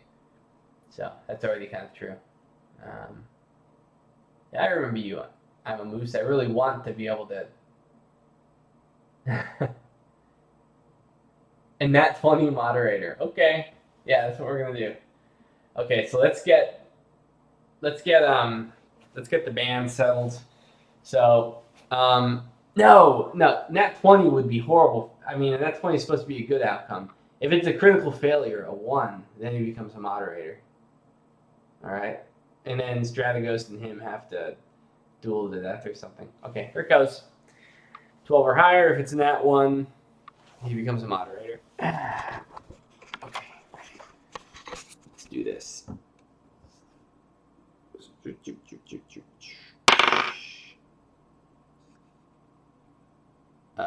Band.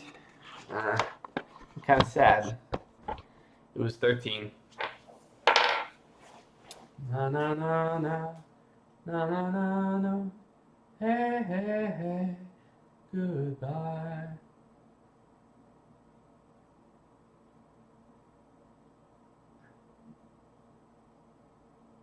Admiral, is there a way to teach the AI when it's beneficial to remove a specific privilege?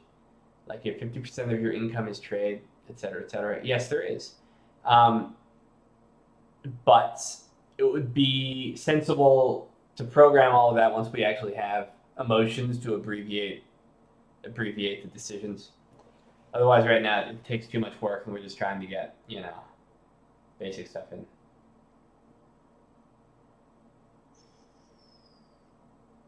Why does level 1, 2 capital increase construction costs so much? Yeah, it may need to be scaled down. Let me see. Oh yeah, that's pretty painful. Well, let's see. 1 urban gravity, 35%.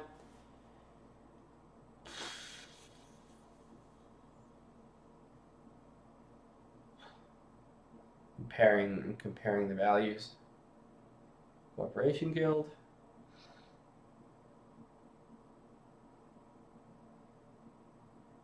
Yeah, I think you're right. It is pretty painful. Let's change that.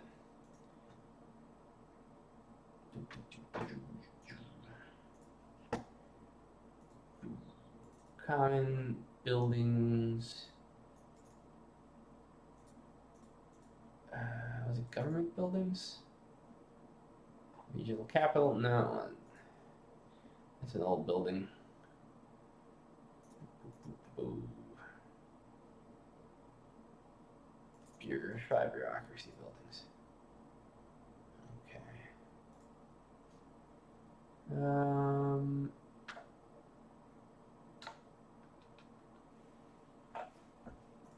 Still a pretty significant amount of.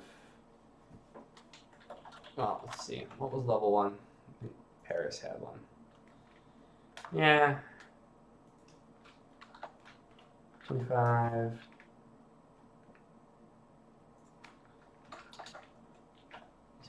.5.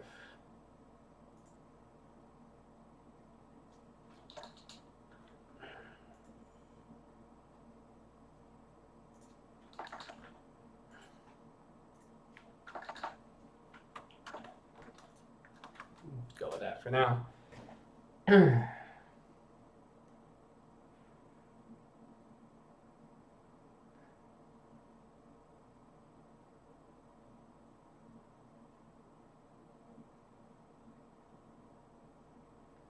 No, Capitol buildings, cowboy ding does not add infrastructure cost. It was specifically separated.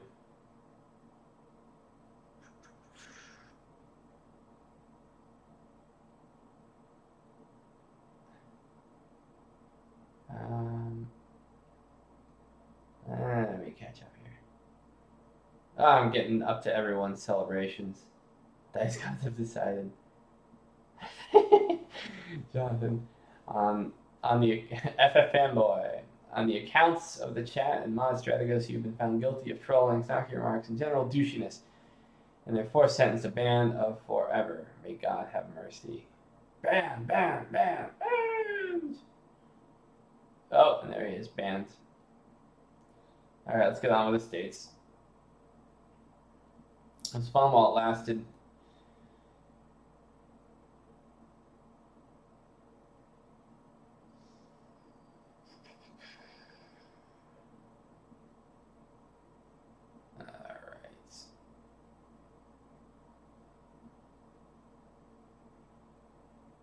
Am I planning to add more buildings? Not right now. Development lynch mob stream.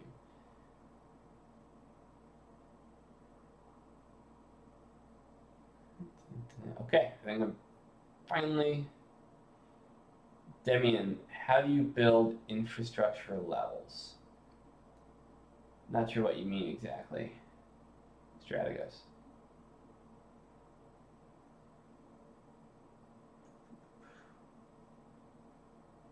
Demian, if we jump into the game, if we just treat all the buildings as if we expect the same from real life, will we survive, or do we need to learn the game properly? I'd say the first. I'm not a moose. A lot of it's meant to be pretty intuitive. So obviously you're going to play better if you know every last little rule, but it should be relatively intuitive. If you want a strong domestic economy, you go for workshops and stuff like that. If you want to be able to protect trade power and try to bring in trade from abroad, you go trade.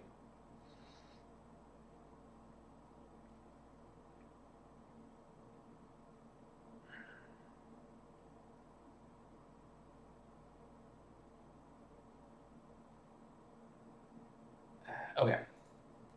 So we fix the buildings there. Now we gotta decide.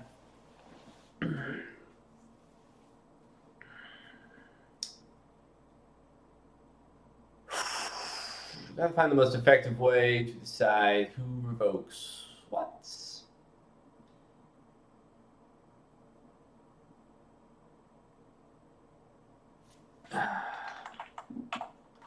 First,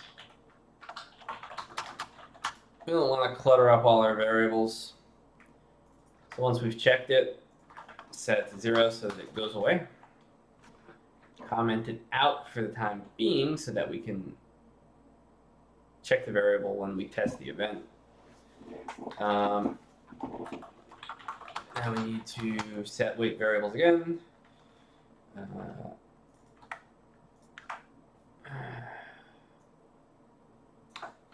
Revoke privilege value equals 0. Do this for all the other states. Lesser nobles. Burgers. Prettify things. Now we need to determine how this should be weighted.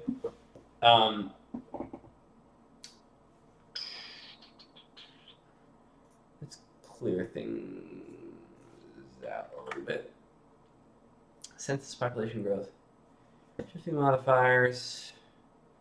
Shifting modifiers. What am I looking for? I'm looking for this. I know I made a variable. WTF. Here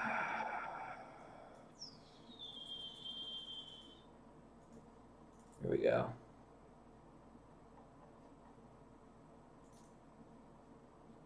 Ace. Damn it! Wow. It counted. It just straight up counted privileges. Privilege level? No.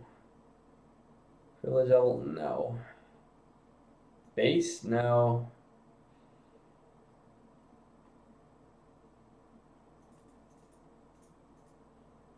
Modifier? I thought I tabulated a variable.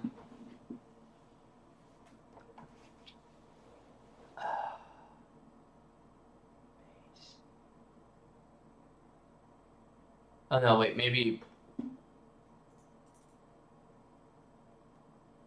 this could be it. Actually. Let's see, Mamluks in 1350. So this could equal 10 privileges. No, that can't be. Mamluks have to have way more privileges than that. Let me see.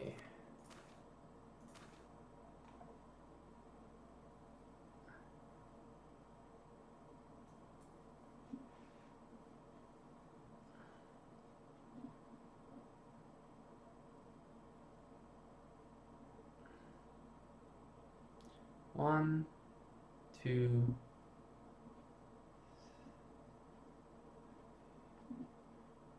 1, 2, 3, 4, 5, 6, 7, 8, 9, 10.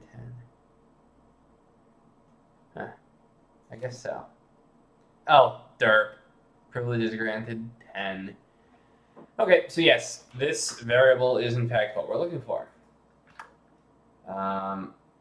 Privilege ln base. It's just multiplied by 5, right? Okay.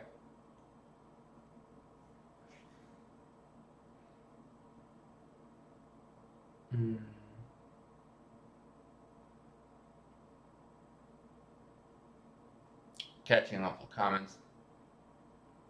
Yes, freeholders are currently incomplete, guys. I'll probably just have to, you know what? We'll comment them out right now. If I haven't already. Freeholders.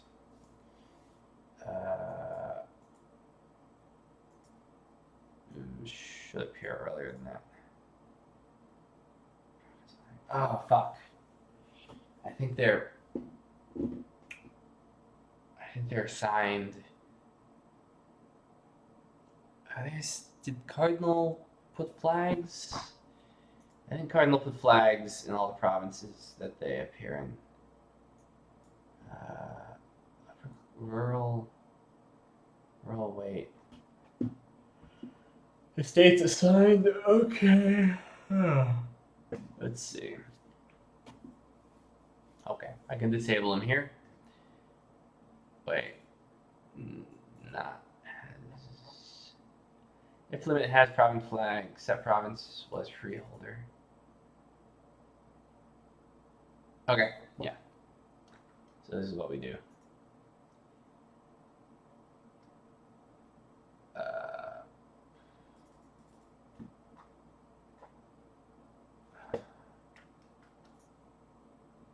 I know. This is what we do. Every province,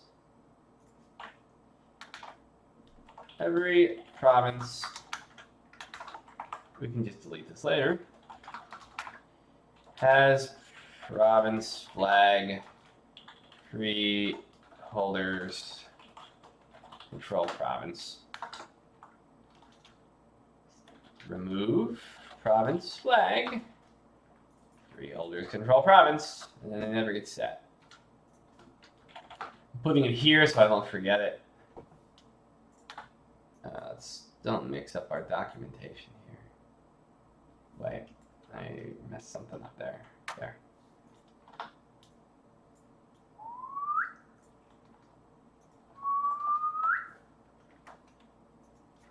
Must remove this later when freeholders are properly operable. Freeholders are going to be a lot of fun if when they make it into the game. If when I decide to keep modding. That should work. I think. The only way it wouldn't work is if that is not actually the flag, which is determining where they show up. So let's check the history files real quick. No, I didn't want to disable that because it was already enabled. Yes. Province 5. So, look at our history files for that province. Provinces 5. Well, that was easy. Varmland. Check flag. Set province flag. Freeholders control province. Okay. So in the startup events, boom, deletes all the flags. All of the scripts will attempt to check that flag, but since they don't exist, it won't get set. Let's test it. So in the Varmland, we should have freeholders. This hurts my brain. Well, exercise hurts your muscles, but it is necessary to make them stronger.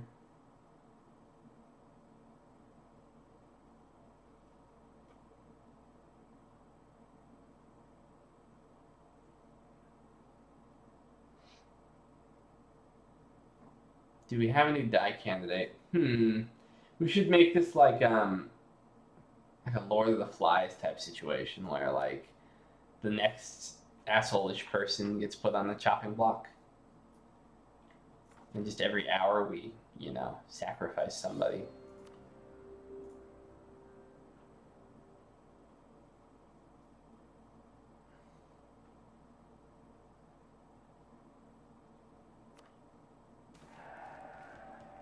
Yeah, I'm not amused. Freeholders are meant to be people who are free of the hold of nobility. So are neither nobility, but but aren't under the sway of nobility. So.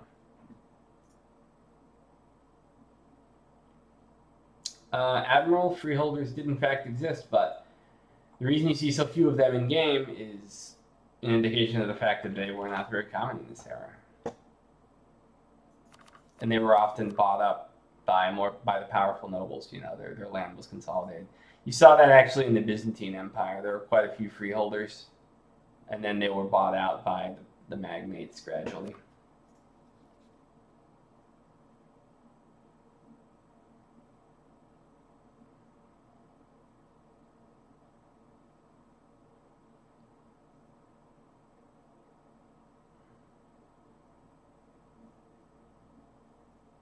And there were such a thing as peasant republics too in certain localities.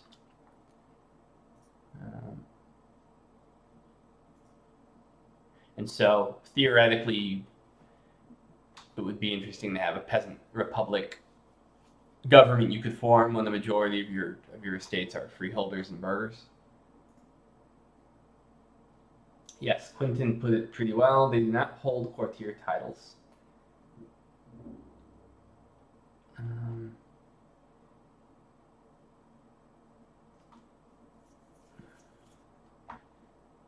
So like Cowboy Dang also said, just because freeholders dominate in the province doesn't mean that there aren't still lesser nobles and barons in the province. It's just that the freeholders that are there are the majority force and they're not beholden to the nobles that live in the province.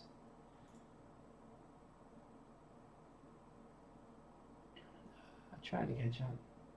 Damien, do you have an estimate how long you will stay up? I'm trying to decide whether to go to bed. I really shouldn't be staying up much longer. I was supposed to be to bed a long time ago, but it's like weekend. Hey, Damien, are you going to consider buffing France a little at start? AI France is going to be doing better and is already doing reasonably well in the new developer build. But remember, France during the 100 Years' War was a basket case. I mean, okay, let's look at France territory in the 100 Years' War. France was practically dismantled, right?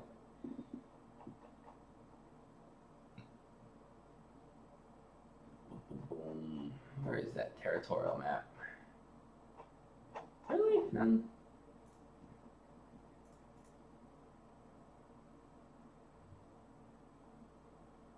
Yeah, I mean, make a long story short, I can't seem to find the one I was interested in, but right. Basically, half of France has been conquered.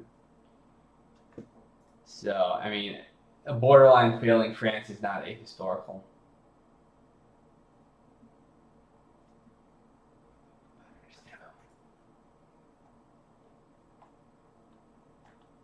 I'm trying to understand how your role player are going to be them. I was thinking of it this way.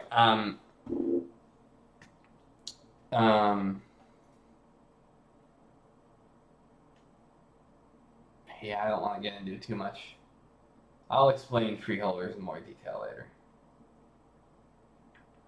France is nearly impossible to survive.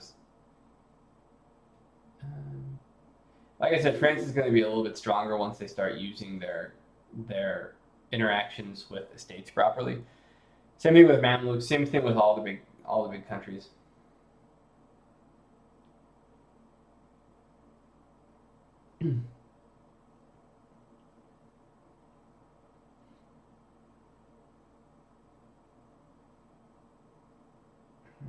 Okay. Place Verge. Okay, so the original point of this was I wanted to see if freeholders popped up. No, they're gone. I killed them. I killed them all. Feudalism everywhere. Everyone in peasant bondage. I hope you're happy. Alright, so we fixed a lot of things.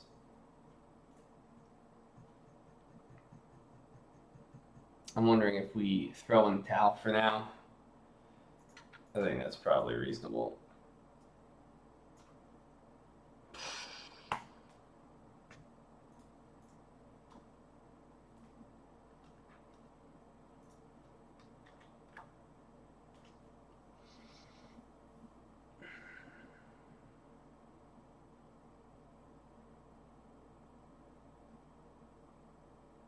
Okay, we can make it our last thing. So Demian, can you ask the mod to give you the link to Ambrosia and probably. Alright, can I get the link?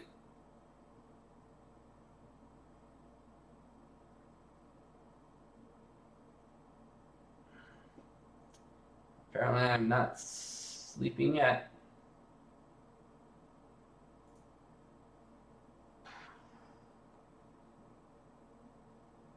Alright, so I'm downloading the save. Okay.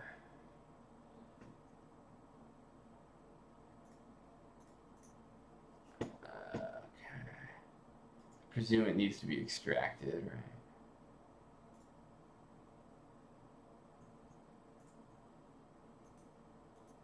right? Wait, why did...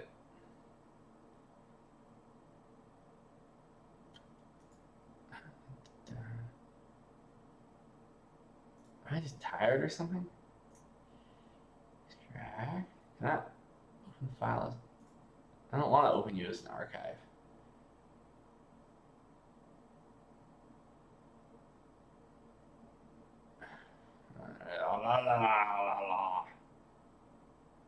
I'm not trying to open as an archive. I am simply trying to...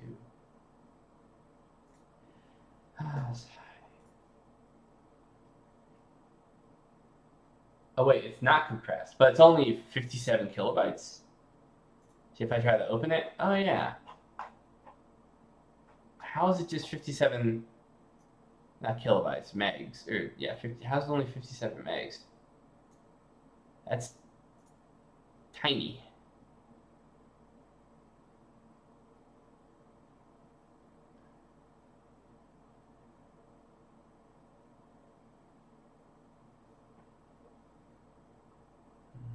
Polish, all ideas are being redone, so it should.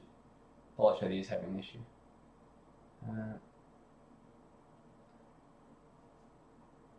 Okay, so what was I doing? I was okay. So if it isn't compressed, really weird that it's only 59 megs. Oops. I'll save it. I'll check it out.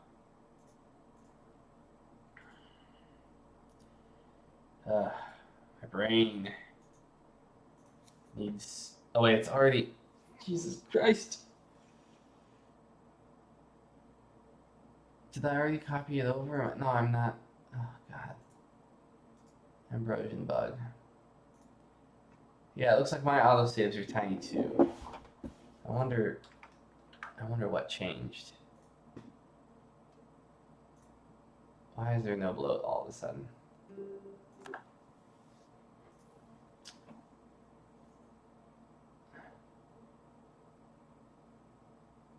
Wait. Why was what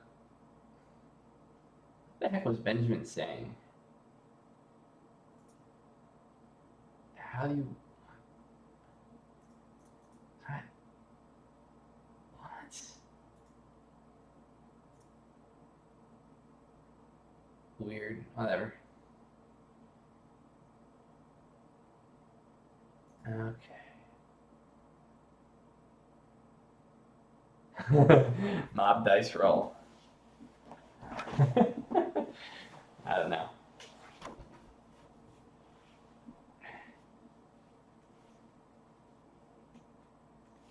Yes. Okay. I was loading the game. I was just looking at comments. Ambrosia bug. Oh wait, this is a game start bug? So confused.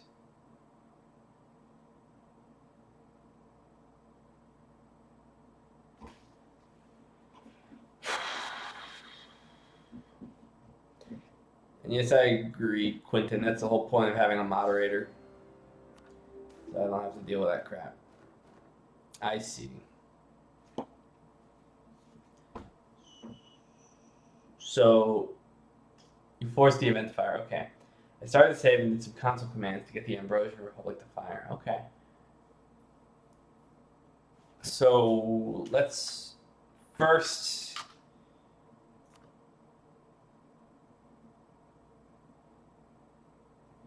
All right, let's do this first. Let's get a baseline. I'm gonna get a baseline of Ambrosian. Check human.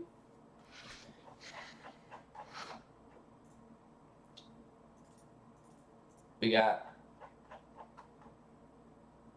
plenty of stuff set here. Plenty of variables. Let's get Alright,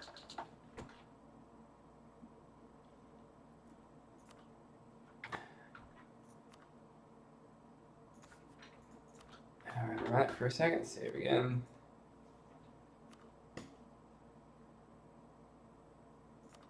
Then remember, he said the problem is the estates don't lose their privileges? They're supposed to. I thought the problem was that they did lose their privileges.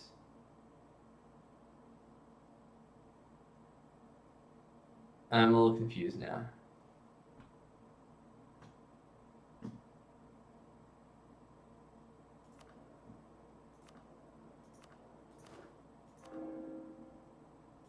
The estates lost all their privileges. Okay. So at game start, they don't have any privileges. Just so you know. So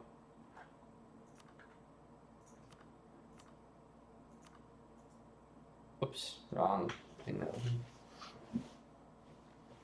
Alright, so at game start,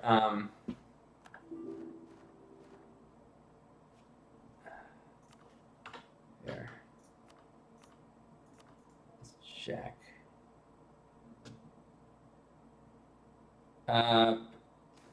The star of the event hasn't fired yet, which means 0 privileges.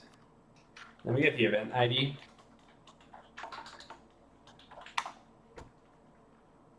Flavor MLO.1. Flavor MLO.1. Okay.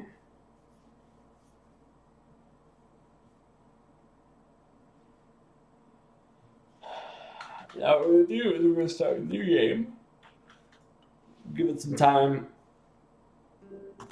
And then we'll fire it again.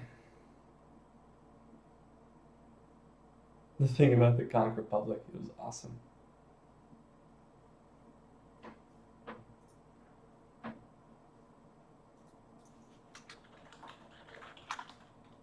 Conch Republic. Best flag ever.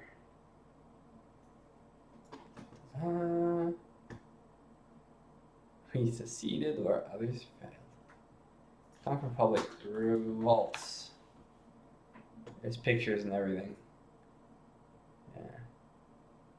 Yeah, see. They had chariots and everything. It's pretty badass.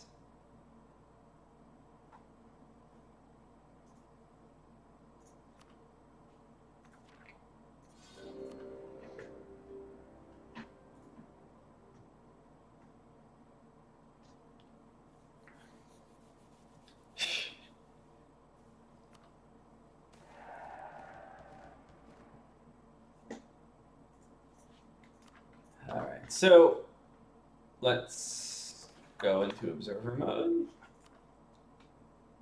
I live in Florida.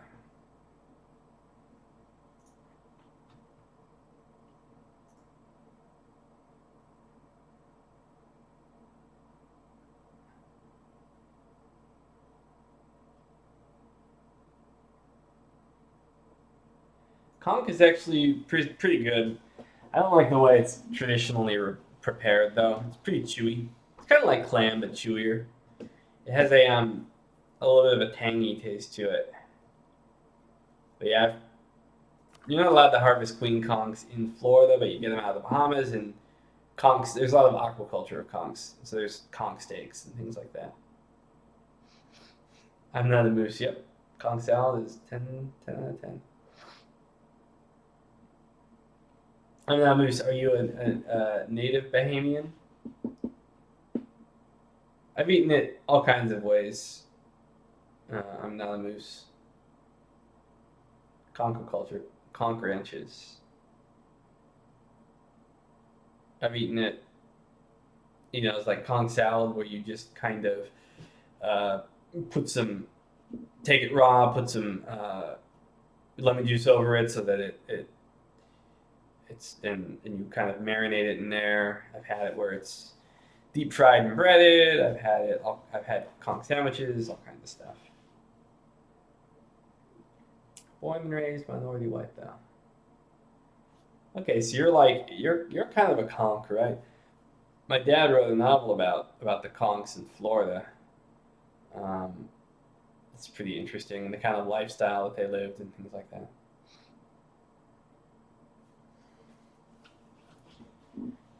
By the way, Demi and Mod is amazing. I really enjoy it a lot, and it combines realism and gameplay. Thanks, man. Not only my mod, it's not technically my mod, it's everybody's mod. There's lots of people on the team. I just do the new mechanics and stuff like that.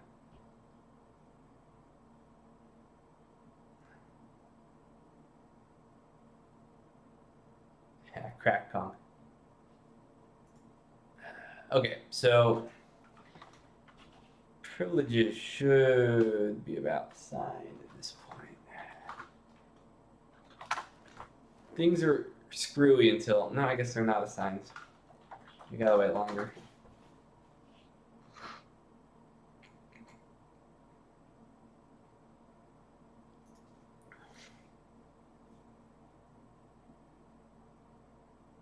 Yeah, Alan, it's worth it.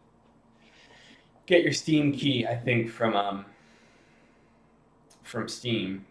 The key to the game, proving that you purchased it. All right, cool. They used to be playable, Jonathan. I don't know what the state is currently because diplomatic situation changes. Benjamin, piracy? Totally, man. I've wrote a novel about pirates. If you want to read it, is that the kind of pirates you're talking about?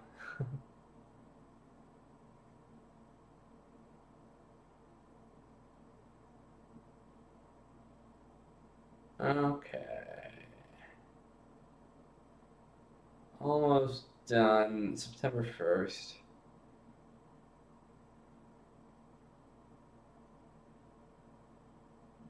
I'm just messing with you, Benjamin.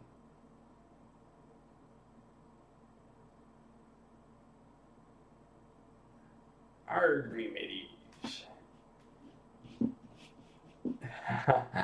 Right now, the pirate estates have almost nothing done about them. One of those, lots of work and lots of flavor, but not a lot of game impact necessarily. And that is true, Quentin, actually. The foundation, the scaffolding for all of the estate system itself is done, so that is a pretty significant percentage. What Paradox thinks of piracy?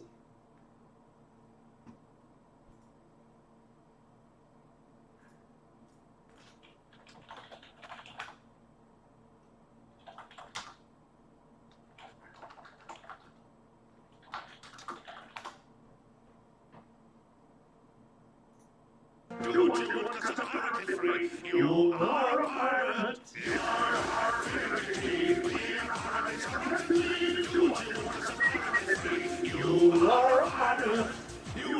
I'm sure I got a copyright infringement or something. Notification.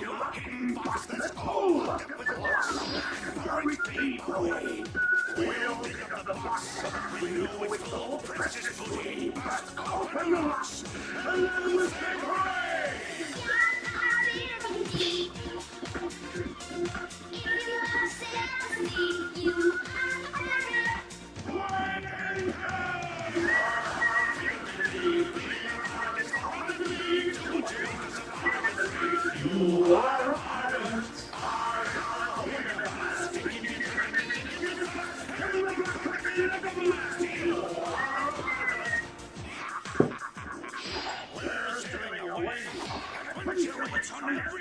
We set sail and explore, and from new gentle days, we float on our boat until it's time to drop the anchor, then hang up the coast until we say again.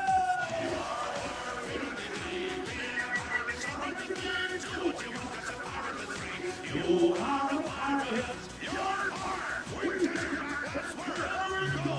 Blue sky above and blue ocean below. You are a pirate.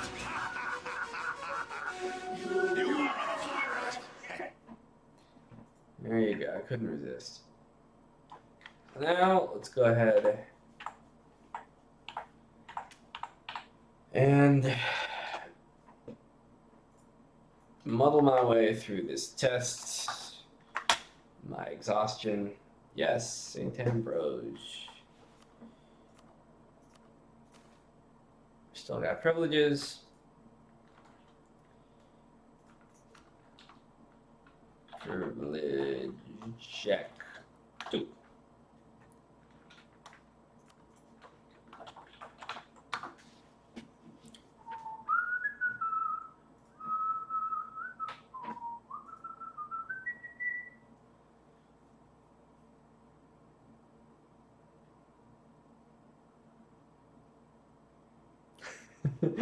Betrayal. Be honest, Demian. Do you ever play the bubble game by yourself? Sometimes, but it's more like, hey, Ellie, you want to play the bubble game? No. Are you sure you don't want to play the bubble game? Yes. Well, let's go play the bubble game. No. I'll give you candy if we play the bubble game.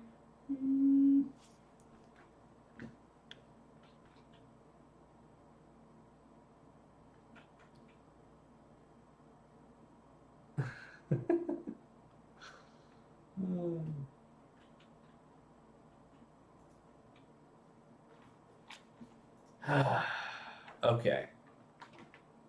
So we're getting to the bottom of whether the Ambrosia Republic thingy is wiping privileges. We'll know in a few seconds, at which point I can go to bed.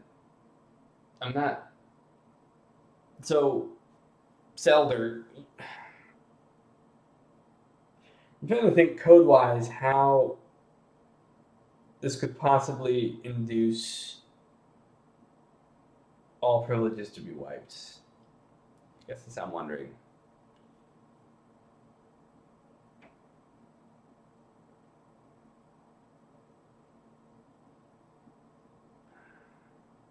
Okay. Tag MLO. Let's check our privileges. Check your privilege. That's kind of funny. Yeah, because unless a country's variables are all getting wiped out, then I don't think it's really possible. Privileges are still there. Yeah, still there. You must have seen some other kind of peculiar. I mean, they were the same before and after. Yeah. Same.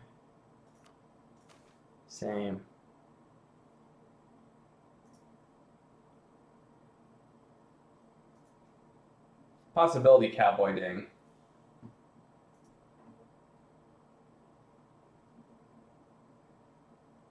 Okay.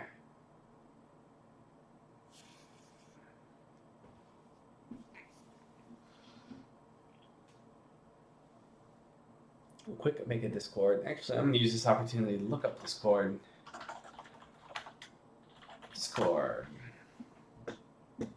Free voice and chat. Yeah, text chat for gamers. Oh, yeah, that's right.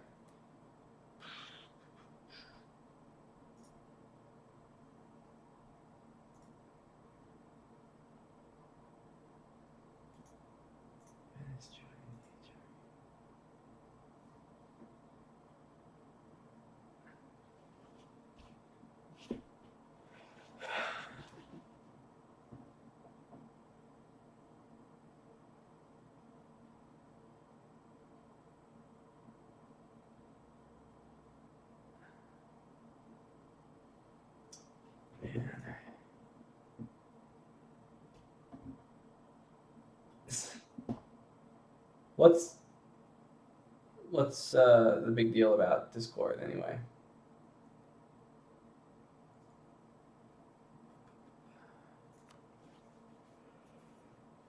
Ooh, burst. All right, well, Zelder, if you can hurry up and try to get that.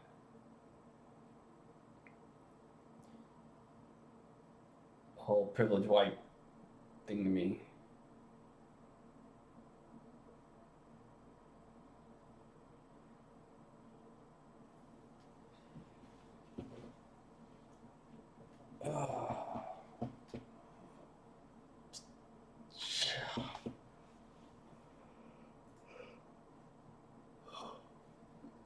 Okay.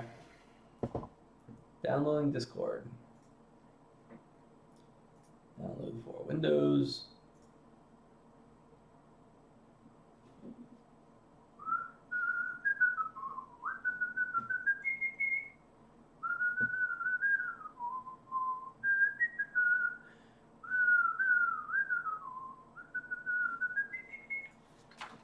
Sure. Here's my email address. Go ahead and spam me with special offers or whatever.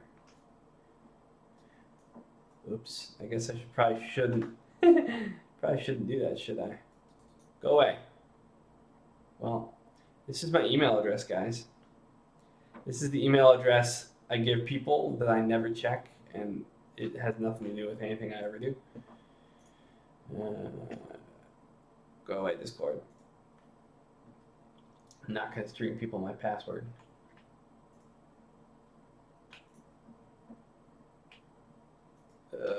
Too sleepy.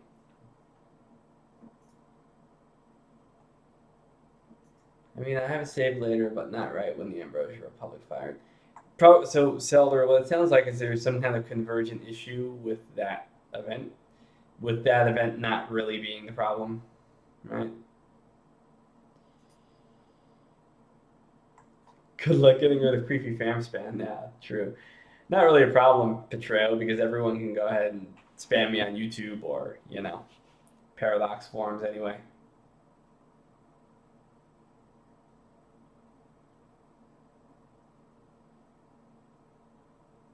Okay, alright guys, I guess that's it. I will see you later or something.